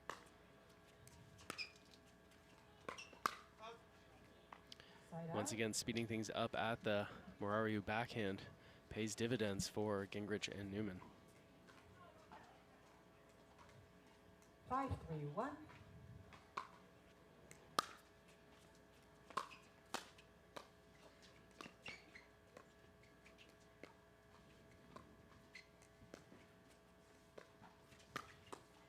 That's second server. Good. Like, that is what I think JW and Murariu need to do, right? Is when he gets that opportunity, start to step on the gas a little bit. Switching sides, almost got hit in the head there. Right, but there we go. A little bit of like more creative movement out there. It's sending a message, right? It starts to give a different look. Maybe now Gingrich and Newman have to think about, hey, where's JW going to be during this rally?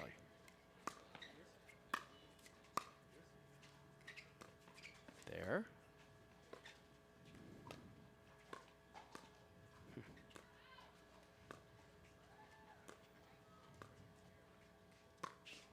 Right, and Newman, I mean, look, Riley's very good at many things, but that was a nice example. And he and Gingrich have the kind of sort of chemistry out there that Dana's very happy to let Riley come across and take that ball.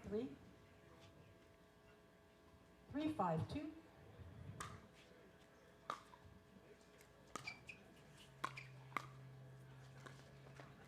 There we go, nice ball. And after a lot of back and forth, we get a point on the board for Johnson Marario. 4-5-2. And we all know in pickleball there can be runs, so let's see what happens.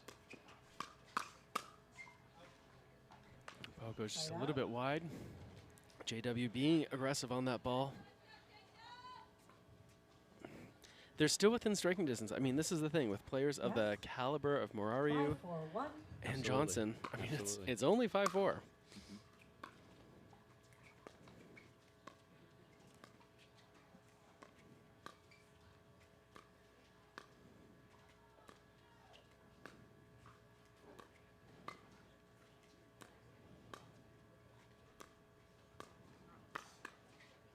Heads up. Thank you. Yeah, so, I mean, this is the difference between, you know, a game to 15 or not. Whether you win, whether you lose game number 1, 11-9, or in this case, 11-5, the way Johnson and Marario did, you still start game 2 at 0-0, right? You're back on even footing, at least for that second game. Not so when you're talking about a race to 15. Much tougher to get out of a hole. So we're still in a 2-point game. 3-5 to 6-4. There we go. Johnson comes across, uses that long reach and that power, puts that forehand through the middle. He likes it. He could have more of those. We'll see. 4-6-1.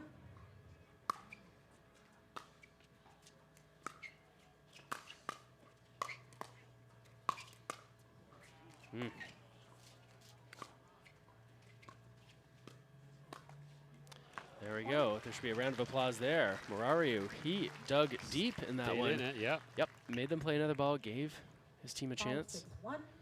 He had a good reset in there.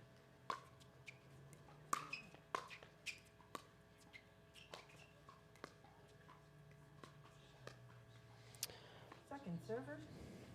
Yoda, Mark Friedenberg, has often said, just stay in the point. Just stay in the point. Sometimes your opponent's going to make that mistake. Don't always have to go for the winner. Yeah, I mean, and his defense there, I mean, the point was won by his defense. Yeah, I mean, every rally is won by the team that hits the ball in play once more than the other team, right? And the trouble is against players of this caliber, sometimes just putting the ball in play turns into a winning shot for the opponents, right? So threading that needle between this sort of risk-reward calculation, so tough. We're now up at the net again. This cross-court dink. Love this camera angle.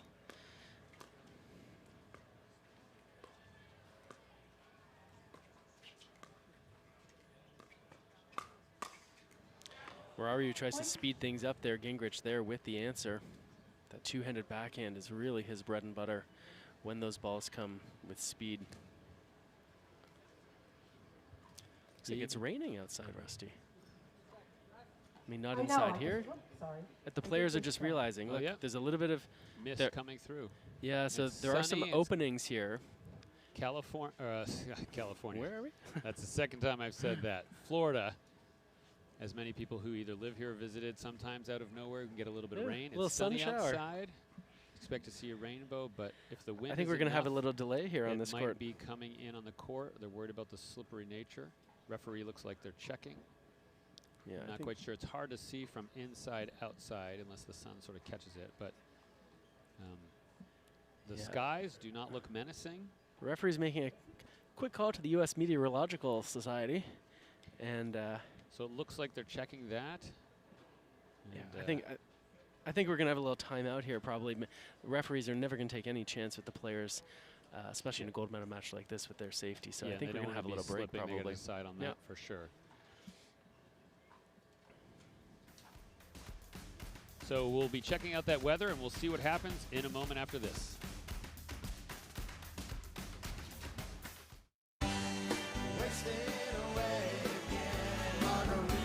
Margaritaville. It's not just a state of mind.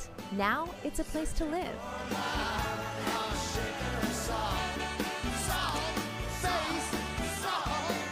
Introducing Latitude Margaritaville. New homes in 55 and better communities where you can live the Margaritaville lifestyle every day. Find your new home at latitudemargaritaville.com. It's time to celebrate a return to all things incredible. The competition you can only find at the Minto US Open Pickleball Championships. The blue skies and white sand beaches that restore your soul. The luxurious surroundings and award-winning restaurants that rejuvenate your spirit. So join us for world-class pickleball action and stay for everything else. When it's time for championship pickleball where everyone wins, only paradise will do. Naples, Marco Island, and the Everglades.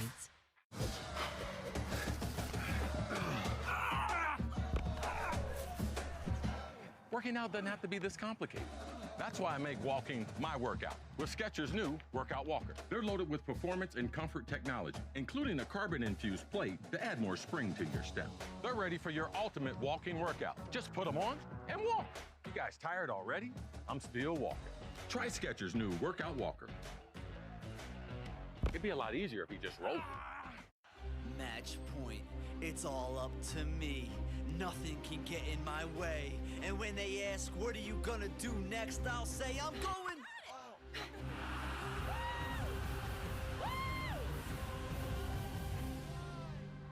We're going to Margaritaville!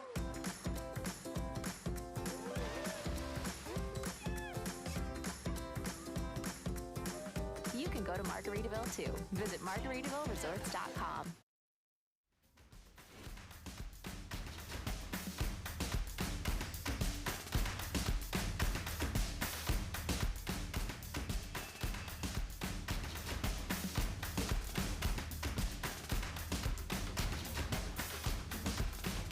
We are still checking things here. The rain does look like it's slightly lighting up in the distance, but definitely they're not ready to come back. So we'll have a few more moments and we'll be back with more action after that.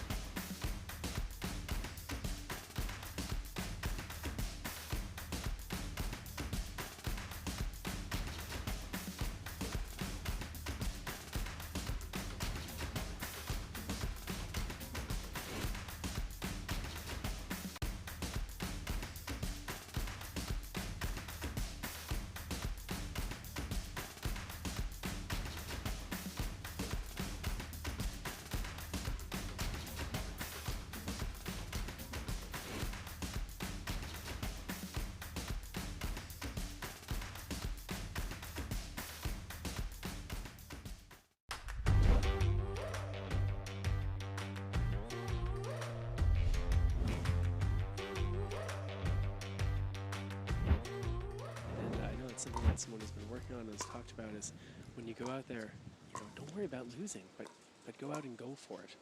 And so tough to do against players like Kovalev and Wright, but they seem a little bit tentative here and reactive.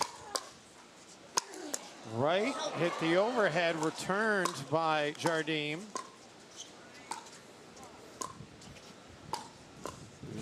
Oh, what a great dig there by Simone. And then we're seeing a battle here. Matt Wright off the net cord. Oh, wow. How about that reaction?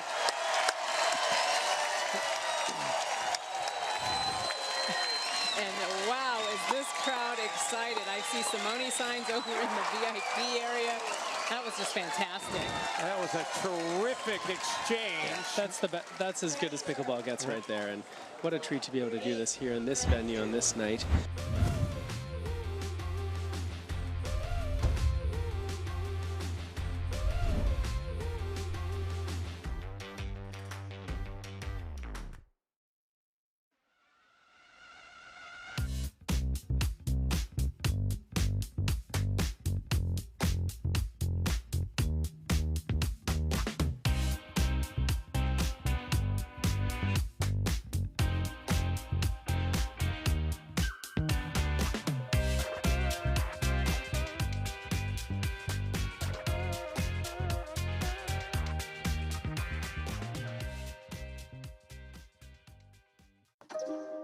You don't get the moments everyone talks about without the moments no one sees.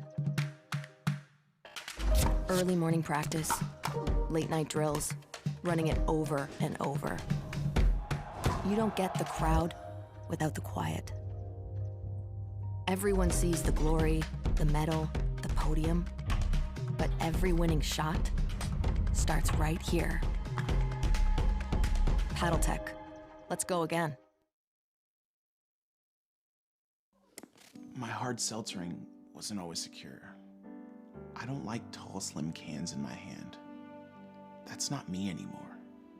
If you're sick of basic seltzers with artificial aftertaste, join a growing community that's taking back control of their seltzering. Fruit Smash changed my life. Thank you, Fruit Smash.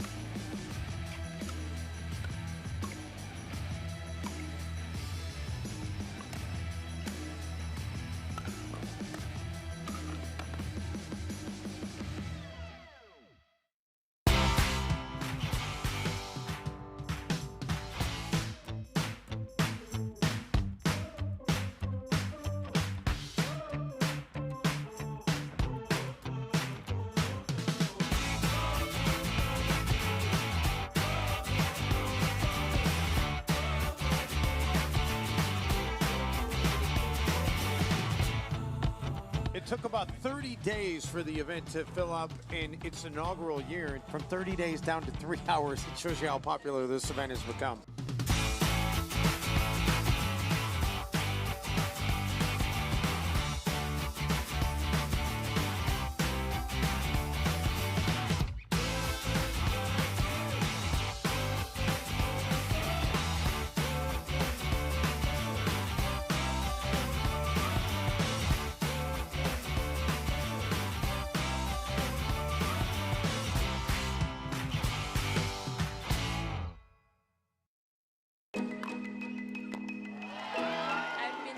This moment to be on this final Saturday at Naples, so it's been great. There's just no words to describe, you know, the feeling of just what just happened. There's nothing like the energy you get when you come into this park and everything starts humming throughout the day. The enthusiasm here is like nothing else.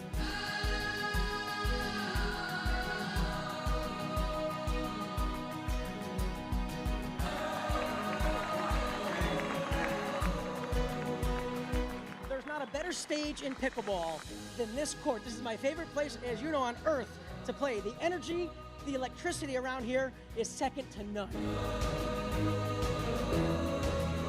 You came here last year for the US Open. You fell in love with the area. I love this place. It is a beautiful, wonderful place to be. For me, it's the best tournament of the year. The atmosphere, the people, they're dancing, the music's going, they're having fun. This is what we play for. This is it.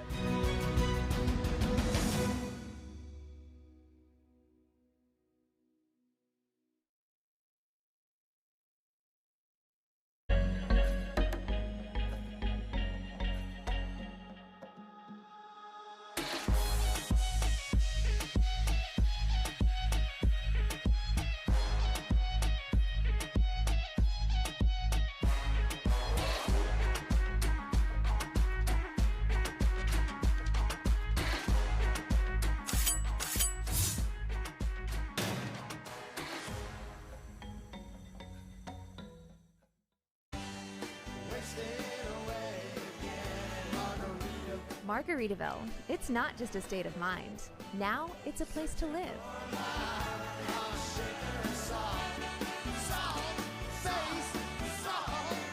Introducing Latitude Margaritaville. New homes in 55 and better communities where you can live the Margaritaville lifestyle every day. Find your new home at latitudemargaritaville.com.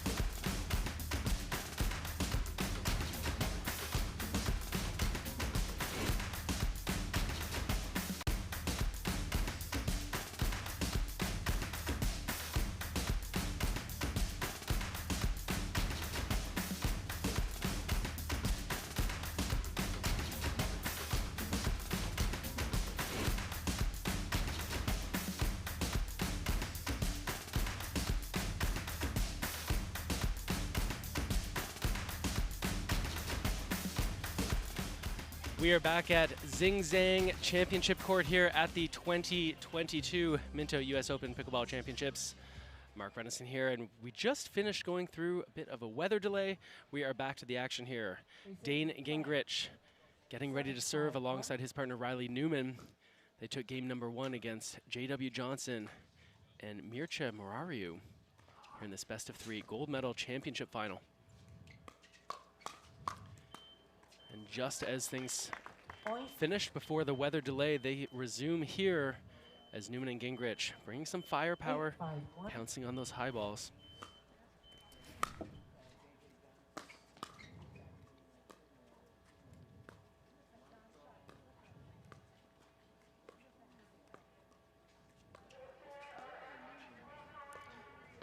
Newman and Gingrich continuing to work Morariu.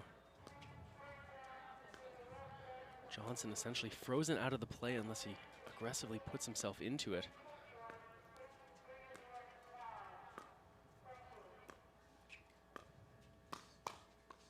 Gingrich speeds things up there, and finally Johnson gets a ball that he can do something with, and he makes no mistake putting that ball back with authority, forcing Newman to take over serving responsibilities. Again, with a commanding lead here in this gold medal, best 2 out of 3 match. Johnson tries to do something productive here, goes with speed. Newman coming across as he is wont to do, gets that forehand, and another point, 9-5.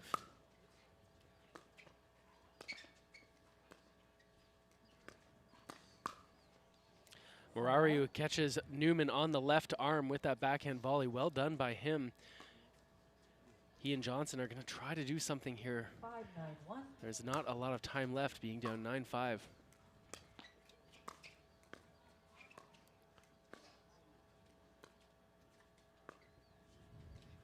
As that ball clips off the top of the net.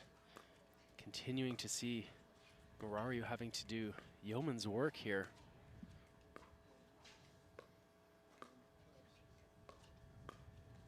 Oh. Yeah, Rusty, Gingrich and Newman continue to really put the pressure on Mircea Morariu. 5-9-2. He's been doing a good job, but there's only so much a person can take before they start to set up a ball that's a little bit too high or a little bit too low.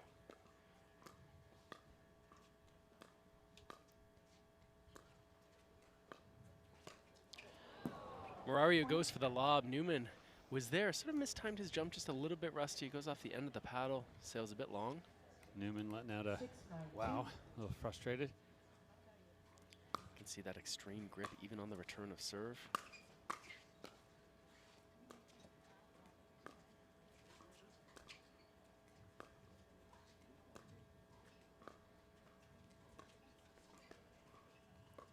Crowd is hushed.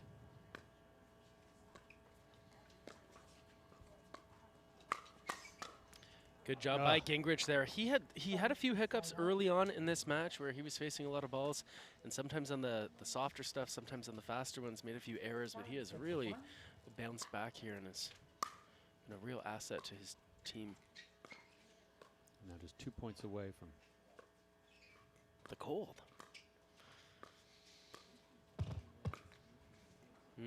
Morariu tries to slide that ball down the line past Newman. Net got in the way, and that is going to set up championship point. As Riley Newman serves to J.W. Johnson. The pop on the net.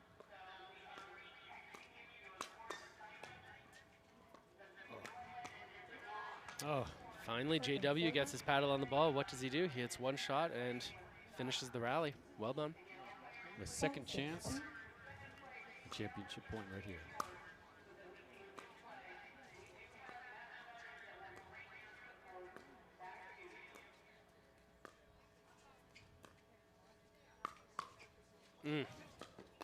Goes around the post. Oh, what a great point. Nicely done. Yeah, a little bit of everything there. That ball does go around the post. J.W. Johnson sees the opportunity, defended by Gingrich. Let's take a look here. Just not able to get that Gingrich ball. Puts it down low enough. Gingrich can't return. They have another chance to try to turn the tables.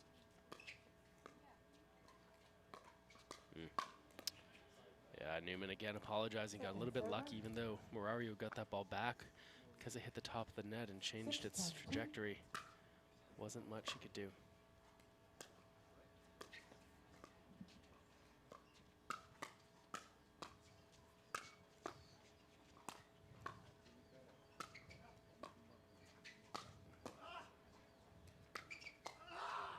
Go, J.W. Johnson, when he is able to get his paddle on the ball, he is able to do some damage. So once again here, wondering if it's too little too late for Murario and Johnson.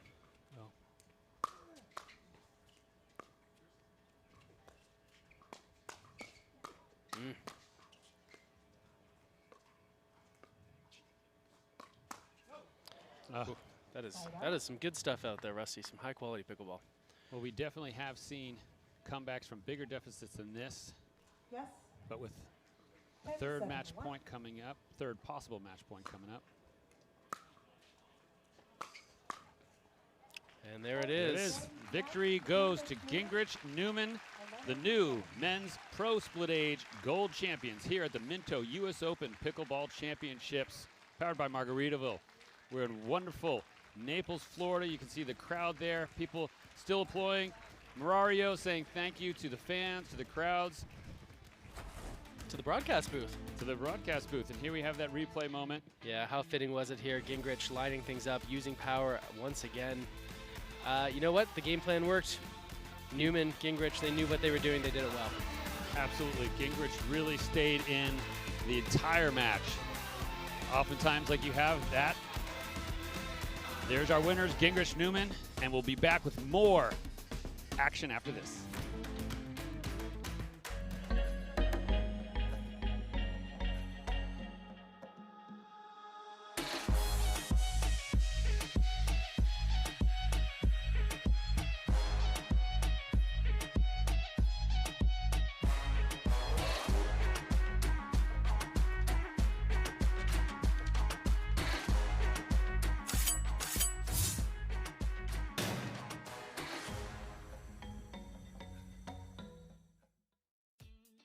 Look at this. New Zing Zang ready-to-drink cocktails. The legendary taste of America's #1 Bloody Mary mix. Crafted with 7 vegetable juices, bold spices, Worcestershire, and vodka. The legendary Zing Zang Margarita. All-natural key lime, grapefruit, 100% blue agave, tequila included. Introducing new Zing Zang ready-to-drink cocktails. Legendary drinks. Ready to enjoy anywhere. Are you ready? You don't get the moments everyone talks about without the moments no one sees. Early morning practice, late night drills, running it over and over. You don't get the crowd without the quiet. Everyone sees the glory, the medal, the podium, but every winning shot starts right here. Paddle Tech. Let's go again. The boss just asked me to go golfing with him. He did? Yes. Do you even have clubs? No, but I can buy some. Hold up. What site is that? Charles Barkley? They don't know golf. You gotta go where they get sports. Dix.com. Dix.com. I didn't think of them. They got everything you need. Wait, are you our neighbor? No, just looking for my ball. Found it. Water gets me every time. Every search starts at Dix.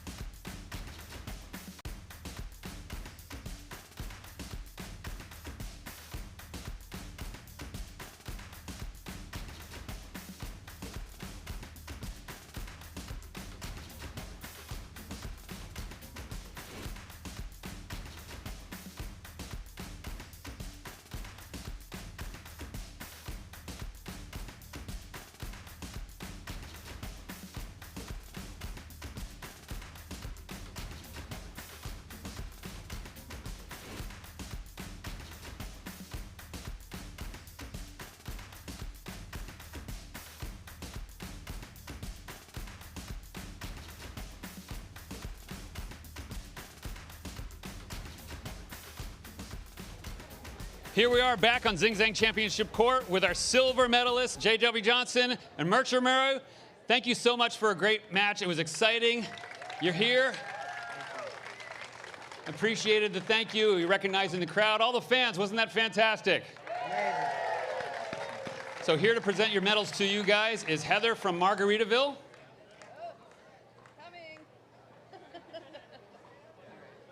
Congratulations.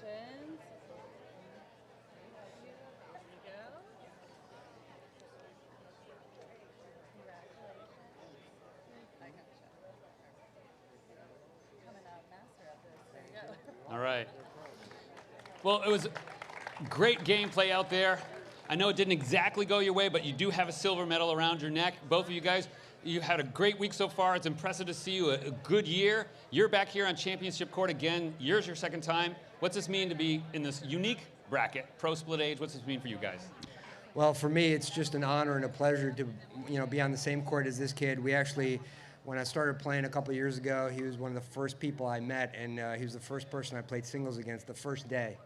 But he's an amazing talent, amazing player, and he's just a better person. He's a great kid, just the nicest kid, and I'm just honored to be out here with him. And my job is to not screw it up, and I screwed it up a little bit, but to give all credit to Riley and Dane, they played great. They're great players, and we had a great day. I had a great day. I don't want to speak for him. Well, thank you. Well said. JW, your thoughts? Yeah, it was really fun. We had a lot of great matches today. Even this last match was really good, and it was a really good, fun day to play. Well, thank you once again, everybody. Another round of applause for our silver medalists. Thank you, guys. And let's bring out our champions, our gold medal winners. Oh, they're coming from this side. Dane Gindrich and Riley Newman. Congratulations once again. Bringing out your medal, we have Heather from Margaritaville. Thank you. Congratulations. Oops, sorry. Congratulations. Oops, sorry, I got your ear too. In addition, we also have your Head Sweats Champions hat, and we have a pair of Skechers brand new pickleball shoes, specifically created for the sport of pickleball. Thank you. And the other big surprise, I don't know if you know it, courtesy of Margaritaville, you get 3 days, 2-night cruise on Margaritaville at Sea. Look at those surprised faces, huh? I am serious. It is real. So I don't know if you're more excited about the cruise or the gold medal, but you're here. I know this is important for you, Dane. Yeah. What are you thinking? I'm thinking that I carried him the entire tournament is what I'm thinking. No, just kidding. I mean, it's for him to come out and play with us old guys. It's been amazing for him to come and show us how to really play. To have Riley on the court is absolutely amazing, right? Couldn't ask for a better partner. Okay, well, he's saying it's all about you. What are your thoughts right now? I would reverse it and go back on Dane. Thank you so much for asking me to play, man. I had a good time, but Dane is the #1 senior pro player for a reason. The guy can totally play. Give it up for Dane, everybody. This is my first US Open gold medal. Hopefully it won't be my last this weekend. I'm ready to go with my sister Lindsay on Saturday and Matt on Friday. So I'm really ready and super excited to be back in Naples, Florida. Yeah, you guys with some exciting stuff, and game 1 went a little bit more smoothly. Number 2, you had to fight some more. You obviously pulled it out, but what had to kind of switch up there in the middle to really close it out? They started getting a little more aggressive, right? And we got away from our pattern a little bit, and we tried to get that back on. And knowing that J-Dub in front of me was going to be tough, and it's tough. Pickleball is so tough, right? Because the momentum can swing and a couple points here and there, but I think they amped up their aggression a little bit, and it's pickleball. These guys are great players. Yeah. And so, Riley, this is a really unique bracket. It's not that common, right? So kind of this pro split age thing. How's that for you? It was a good time. You know what? I feel like now Dane deserves a dinner on me. Definitely going to be taking this guy out tonight. He played really, really well. It was a fun environment. The crowd was really into it all day. But kudos to J-Dub and Mircha. They really played a really fine match, and they deserve all the credit to get a silver medal today. Played awesome. All right, well, congratulations once again, our gold medalists, our champions here at the Minto US Open Pickleball Championships. Stay tuned. We got another amazing match coming up.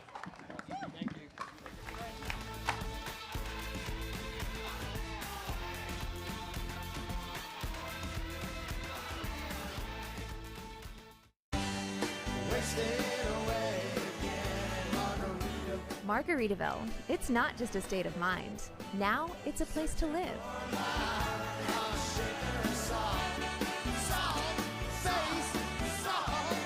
Introducing Latitude Margaritaville. New homes in 55 and better communities where you can live the Margaritaville lifestyle every day. Find your new home at latitudemargaritaville.com. It's time to celebrate a return to all things incredible. The competition you can only find at the Minto US Open Pickleball Championships. The blue skies and white sand beaches that restore your soul. The luxurious surroundings and award-winning restaurants that rejuvenate your spirit. So join us for world-class pickleball action and stay for everything else. When it's time for championship pickleball where everyone wins, only paradise will do. Naples, Marco Island, and the Everglades.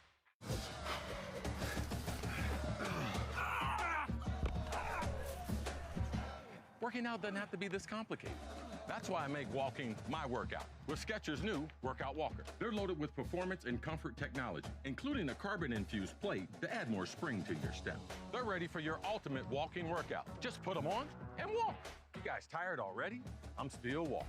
Try Skechers' new Workout Walker. It'd be a lot easier if he just rolled. Match point. It's all up to me. Nothing can get in my way. And when they ask, what are you gonna do next? I'll say, I'm going.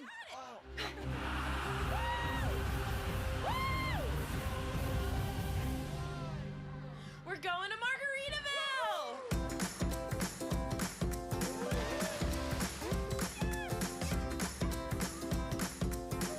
You can go to Margaritaville too. Visit margaritavilleresorts.com.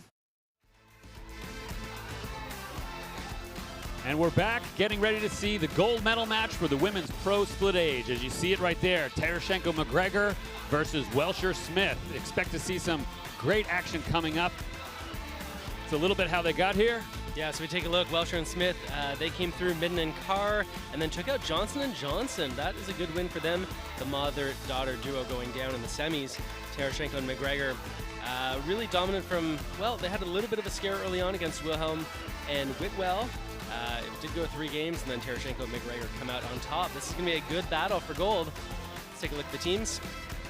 Once again, Tarashenko, well known here. Singles number 4, doubles number 10, you know, all those medals. Eva Wilshire as well had an amazing first time here at the US Open last year. She's looking to get some more medals this year as well. Yeah, there we take a look at Tarashenko and McGregor. These two know how to win here. Irina Tarashenko on the left, Cami McGregor on the right. Really sort of different aspects to their game. We're going to see Irina be a little bit more aggressive on both the forehand and backhand side. You're going to see Cami McGregor be typically a little bit more defensive on that backhand. So we take a look at Callie Smith out of Utah. Had that big championship women's doubles last year, and she's had a dominant year. A powerful player. Cami McGregor, clear veteran. Look at those stats there. Yeah, no, all 4 of these women, this is going to be a good one. We're going to see some power. Then we see Callie Jo Smith. She is looking to hit hard whenever she can. That includes the serve. She's going to have the biggest serve out here between all 4 women. Looking for heavy top spin, low to the net, and looking to follow it up with those good hard body shots in the third. And we're going to see if her opponents are able to defend against that speed. It's going to be a tall task out there for anyone who's taking on Smith and Welsher. In this case, it's going to be Tarashenko and McGregor. Again, Tarashenko and McGregor have been on this court multiple times ever since the first year. Irina has played here at the US Open 2016. She's actually the pickleball veteran of all 4 of these competitors. Began, actually we're talking about her playing against Billy Jacobson in Northwest. I think Billy, who's in the Hall of Fame, is out here at the US Open this year. And our first serve begins with Eva hitting to Cami with a surprising initial side out. Don't love to miss that first serve, especially if you're not going for a whole lot on it. You know, there are some nerves out here. You've seen it in some of the other matches too, a couple loose points early. Players tend to settle in pretty quick. And a quick point coming back for Tarashenko-McGregor.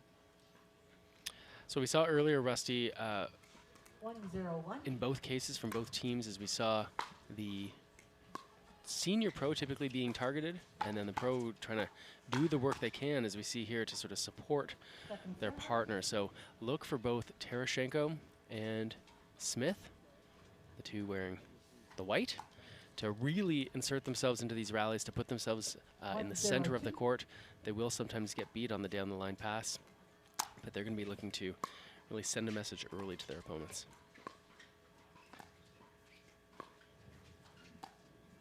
That cross-court dink going on between the two. You see Smith here jumping in. Terashenko then. It's Not a nice too hard, but nicely no, put. it's a nice little change up there. Gets that ball just high enough. She's able to get it on a downward trajectory. Didn't have to hit it that hard. Well executed by Irina. 2-0-2. Terashenko's really been using that lob serve quite a lot today.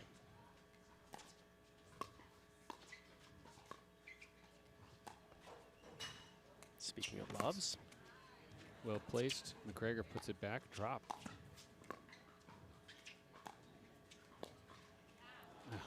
Just out of reach.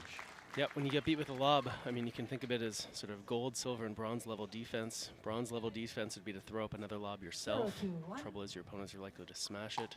Silver level is more of a drive that's low, and gold medal, which we saw there, is to get beat by the lob and then play a drop. Second server. Yeah, and get all the way back up to the net, saying the opponent. Yeah, I mean, most importantly, prevent your opponents from continuing to attack with speed, right? And sort of the byproduct of that is then you can start to move forward again reasonably safely.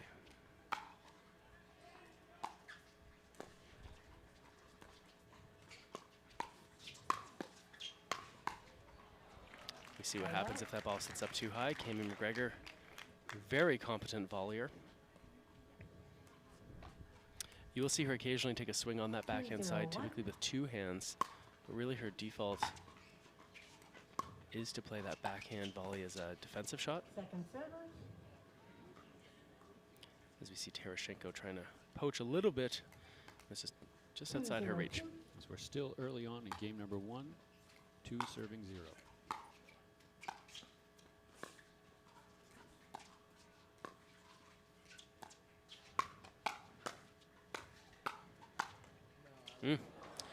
Just too short. Too much of a redirect off the top of the net.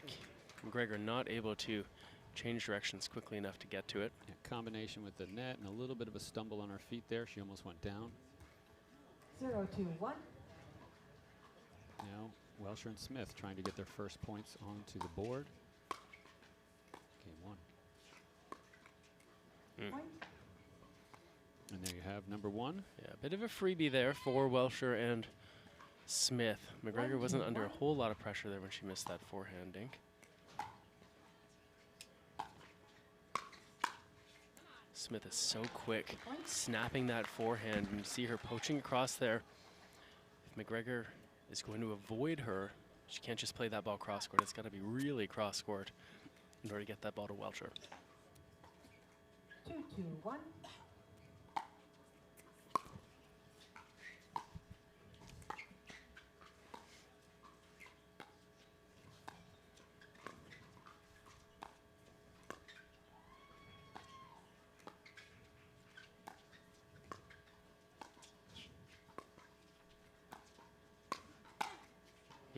Welsher had that backhand lined up, going toward Terashenko. Who knows what Irina would have done with it, but we'll never know since that ball fell in the net.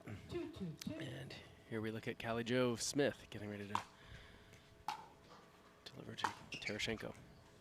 Side out. Irina watched that ball fly past her. That is the risk, of course, when you're one of those power players, is if you play against an astute opponent who's good at letting balls go out. Might wind up with a few errors.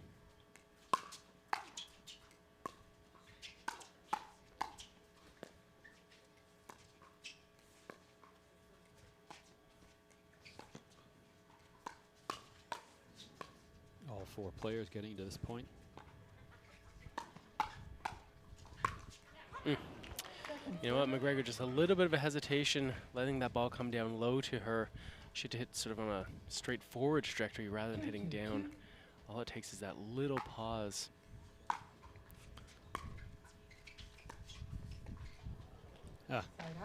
Talking about that insertion. Tereshchenko went over there, kind of couldn't quite get it.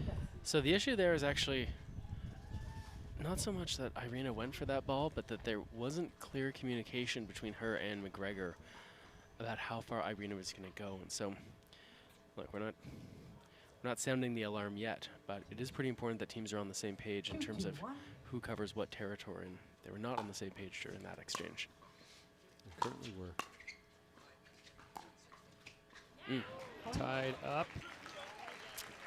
Welsher with that has changed, and so now coming back from an initial deficit, Welsher and Smith are at a 3-2 lead.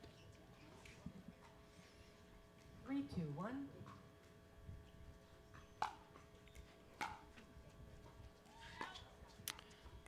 That slicing backhand return from Tereshchenko just floats a little too long in the air. Lands a couple inches out. Oh. All right, so we've got a miscommunication plus 2 unforced errors on the return of serve. Plus this, we might see a timeout pretty soon here. Oh, there it is. So after 3 errors, including a missed volley and 2 returns of serve in the net and long, McGregor and Tereshchenko, they're going to call a timeout. So we have our first timeout of the game in the women's pro split age gold medal match. Stay tuned. We're sure to see some amazing gameplay coming up. The Minto US Open Pickleball Championships, powered by Margaritaville, is brought to you by Dick's Sporting Goods. Every season starts at Dick's. By Zing Zang, America's favorite Bloody Mary mix. By Franklin X40, the official ball of the US Open Pickleball Championships. And by the US Open Pickleball Championships. Save the date, April 15th to 22nd, 2023. Welcome back to Zing Zang Championship Court. We've had our first timeout of the match called. Receivers, you have 1 remaining timeout for the game. There's Irina Tereshchenko with her partner in the back there, Cammie McGregor, playing against Eva Welsher and Callie Smith. Welsher about to serve.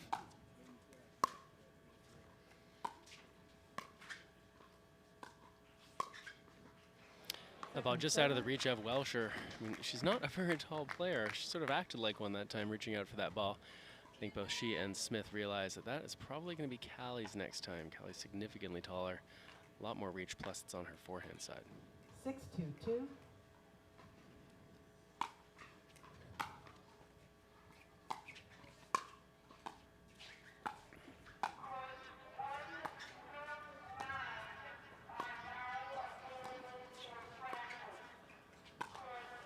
Smith, Smith looking to speed things up down the line there. That is kind of a 6-2 shot. Ball was fairly low, but you know, she went for it.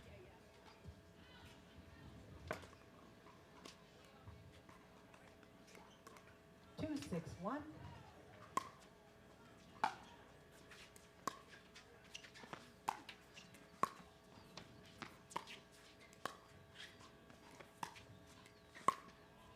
Keeping McGregor back, then going to Tereshchenko. Oh. Second service. Yeah, Smith hit a ball that likely would have gone out. However, she comes out on top after that, getting that ball down. 2-6-2.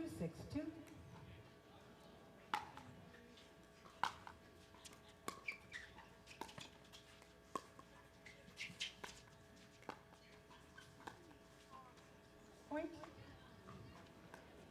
Okay, so Tereshchenko McGregor putting a point on the board. All 4 players 3-6-2. involved in this, not too heavily favoring one over the other. Oh, big overhead there. These players are so good at finishing the point when they get the opportunity, and anytime that ball is elevated shoulder high or above, you know it's coming in hot. They're not going to fool around with something soft on those.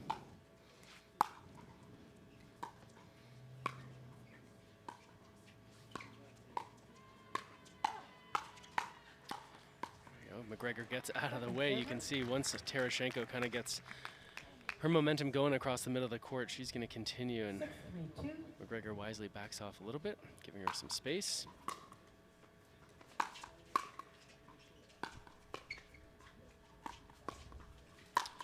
Yeah. So what's hard about this, because the power game that Tereshchenko and McGregor are facing, right, against Smith and Welsher. Take a look at that. Yeah, even though Irene is coming across the middle there, the ball is being hit so hard often toward McGregor that Irene is not able to get across and do anything with it. Unforced error from McGregor's forehand. Cammie, you'd see her frustration right there. That angle shot just going actually quite a bit wide, unfortunately.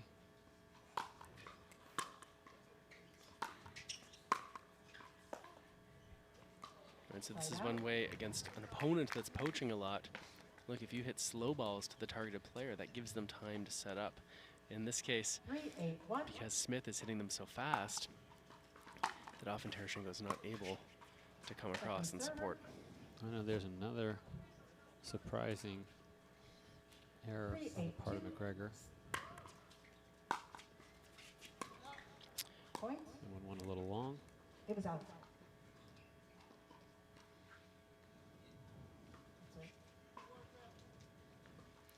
So as Cammie McGregor gets ready to serve here, they are trying to make a game of it here in game number 1 of this best 2 out of 3 gold medal final.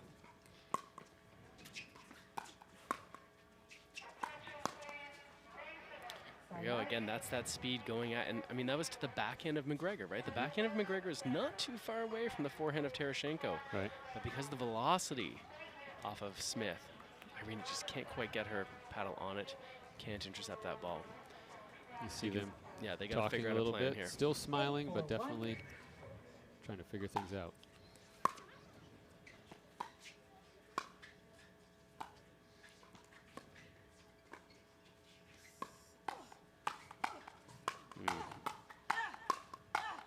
Oh, Welsher excited about that. 2 hands up in the air.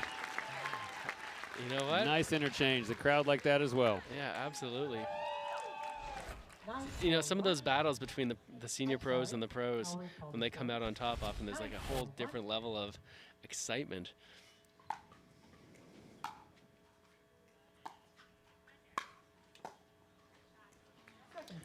McGregor, yep, places it well right down the feet of Welsher. She's not sure to take that ball out of the air as a volley or let it bounce. I even think I heard her paddle hit the court surface. Oh, it's one of those paddle scrapers, eh? Smith comes all the way across. Side out.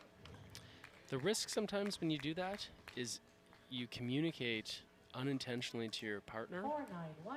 that I don't think you can handle these balls. And so sometimes there's a confidence gap there when that happens. Really what it's, you know, in the best case scenario, it's not that I don't think you can do it. It's just that because I'm taller, because it's on my forehand, because I'm a bit stronger, whatever it might be, that I can do more with it than you could. So this is where communication between teammates is so important and trust is so important.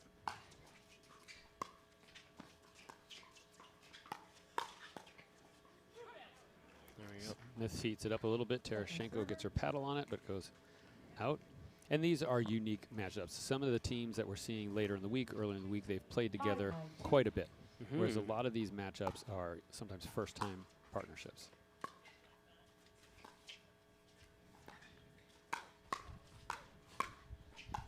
There we go. This time, Tereshchenko gets the better of Welsher. Sheen McGregor trying to keep it close here. There's that lob serve we've seen a few times. Yeah, so see what Smith's doing, how far across she's willing to come. Yeah, she was literally in as if it was singles for a moment. Took that and then began to move back over to her side of the court. She's serving now. 2 points away from game number 1 being in their favor.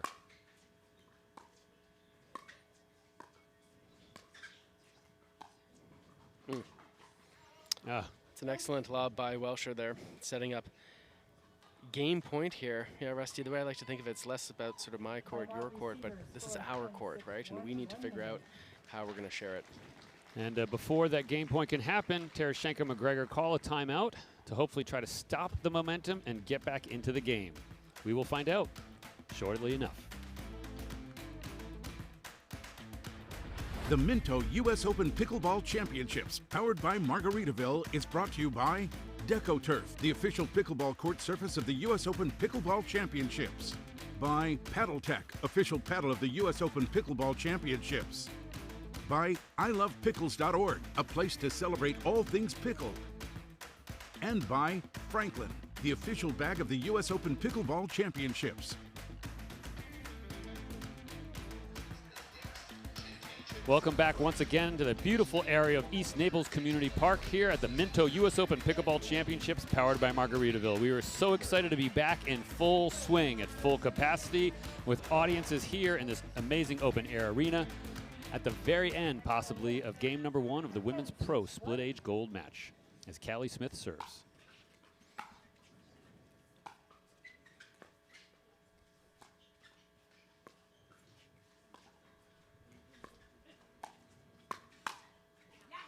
Smith was all over that attack by McGregor. She's ready there with the forehand. That ball stays just inside the line. Game number 1. The back of the court, but it is not over yet. Of course, this is a best 2 out of 3 for this gold medal championship. Let's take a look here. The serve of this last point. Yeah, Smith looking so active there. Such a threat in the middle. Steady.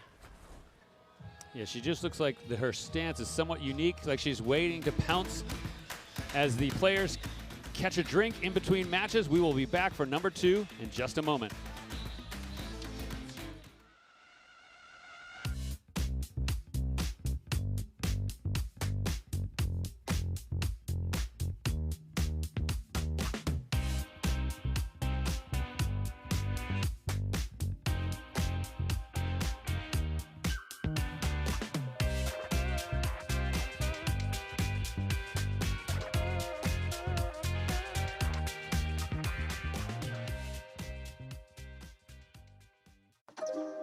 You don't get the moments everyone talks about without the moments no one sees. Early morning practice, late night drills, running it over and over. You don't get the crowd without the quiet. Everyone sees the glory, the medal, the podium, but every winning shot starts right here. PaddleTech. Let's go again. My hard seltzering wasn't always secure. I don't like tall, slim cans in my hand. That's not me anymore. If you're sick of basic seltzers with artificial aftertaste, join a growing community that's taking back control of their seltzering. Fruit Smash changed my life. Thank you, Fruit Smash.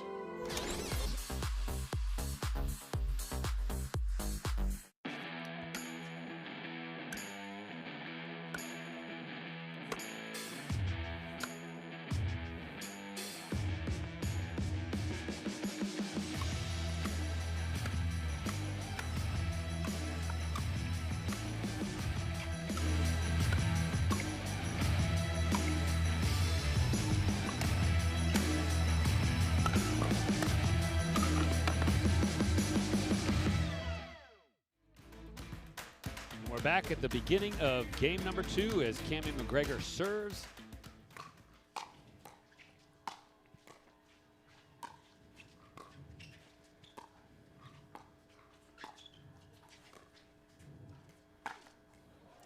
Walsher finds the net early on. So the question now, Rusty, for game number 2 here is, do Terashenko and McGregor still believe in the strategy that they had in game number 1 and just think that they need to improve their execution?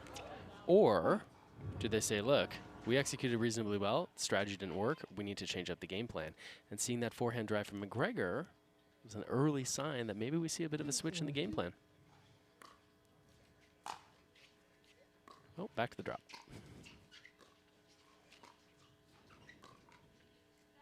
Oh, did you call that out? Oh, yeah, McGregor looking to the sky, frustrated. Irina was there Right waiting for the high place. five, and Cammie didn't see it. Right place, just a little long.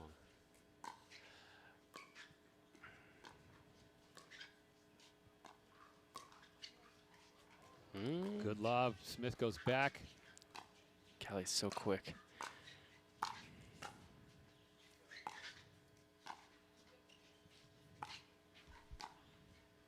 keep Welsher back. Welsher drops. Oh, again. Another good lob. It's that gold level. Ah. Callie can't get that one. Yes. Excellent drop. And then Irina comes just soft enough that neither of the players can get that. Yeah, good creativity out there on the court from Terashenko and McGregor. A little bit of luck from Pop on the Welsher. net, yeah.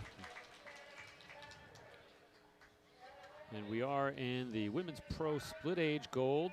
If people are asking what does split age mean, you can see on the court we have a 50+ pro and then an under 50 pro pairing together in this unique doubles bracket.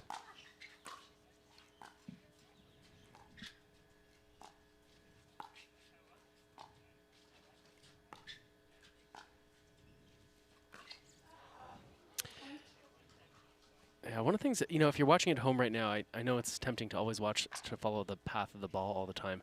I encourage you to take one player and watch them. Callie Smith would be a good example to me, serving right here. Look how alert she is at all times, ready for that ball to come to her, right? That athletic look, that preparation. And that kind of athletic look, that kind of preparation allows her to do things like that, right? She's always expecting the ball is going to come fast. She's always expecting it may come at her, even if the last bunch didn't, right? And so she's primed, she's ready to go so that if there is a moment that she can pounce on, she's able to.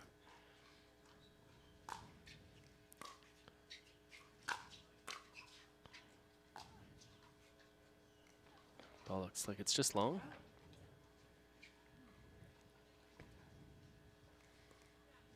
2-3-1. 2-3-1. McGregor serves.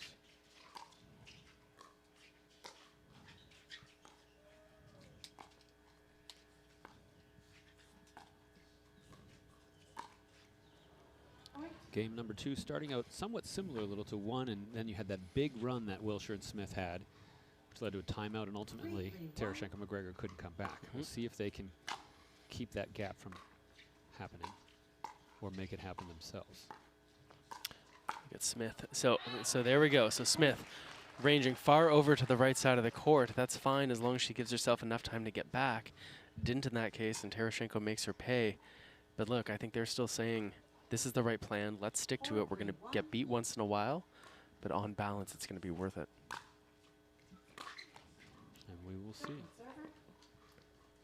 As McGregor has been frustrating, looking to the sky, patting her knee. 4-3-2. I think not totally pleased with her game play. Hoping for the rain to come back? Maybe not that, but.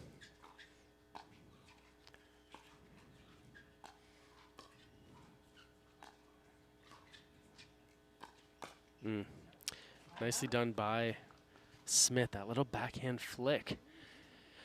We've talked about fitness in the past, how important it is in this game in terms of endurance and agility and flexibility, but strength too, especially on those low balls on the backhand side. A few years ago, players were rarely attacking off those low balls, and now they're becoming so strong out there. They can generate speed with really just their hand and wrist. McGregor, nicely done. She missed that shot earlier, a couple inches out. She recalibrated this time, lands a couple inches in. Nicely done. Welsher and Smith thought it was going to go long, let it go. 3-4-2. It went in their favor, forcing that second serve. Whoops. Bit of a miss hit there from Welsher.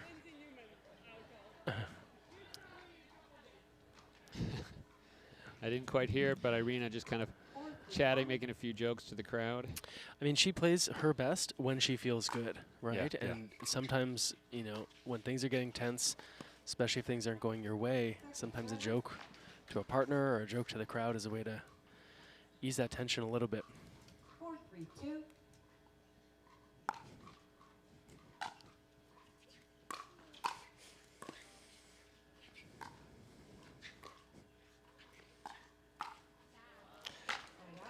Terashenko coming across there again, trying to send the message that she's a threat no matter where they're sending that ball. This time, ball finds the net. And serve comes back to Welsher and Smith. I mean, it's a little bit like playing pickleball sometimes is so much about the mental side of it, right? Putting yourself in the right frame of mind to perform and deliver what you need. It's a little bit like, you know, when you're giving a speech. You know what they tell you to do if you're feeling nervous. Picture the crowd naked or tell a joke. I was going to say tell a joke, but yeah, there you go. So, but definitely Tereshchenko definitely likes to have fun, and for all the players, obviously. And we had Dane Gingrich on recently. He talks about the mental game.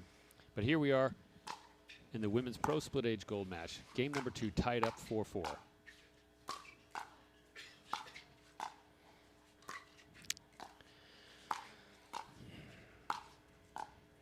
The defense tried to stay a short drop. Yeah. It worked a little earlier. Good lob. Callie Jo Smith and her movement. I mean, look, Eva Welcher did her job, right? She kept them in the point. She kept them alive. She was solid. It was Callie Smith moving all over the court. I mean, Tereshchenko and McGregor didn't know what to do. Could they hit short? She gets there. They hit deep. Eva with hands to the sky. Not looking for rain, but that's a victory motion there.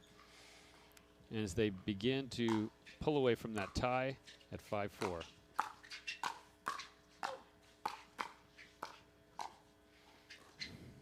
Great defense by Welcher. Good dig.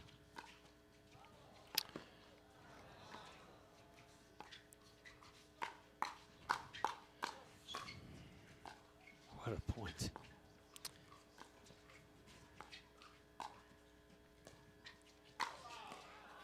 Oh, still in it. Oh, ultimately. What a point. Well, that was the highlight of this match so far. What an exchange. You see all 4 players getting a round of applause from the crowd. That is what we were looking for in a gold medal championship like this. That is quite something. This is why these 4 women are here on this court. Lobs and drives and offense, defense. Oh, my goodness. Welcome to amazing pickleball at the Minto US Open Pickleball Championships. Ooh. Like, look at that hit. It's almost like Cammie was so surprised that Callie got across. She is so explosive, so quick getting across. I don't think Callie meant to get it like quite so high on Cammie's body. That's why she apologized. But Smith is just such a threat.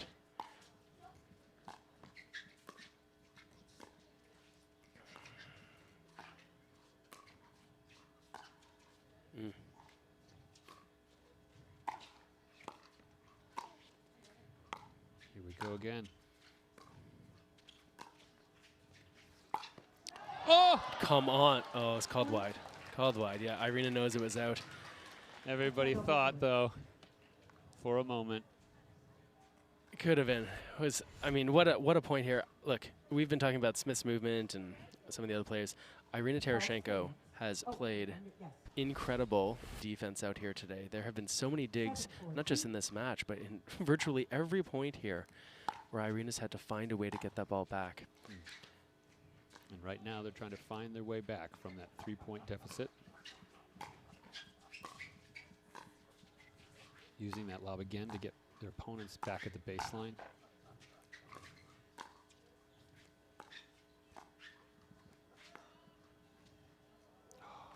That ball was in. Yeah, for a second, Welcher thought it might go out. She calls it in herself. Excellent.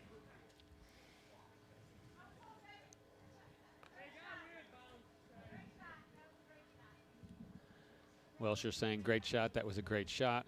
Appreciate the sportsmanship. Actually, we had an opportunity to, ironically, fly from Los Angeles at the same flight as Irina and had some great conversations as she talked about some of that sportsmanship and being considerate of your partners and players and hoping that community of pickleball continues. 4-7-1. McGregor serves.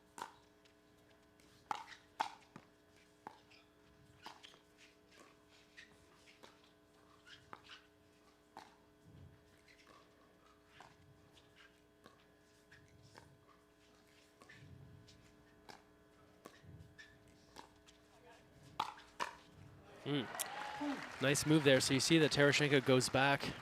She's quick, she's tall, she's got a good overhead, and you could see McGregor coming across just in case that ball came back over. Watch Cammie go there. She's ready for anything, and not only does Smith have to get ready to handle the smash, she also has to worry about the movement of McGregor.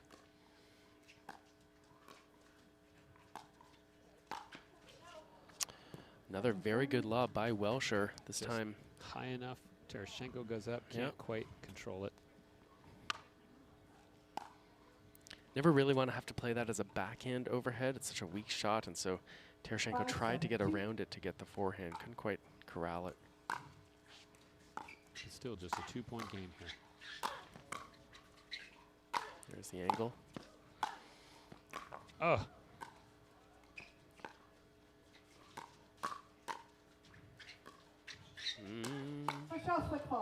There we go. We're You're gonna talking about we're gonna pushing need off to that see a line. replay of this one. So that was a kitchen violation, believe it or not. Even though Smith was at 3/4 court, you'll see here on the replay that she takes a step forward into the kitchen in order to push off.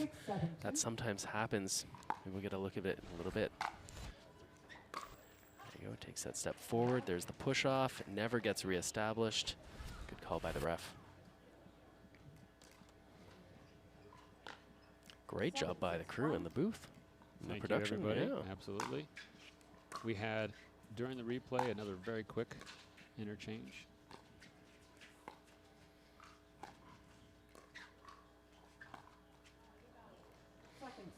So we're now at second server. As Welsher and Smith try to increase the gap with a 1-point lead.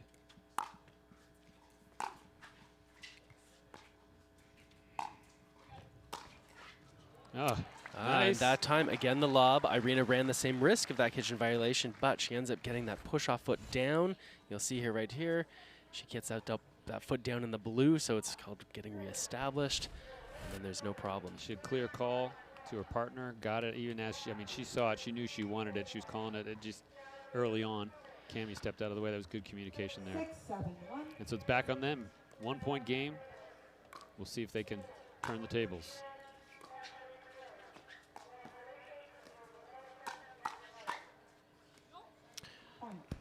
Tereshchenko gets the better of Smith in that back and forth. We're going to get a timeout here. Yeah, Take a little okay. breather at 7-all. Things are definitely exciting here at the Minto US Open Pickleball Championships, powered by Margaritaville, and we will be back with game number 2 and some more action after this. The Minto US Open Pickleball Championships, powered by Margaritaville, is brought to you by Gamma Pickleball, the official grip of the US Open Pickleball Championships. By DP Hue Hair Care Products, so you can go hard on the court, not on your hair. By Babolat Pickleball, join the rebellion. And by Fruit Smash Hard Seltzer. Say bye to basic seltzer.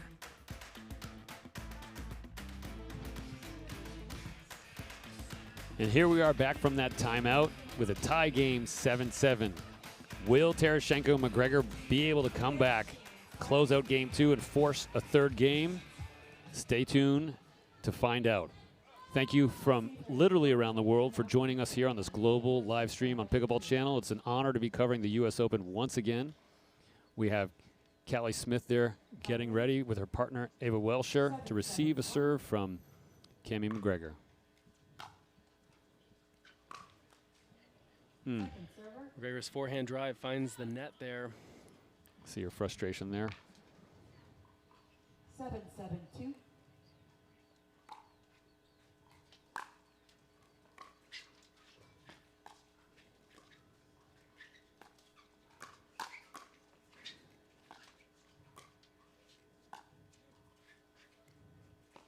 That lob again.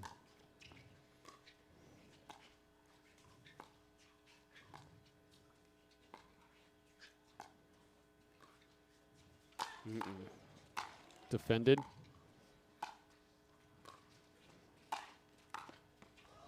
Oh! Oh!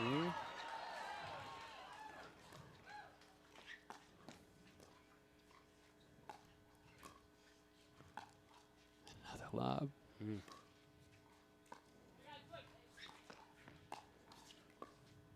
What a point. Oh, and there we go. Finally, after all that running, McGregor is So gassed. exciting. Exactly. What I mean, great defense. Not once only again, getting look at back this. there, yeah, we talk That about drive by Welsher and the dig by Tereshchenko barely over the net. That Smith gets it. Oh, my goodness. Wow, that was exciting. the quality is high out there tonight. That's why this is a gold medal match. The crowd is loving it. We are loving it. We hope you're loving it at home as well.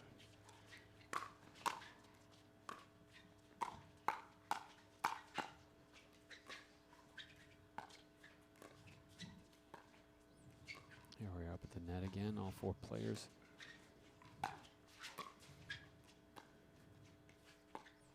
Welsher's still back. Now up in this net, tries the lob. Tereshchenko answers. That time didn't get over. Similar to the other one that was just high enough, but this time Tereshchenko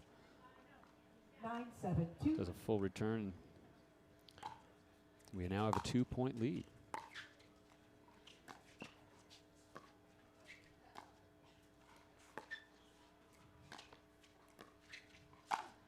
Oh, wow.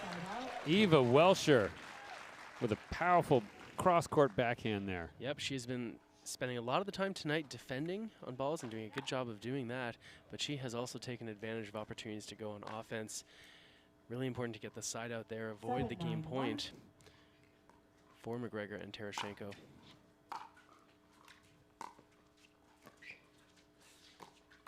Look how quickly Callie moved. She was on the back right-hand side of the court to play that forehand drop. McGregor played a very good dink, and Smith was quick enough to not only get up there to it, but to get up there, run around, and use her forehand. She has covered a lot of territory tonight.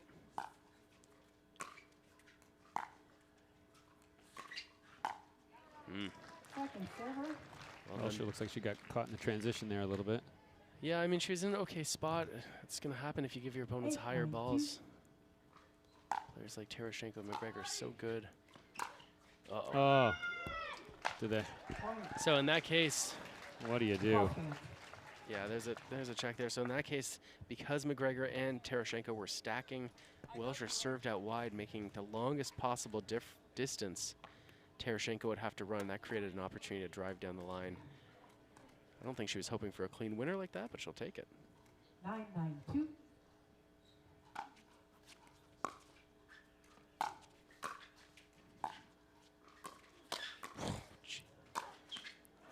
Like, there have been a few times tonight where Smith has come across like that.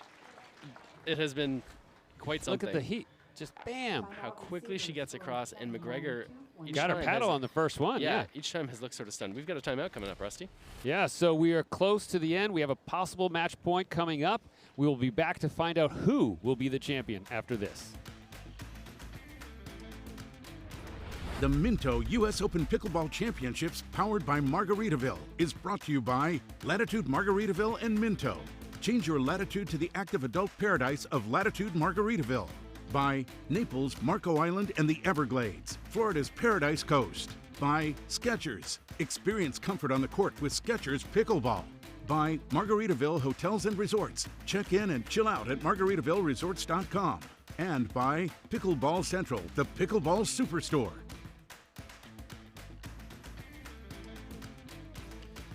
Welcome back.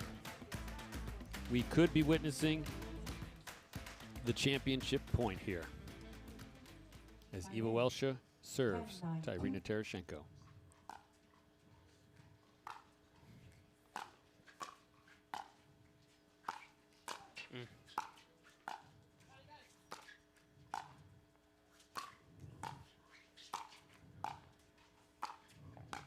Oh, that bomb would have gone out.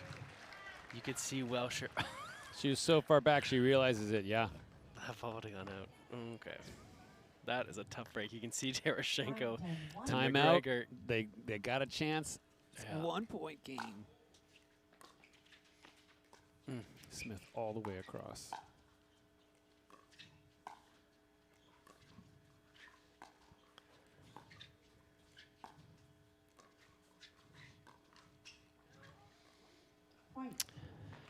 That Smith dink goes a little bit wide. And we are tied up at 10-10, which means we got to go to 12 This is a win or by more. Win by 2. Yep.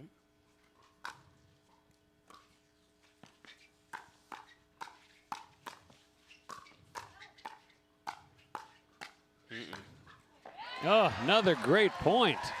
Gold medal gameplay happening. Yeah, that was the first time to me that I've seen tonight that Smith and Welsher seemed like they were a little out of sync there when it came to those middle balls. They both swung for one. And we got another timeout called as Tereshchenko and McGregor are now possibly 1 point away from being the champions. So, more action. Who will win? Will Tereshchenko and McGregor force that third game? We'll find out in a moment. The Minto US Open Pickleball Championships, powered by Margaritaville, is brought to you by Dick's Sporting Goods. Every season starts at Dick's. By Zing Zang, America's favorite Bloody Mary mix. By Franklin X40, the official ball of the US Open Pickleball Championships. And by the US Open Pickleball Championships. Save the date, April 15th to 22nd, 2023.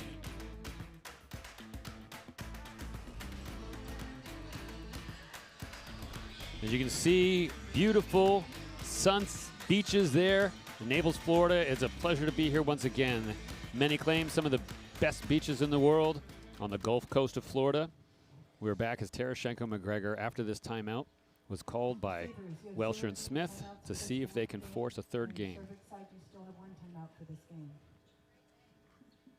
Time in. 11-10-1.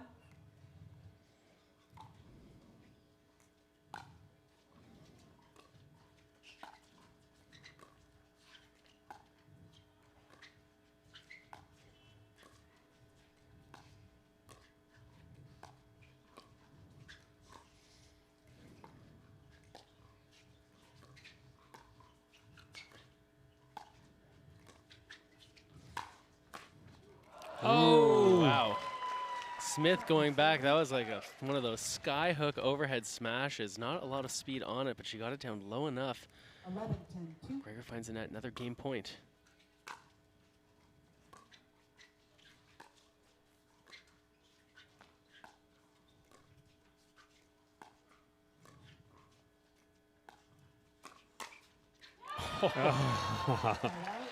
Look, like, if you're going to draw up the play, if you're Tereshchenko and McGregor, that's how you would draw it up. McGregor gets a ball slightly elevated, not too high, though, slightly elevated. She redirects it down the line at the closest person. Smith was just sitting on it, too good with that reply. That's tough. That is tough.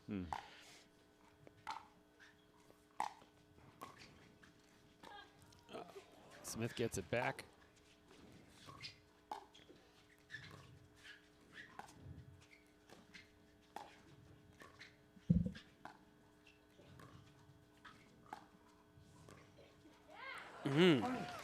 Welsher outlasting McGregor. The patience up at the net with that dinking. And we're tied up once again. Welsher and Smith. Look for a wide serve. There it is. Too wide, yeah. So what she's trying to do here, oh, interesting. She was trying to, again, make that long distance that McGregor would have to run. Cut it too thin.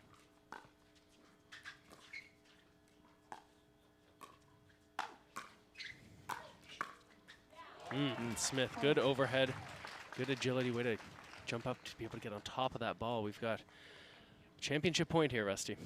Look for a wide serve once again. And a down the line drive to McGregor. Interesting.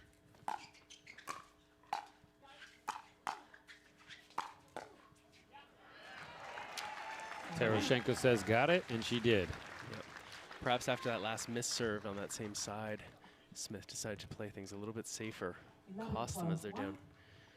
Get the side out, but they're up a point.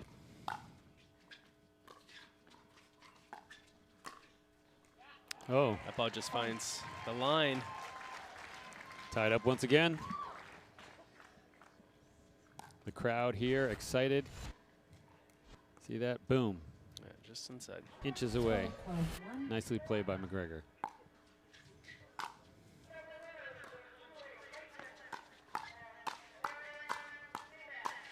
Look at McGregor. Look Smith. how. Yeah, so this time she came over a little bit further than she has the rest of the match. She really wanted that forehand. As you see her coming across here. 2, 3, and then away. Welsher's happy to let her do that. 12-12-2. Second serve, tied up. Ooh,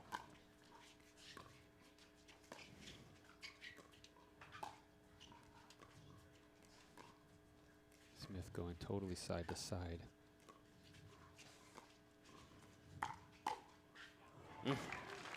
Nicely done, fast and low at the Welsher backhand. Get another game point here again for Terashenko and McGregor. 13-12, 2.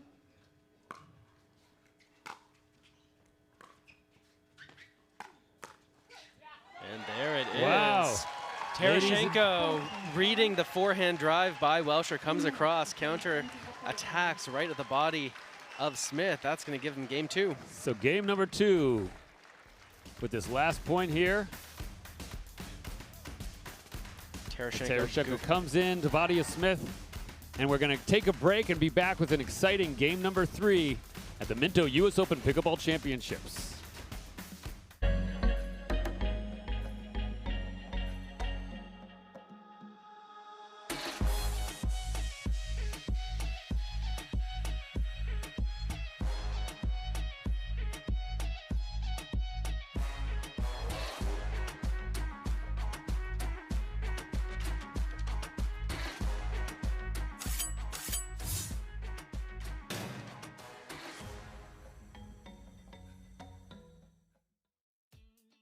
Look at this. New Zing Zang ready-to-drink cocktails. The legendary taste of America's #1 Bloody Mary mix. Crafted with 7 vegetable juices, bold spices, Worcestershire, and vodka. The legendary Zing Zang Margarita. All-natural key lime, grapefruit, 100% blue agave, tequila included.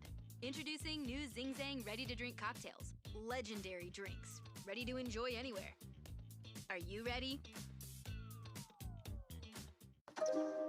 You don't get the moments everyone talks about without the moments no one sees.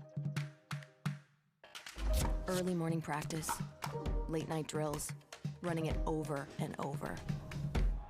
You don't get the crowd without the quiet. Everyone sees the glory, the medal, the podium, but every winning shot starts right here. Paddle Tech, let's go again. The boss just asked me to go golfing with him. He did? Yes. Do you even have clubs? No, but I can buy some.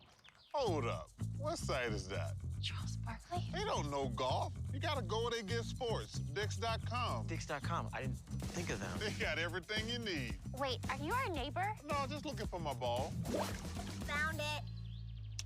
Water gets me every time. Every search starts at Dix. Look at championship court here. The beginning of game number 3. We had quite an exciting end to number 2 as Terashenko and McGregor closed it out. In the beginning of game number 3, Welsher serves, as we are yet to know for sure who will be the champion of the women's pro split age gold medal match. 1-0-2.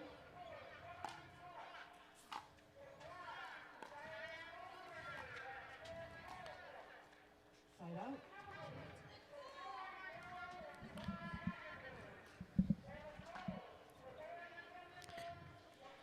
All right, so here we go. Cammie McGregor delivering to Callie Smith. Let's see how the strategies remain the same. Ooh. Point. Your left foot, you came in on the shot before when you came in and approached the court. Your left foot. Yeah.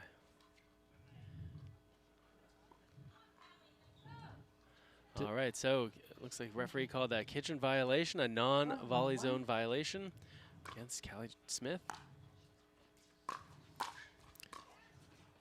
Watch this angle here.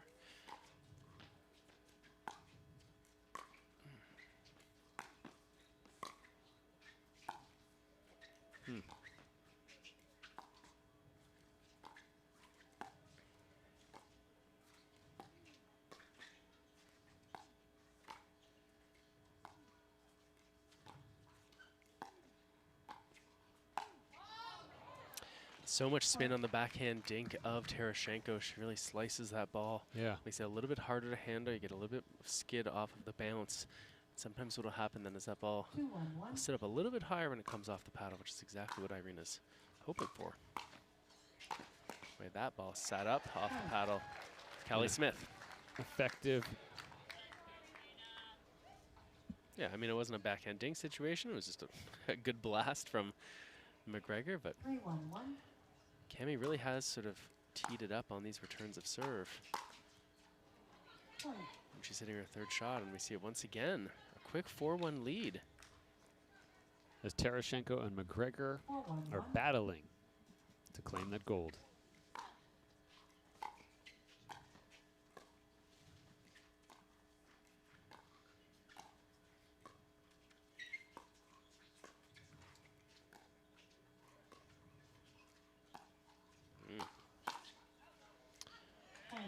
Tried to get over Terashenko's head. She was able to get it back over. Yeah, or even not, if not get it all the way over her head, at least make it so she can't hit such a good smash. But that's going to be a timeout at 5-1 here in game 3. State. The Minto US Open Pickleball Championships, powered by Margaritaville, is brought to you by Dick's Sporting Goods. Every season starts at Dick's. By Zing Zang, America's favorite Bloody Mary mix. By Franklin X40, the official ball of the US Open Pickleball Championships. And by the US Open Pickleball Championships. Save the date, April 15th to 22nd, 2023. Welcome back to Zing Zang Championship Court here at East Naples Community Park at the Minto US Open Pickleball Championships as we're witnessing Game 3 unfold. Cami McGregor serving to Eva Welsher. McGregor gets a little bit unlucky. I think she's saying to herself, it didn't have to be that good, that close to the net. Hindsight, of course, 2020. Right. 5-1-2.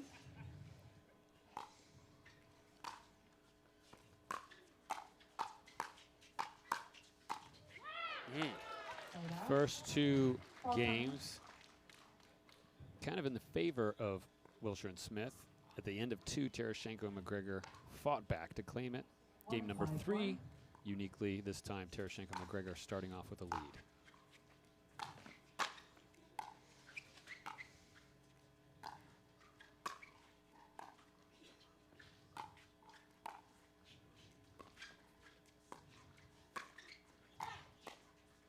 That's a great reset.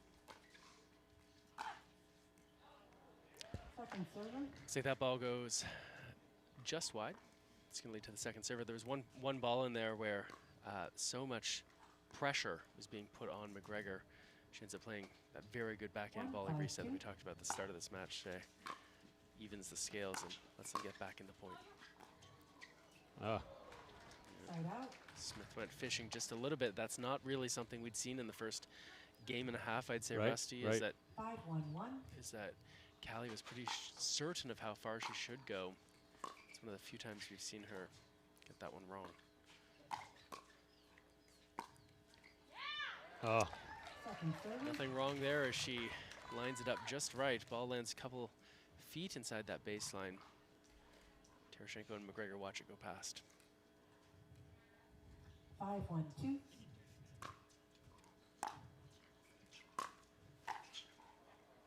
Point 6 and change. Timeout at Players, of course, will switch ends. That's 6 points here So in we'll this third game. have a brief timeout as we switch to get more action to see who will claim the championship at the Minto US Open Pickleball. The Minto US Open Pickleball Championships, powered by Margaritaville, is brought to you by Dick's Sporting Goods. Every season starts at Dick's. By Zing Zang, America's favorite Bloody Mary mix. By Franklin X40, the official ball of the US Open Pickleball Championships. And by the US Open Pickleball Championships. Save the date, April 15th to 22nd, 2023.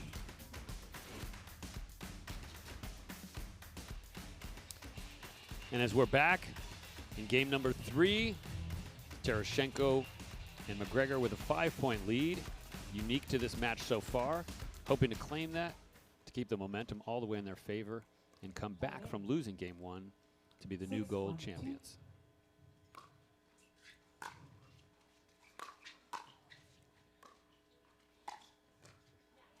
Side out. A timeout worked in the favor of Welsher and Smith. So we now have a side out coming back to them. 1-6-1. People are asking, the official ball is the Franklin X40 ball.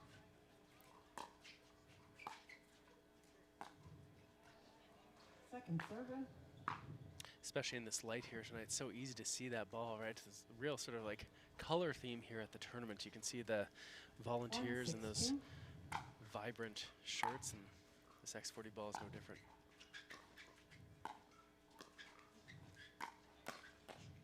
Yes, as you can see late in the day, as the sun kind of comes across and sets into the horizon, it's beautiful. It does create some different lines and shadows on the court.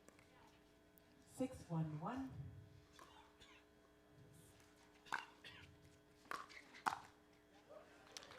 I hear, Rusty, that you're an artist. I'd love to see an oil painting of this kind of look of center court with the light coming through. It'd be really beautiful.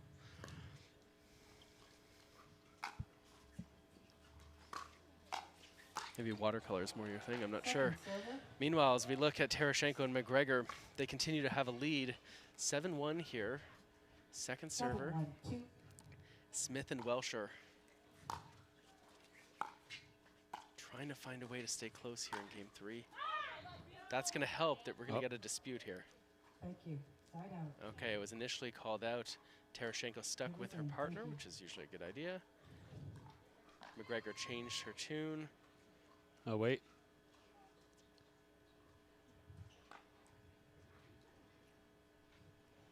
I don't know if they 1-7-1. possibly do a challenge call, but no. Point.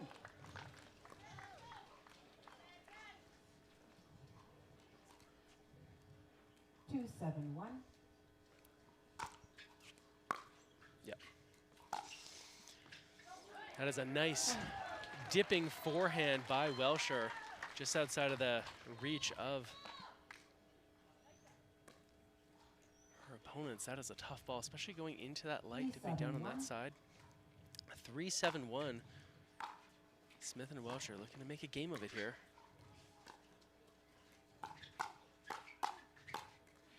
Tarashenko really taking over there. We see 3 rips in a row. One on the forehand, 2 on the backhand. Well executed. 3-7-2. Forcing that second serve, trying to keep them from getting any more points on the board. As their 6-point lead has now turned into So this is only what we 3 saw. points. Yeah, that kind of pattern, that sort of movement, that really kind of offensive 4-7-2. attitude is what we saw from Smith throughout game number 1 and through most of game number 2. We'll see here if that point sort of rekindles that. 7-4-1.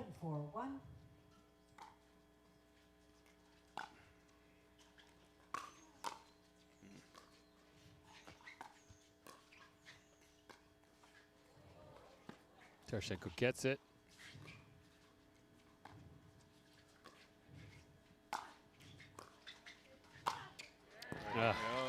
Welsher. One lob return, the other one not quite high enough, and holy cow. Yeah, it was a good smash by Welsher. It set up the opportunity for Smith to finish the job. You can see here McGregor does her best. But yeah.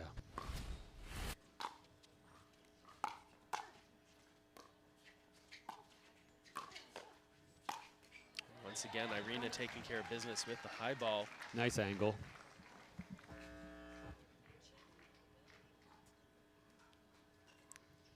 So if you are just joining us at the end of the day, this is the 3rd and possibly final game of the Women's Pro Split Age Gold. I think it will be the final game in this best 2 out of 3 match. Yes, it will. It's been a good one, though. I mean, I would love to see this go longer. We've had a great back and forth here. The action's been good. 9-4, Tarashenko, McGregor. The veterans out here.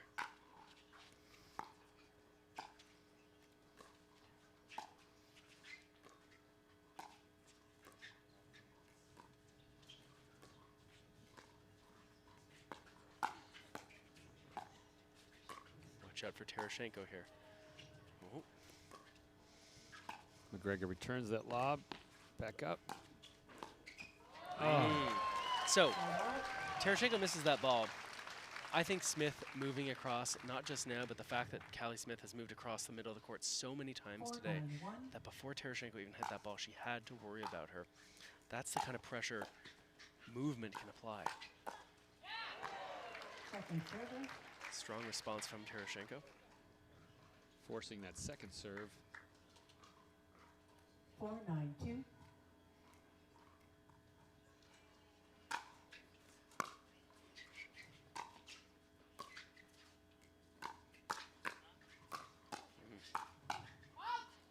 Ball goes just wide. McGregor, Terashenko teaming up.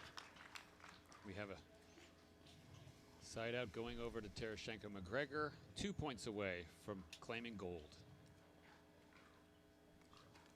Imagine if Irina just ripped a serve here. She's been using that high Soft, lob yeah, serve all all day. day, and imagine if she just sort of threw in a little rhythm change here. That's not really her style. She's happy to work her way up. Second server. So now the serve goes to McGregor. 9-4-2.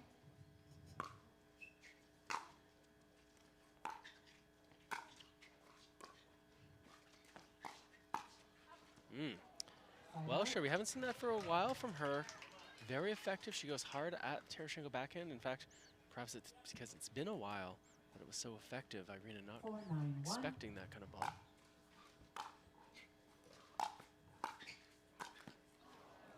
Second server. It's nice as she was coming cross court. She went back across the other way despite her momentum. Callie Smith 4-9-2. puts it in the net. Forcing second serve.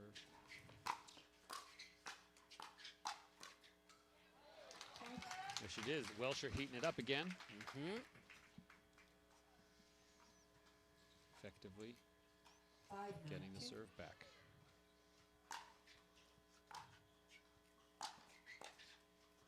Once again, the Eva Welsher show late here in gate number 3, keeping things close.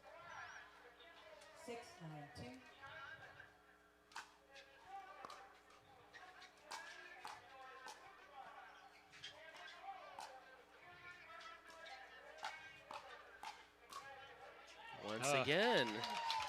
Once again, the senior pro leading the way for her and Callie Smith. That's going to force a timeout. Yeah. Exactly.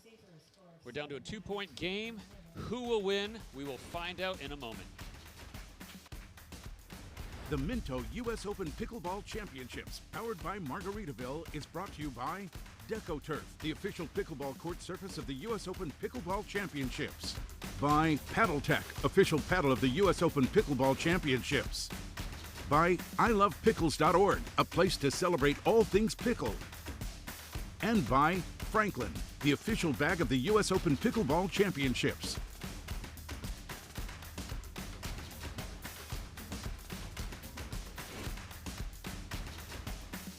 Welcome back to game number 3 of the Women's Pro Split Age Gold Medal match.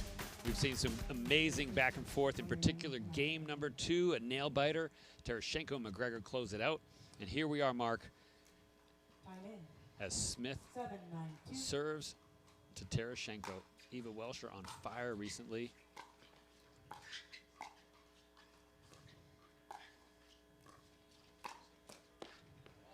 And this time Smith getting in on the action, reaching forward, flicking that forehand, dipping down. Again, look for the combination here, maybe a wide serve and then a drive into the open court. There it is. McGregor covers that territory well. Smith not able to capitalize.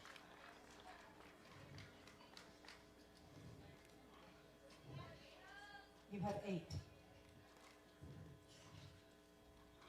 9-8-1.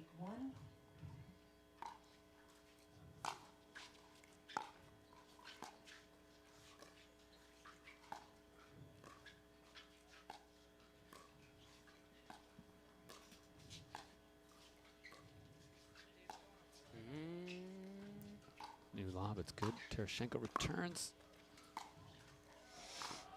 Oh! Irina Terashenko. Look at her with the hands up in the air. People are standing up on that one. That is quite the ATP around the post. Let's take a look at that.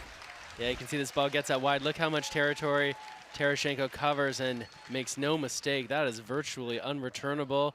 Nice flick of the wrist by Tereshchenko, getting that ball down low. That is good stuff. We've got a match point here.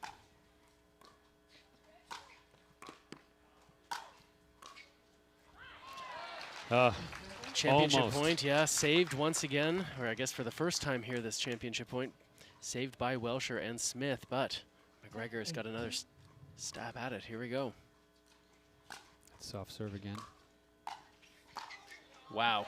There it Boom, is. it is over. Yeah. Irina Tereshchenko, the veteran and champion, as well as Cammie McGregor, claim another gold medal at the Minto US Open Pickleball Championships. The crowd is standing up and clapping. They love it. We hope that you guys have enjoyed it. It is an amazing day here at the US Open. We will be back with the gold medal and taking a look here at that final point. Yeah, watch how Tereshchenko comes across. She used this pattern along with McGregor very well all night. It's apropos they finish on that. And our winners, McGregor and Tereshchenko.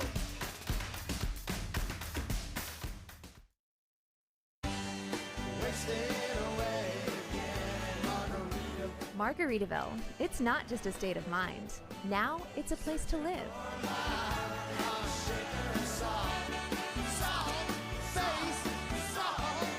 Introducing Latitude Margaritaville. New homes in 55 and better communities where you can live the Margaritaville lifestyle every day. Find your new home at latitudemargaritaville.com. It's time to celebrate a return to all things incredible. The competition you can only find at the Minto US Open Pickleball Championships. The blue skies and white sand beaches that restore your soul. The luxurious surroundings and award-winning restaurants that rejuvenate your spirit. So join us for world-class pickleball action and stay for everything else. When it's time for championship pickleball where everyone wins, only paradise will do. Naples, Marco Island, and the Everglades.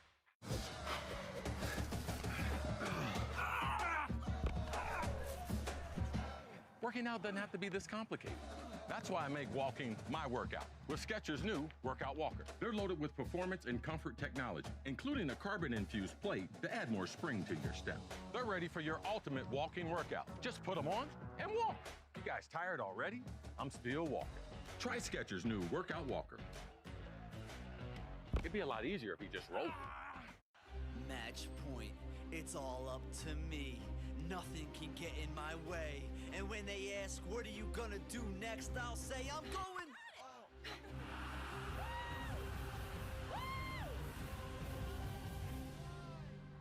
We're going to Margaritaville!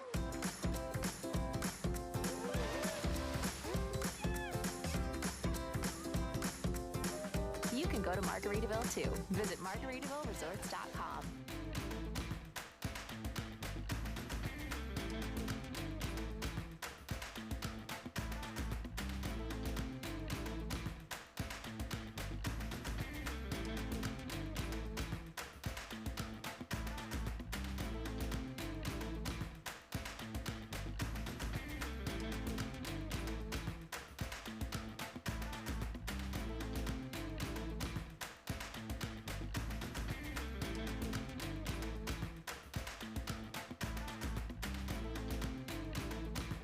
Ladies and gentlemen, was that not an incredible match? I am standing here with our silver medalists, Eva Welsher and Callie Smith. You guys, that was truly, truly incredible. We're going to bring out your medals. Congratulations. Heather from Margaritaville will award that silver.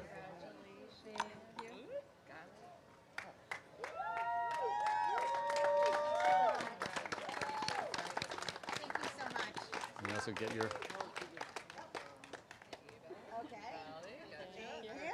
prize money there. Congratulations, that was incredible. The people are standing up at the end. There were moments in there for every team. You got smiles on your faces, you've worked hard. What's going on right now? Well, I am a little sad that I couldn't give this fighter a win over here, but Eva's just a wonderful player. She was fun to play with. I've been excited all year to come out and battle with her, and it was just a fun day. So she played great. Fortunately, we didn't play as great as Irina and Cami today, and sometimes that happens in pickleball, but it's just fun to fight alongside this lady right here. Well, everybody would say it was amazing, so thank you for that. Yes, exactly. And you are here once again with a medal at the US Open. What's going on in your mind? I'm so happy. I live right over there, so and this is my stomping grounds. So I just am so happy because all my friends are here, and it's just playing with Callie is just such an honor. You have no clue what it feels like to play next to her. And so, anyways, and I would like to thank Engage. Thank you. Okay, that's it. All right. Well, congratulations, everyone. Once again, silver medalists. And now we're going to bring out our gold medalists, our champions. Thank you so much. Irina Tereshchenko and Cami McGregor. Another big round of applause. Once again, we'll have Heather come on out here with the gold medals.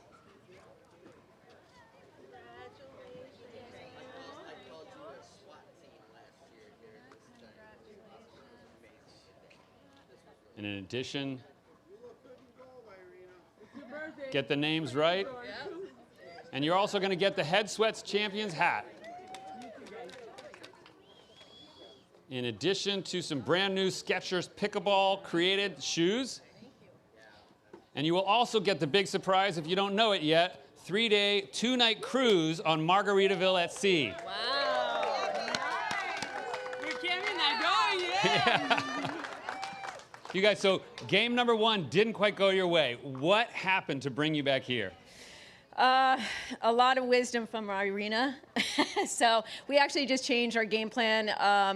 I can't tell you what that was, but maybe you noticed it on TV. Actually, it was just a hard-fought battle. Callie and Eva just are amazing players. So it was just fun to, compete at this level in front of you guys, and hopefully it was a great match. Yeah, and Irina, we were even talking at the airport about how special this kind of event is, and this bracket's totally unique. What did it mean for you to win here today, especially coming back to that second game, that fight, and then 3 started to go, and then you had to fight, but here you are again.